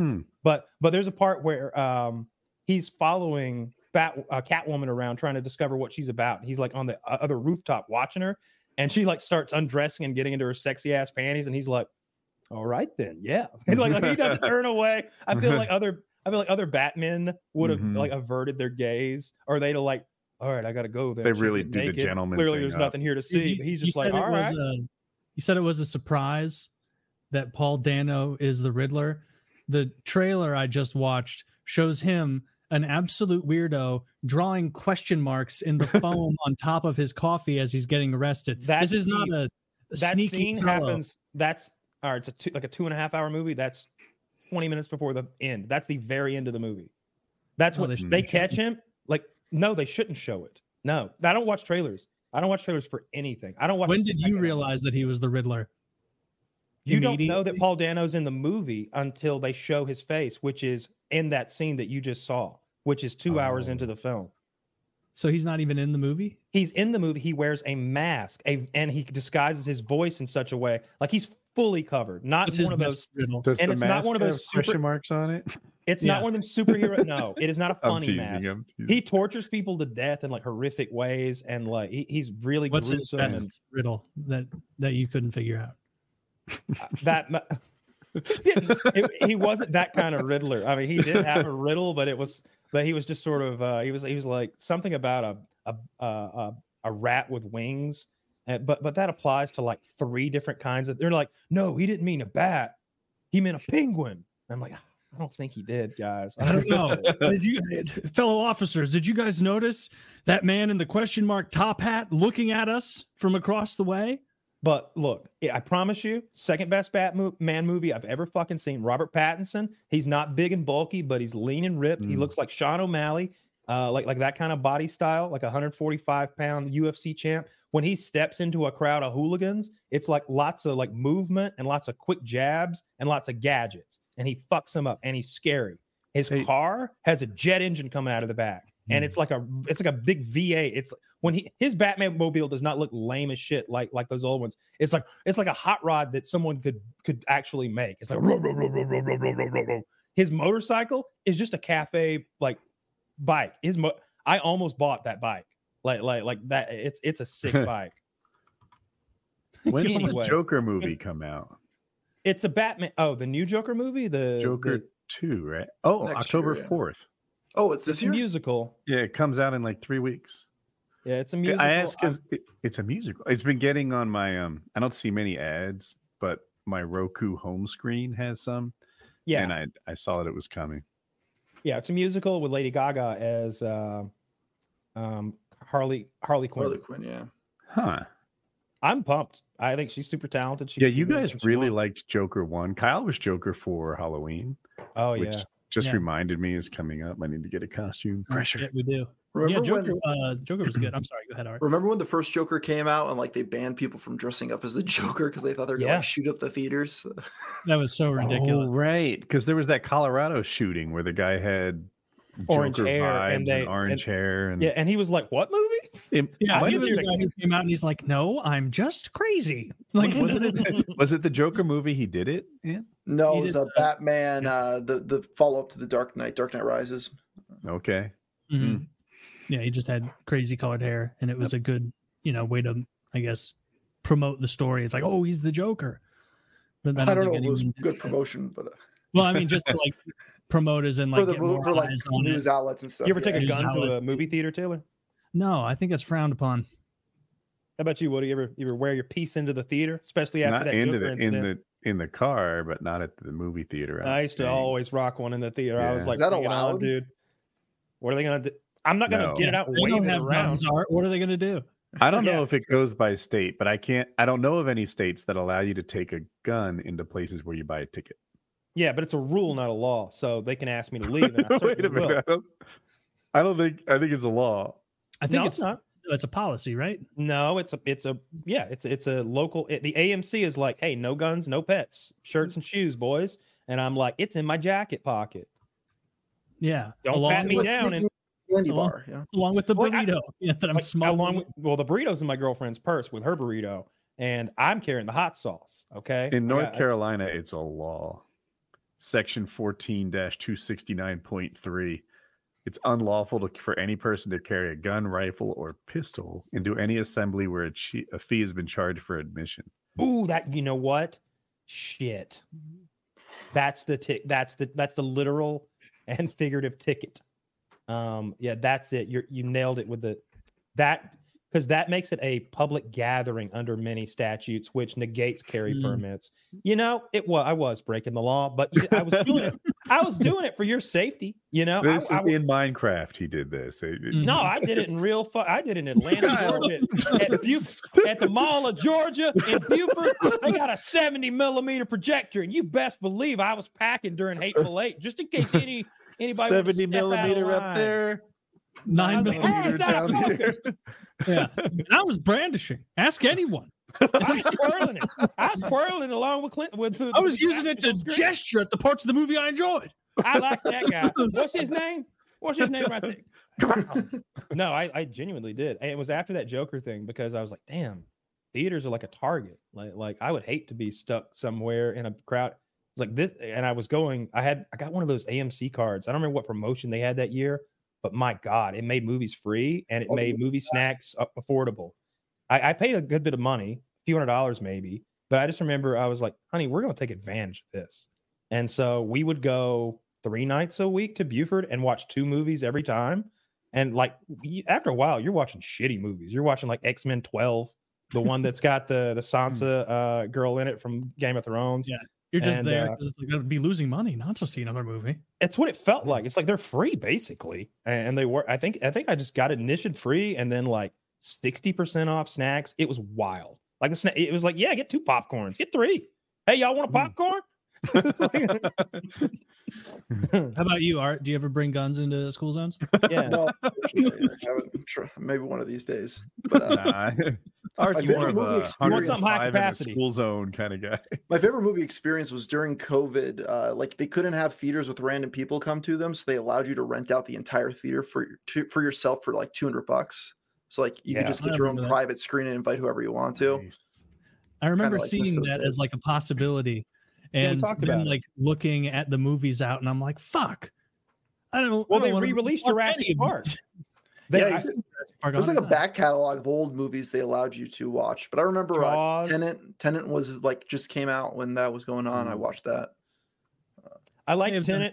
I like Tenet more after I watched the YouTube video that explains Tenet. It was I don't know if anybody's fucking autistic and intelligent enough to watch Tenet the first time and catch all the nonsense. All the little, the red keychain on his bag. The first scene. I was supposed to remember that. Good. Like, yeah, I remember. At a certain point, it just kind of seems like it's a parody of like a Christopher Nolan mindfuck movie, Right? Mm-hmm. It genuinely it was like $150 million parody of a Christopher Nolan movie I didn't hate it, but at the end I felt unfulfilled, probably because of the way the narrative worked, you know, with the reverse timelines on itself. I don't know about that, but I didn't love it and I didn't hate it. I was glad I watched it. I found it to be entertaining and a bit of a spectacle, if anything, but I'll never rewatch Tenet. The first time I watched Tenet, I knew it was very complicated. So I went online and I read all the like hints, like, oh, if it's red, it means forward in time, blue means reverse in time, this, that, the other thing. And then as I watched it, I pointed out these things, pretending I was figuring it out. Like, oh, there's something about red. Have you? Oh, this scene is blue color. You might as well do that in algebra class. You know, I'm just piecing things together here. I think what you want is a quadratic equation, and then you're going to be able to bring both clusters together here. I'm going to call it algebra. Yeah. This is algebra 2 is what we'll call this stuff. That's so funny. Like just being like just acting as if like you're just eating and you're like serendipitously like, oh, interesting. That's a different tonality in this entire scene. I think it's indicative of some sort of backward shift in time, but who knows? I'm watching it at the same time. That's exactly what I did. Yeah. You just never tell Jackie. She's sitting there like, damn, this guy knows movies. No, did you do that? Did you rent out a theater? Because I almost did, and I kept saying I do that with obvious movies. I'm watching Marvel and I'm like, Thanos, this is the bad guy. I did it multiple times. Scar. You can tell because he's ugly and all our heroes are attractive. Scar comes out in Lion King. You're like, that's the bad guy. Oh, I'm getting bad vibes. This Scar fella, that's a sinister name. I remember at one point they even allowed you to like give you hookups so you could like hook up a game system to the big movie theater screen and play video games on it. Like they made that at Mario Kart or something. No, Smash Bros or something, right? Yeah, like I never took advantage of that one. Yeah, that's a good idea. Smash Bros in an environment like that would be fun. Even Pac-Man or Donkey Kong, like an old school, like something arcade game that's meant to be on one screen and not have a lot of lateral movement. I don't know anything. That would be fucking cool. Just gotta wonder, is there like a lag on that screen though, like a delay? Yeah. Not with the digital ones. You can't play Guitar Hero, but if it's something goofy like Mario Kart, you know, I don't know if there'd be party game, Super Mario, just a projector. Mario Party, yeah, Mario Party. We play that at my house a lot. I haven't played that in so long, but I loved it as a kid. I bet it's changed a lot since N64. I've never played it. They got a new Colin's really good at it. And my daughter's boyfriend is really good at it.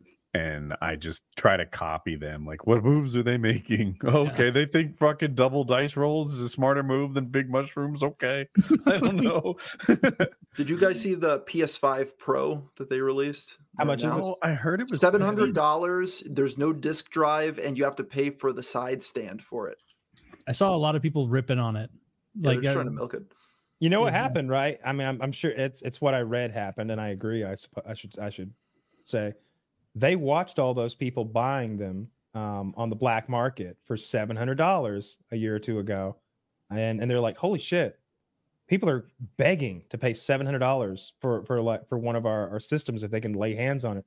We could just sell it for that much. I mean, you know, we have been doing this thing every year along with Xbox where we just lose money on our hardware and make it back on the software, but let's try to turn a profit this year. What do you say, guys?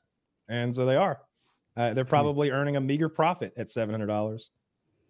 Yeah, I think it's gonna be like a limited quantity of them. They probably won't like overproduce them, and they'll just make sure that they're always scarce and selling out. Somebody will buy it on the black market for $1,000. It's like, dude, just build a PC at that point. Can you not build a better PC for $700 than a PS5 will perform? I'm sure. I mean, there's no like exclusive games for that stuff really anymore, so it doesn't really affect you. Yeah, I mean, you can play on the PSN on your PC. You can just do that now. It's I don't know. PC just seems like the way. That's just because I don't use a controller anymore, though. You know, since I got away from the controller, I just love this mouse and keyboard, and I find it to be so. I don't know. It's what I do now. So that makes sense. PCs work with controllers. Like Elden Ring is a controller game, as you know. You're the one who told me, and it works fine.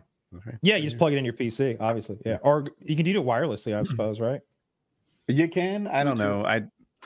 I just plug it in. It's easier. I had this one. Yeah, there was a time when I played like 12 hours a day, and I just liked it wired. Yeah, same. I can remember like preferring a wired controller all the time. I didn't want to deal with the batteries and the charging.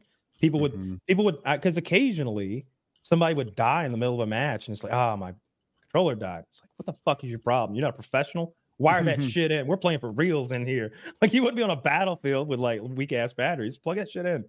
Do you guys remember like 2 years ago when that quarterback for the Dolphins, Tua Tagovailoa, I think his name is, he got hit really hard and was doing crazy hands on the field?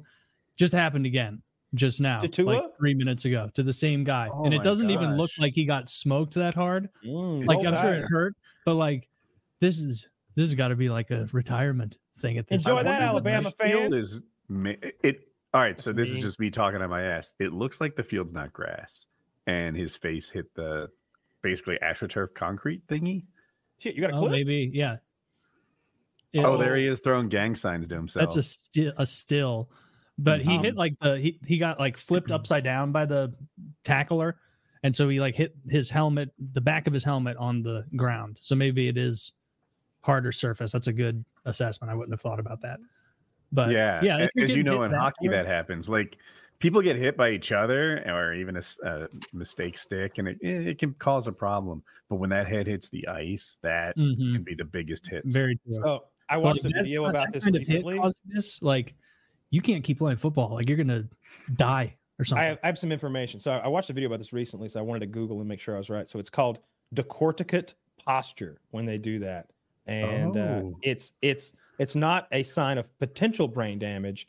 It is caused by actual brain damage to the nerve pathways in the midbrain, which go between the brain and the spinal cord. It is not like, oh, that might be brain damage. You are seeing the result of actual brain damage when that happens, when they go into that locked up posture. Can you say that word again? Decorticate? Decorticate?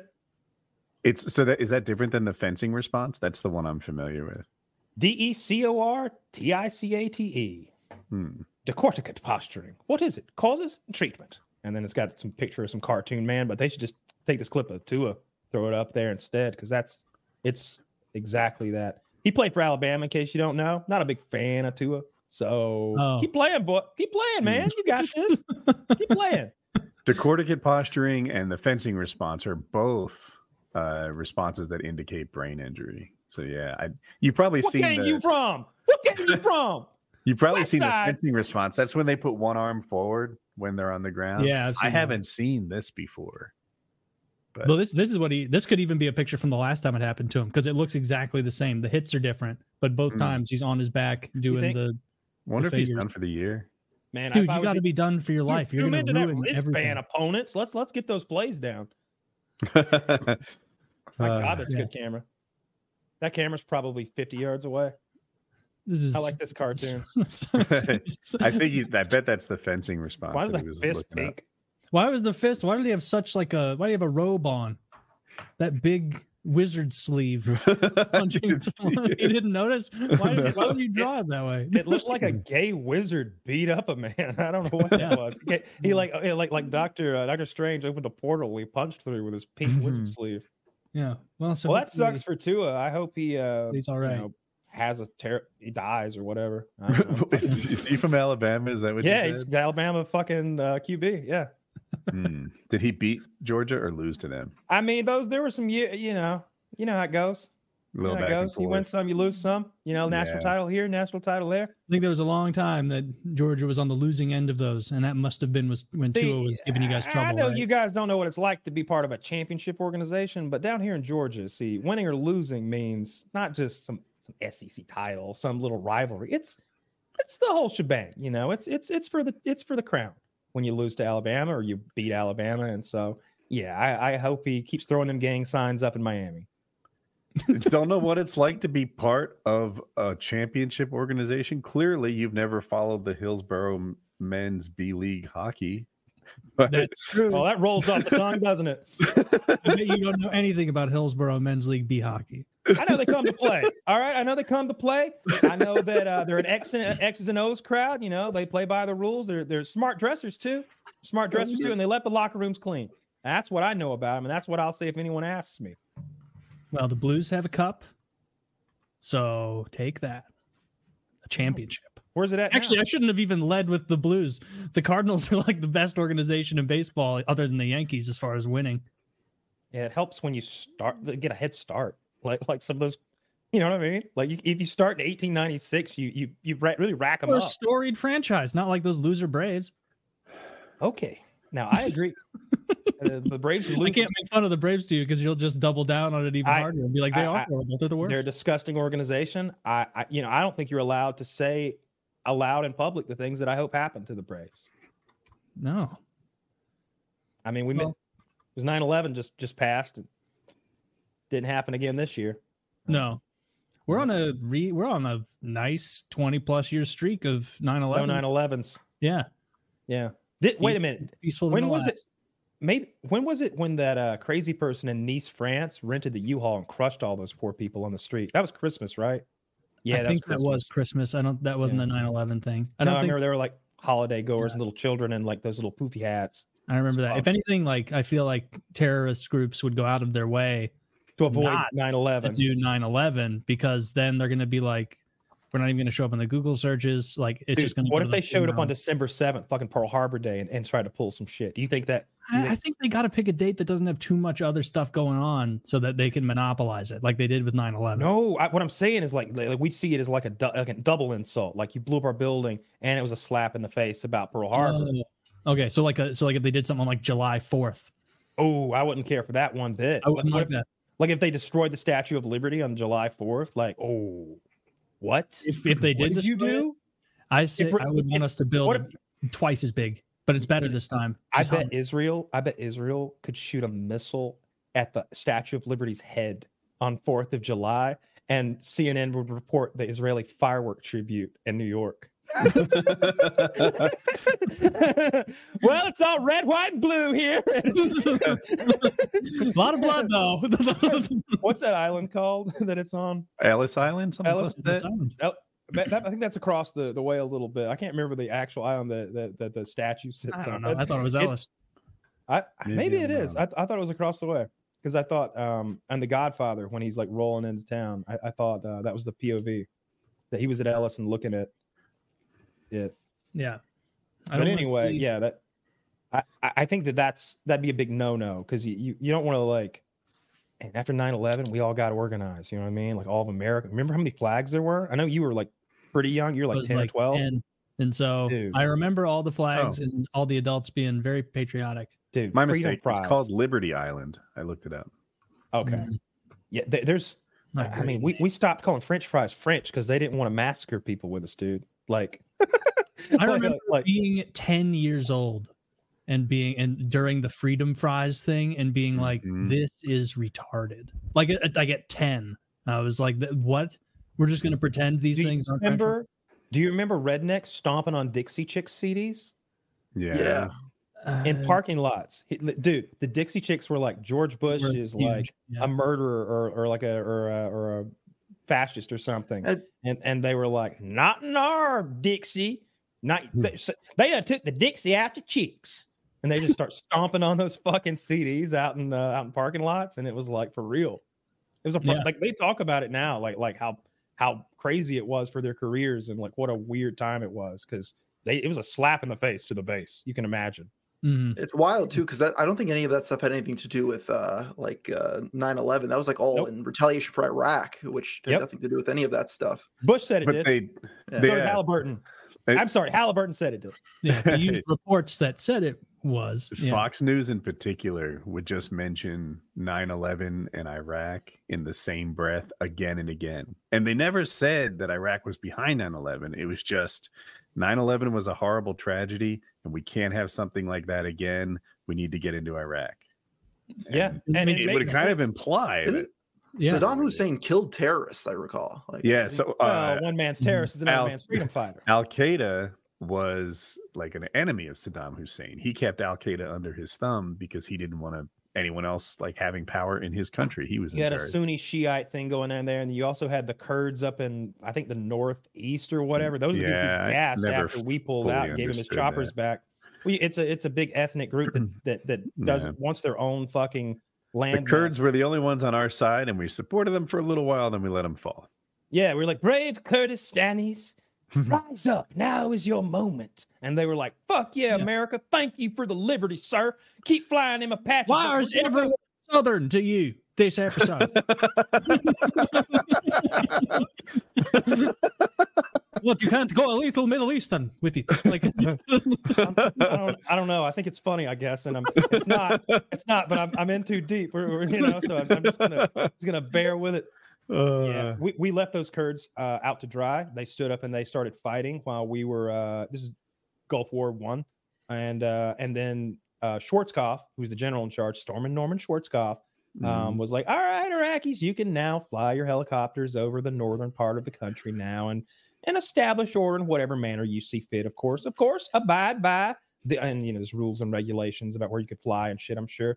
And they went up there and gassed the Kurdistani villages with poison gas and killed, I don't know, 10 or 20,000, something like that. And that put the revolt down.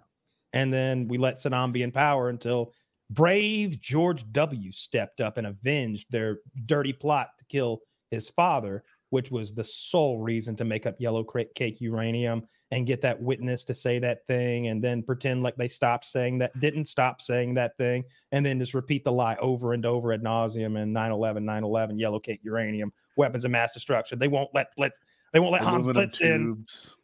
Oh, they've got aluminum tubes. What could they be making? There's a lot of fibbing going on surrounding that. I can't think of anything but rockets and death. like it's aluminum tubes. Like, I don't know. Yeah, we killed all those poor people just to. And like you said, now George Bush is a painter, so we should leave him alone. Yeah, the rehabilitation they do to these monsters is absurd. Every president mostly is liked more. You know what they did to that guy? Threw the shoe at him. I mean, probably right. He's okay. Scolding. He's into prison for like 3 to 5 or something. But now he's okay. He lives in Iraq, Woody. Now he's living. I bet he's a hero. I bet they gave him the bronze flip-flop award after all was said and done. That is Matush, the thrower of the greatest thong thrower in all of Iraq. And tell the story, Matush. Tell it again. No one wants to hear that story. Here's Matush. Tell us the story of how you threw your shoe at the great Satan. Very well. Quiet down, children. Well, I missed. I threw the first one, but it was too sly, too quick. These American dogs. And the second one was my fault. I should have aimed left.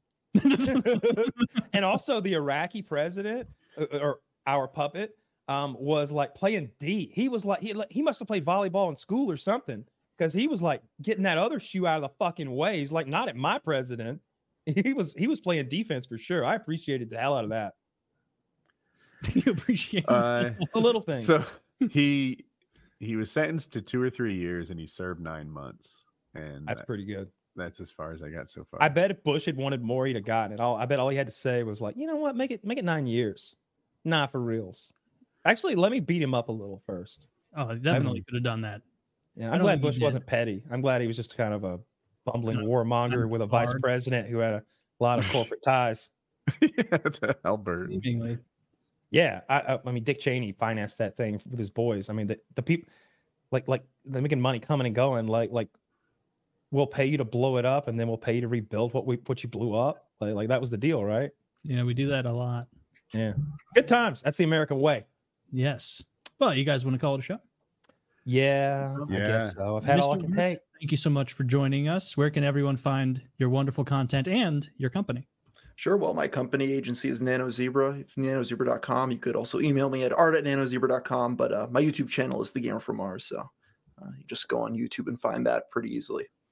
Yeah, check him out. I'll be in touch with you about the Nano Zebra thing. That's really absolutely cool.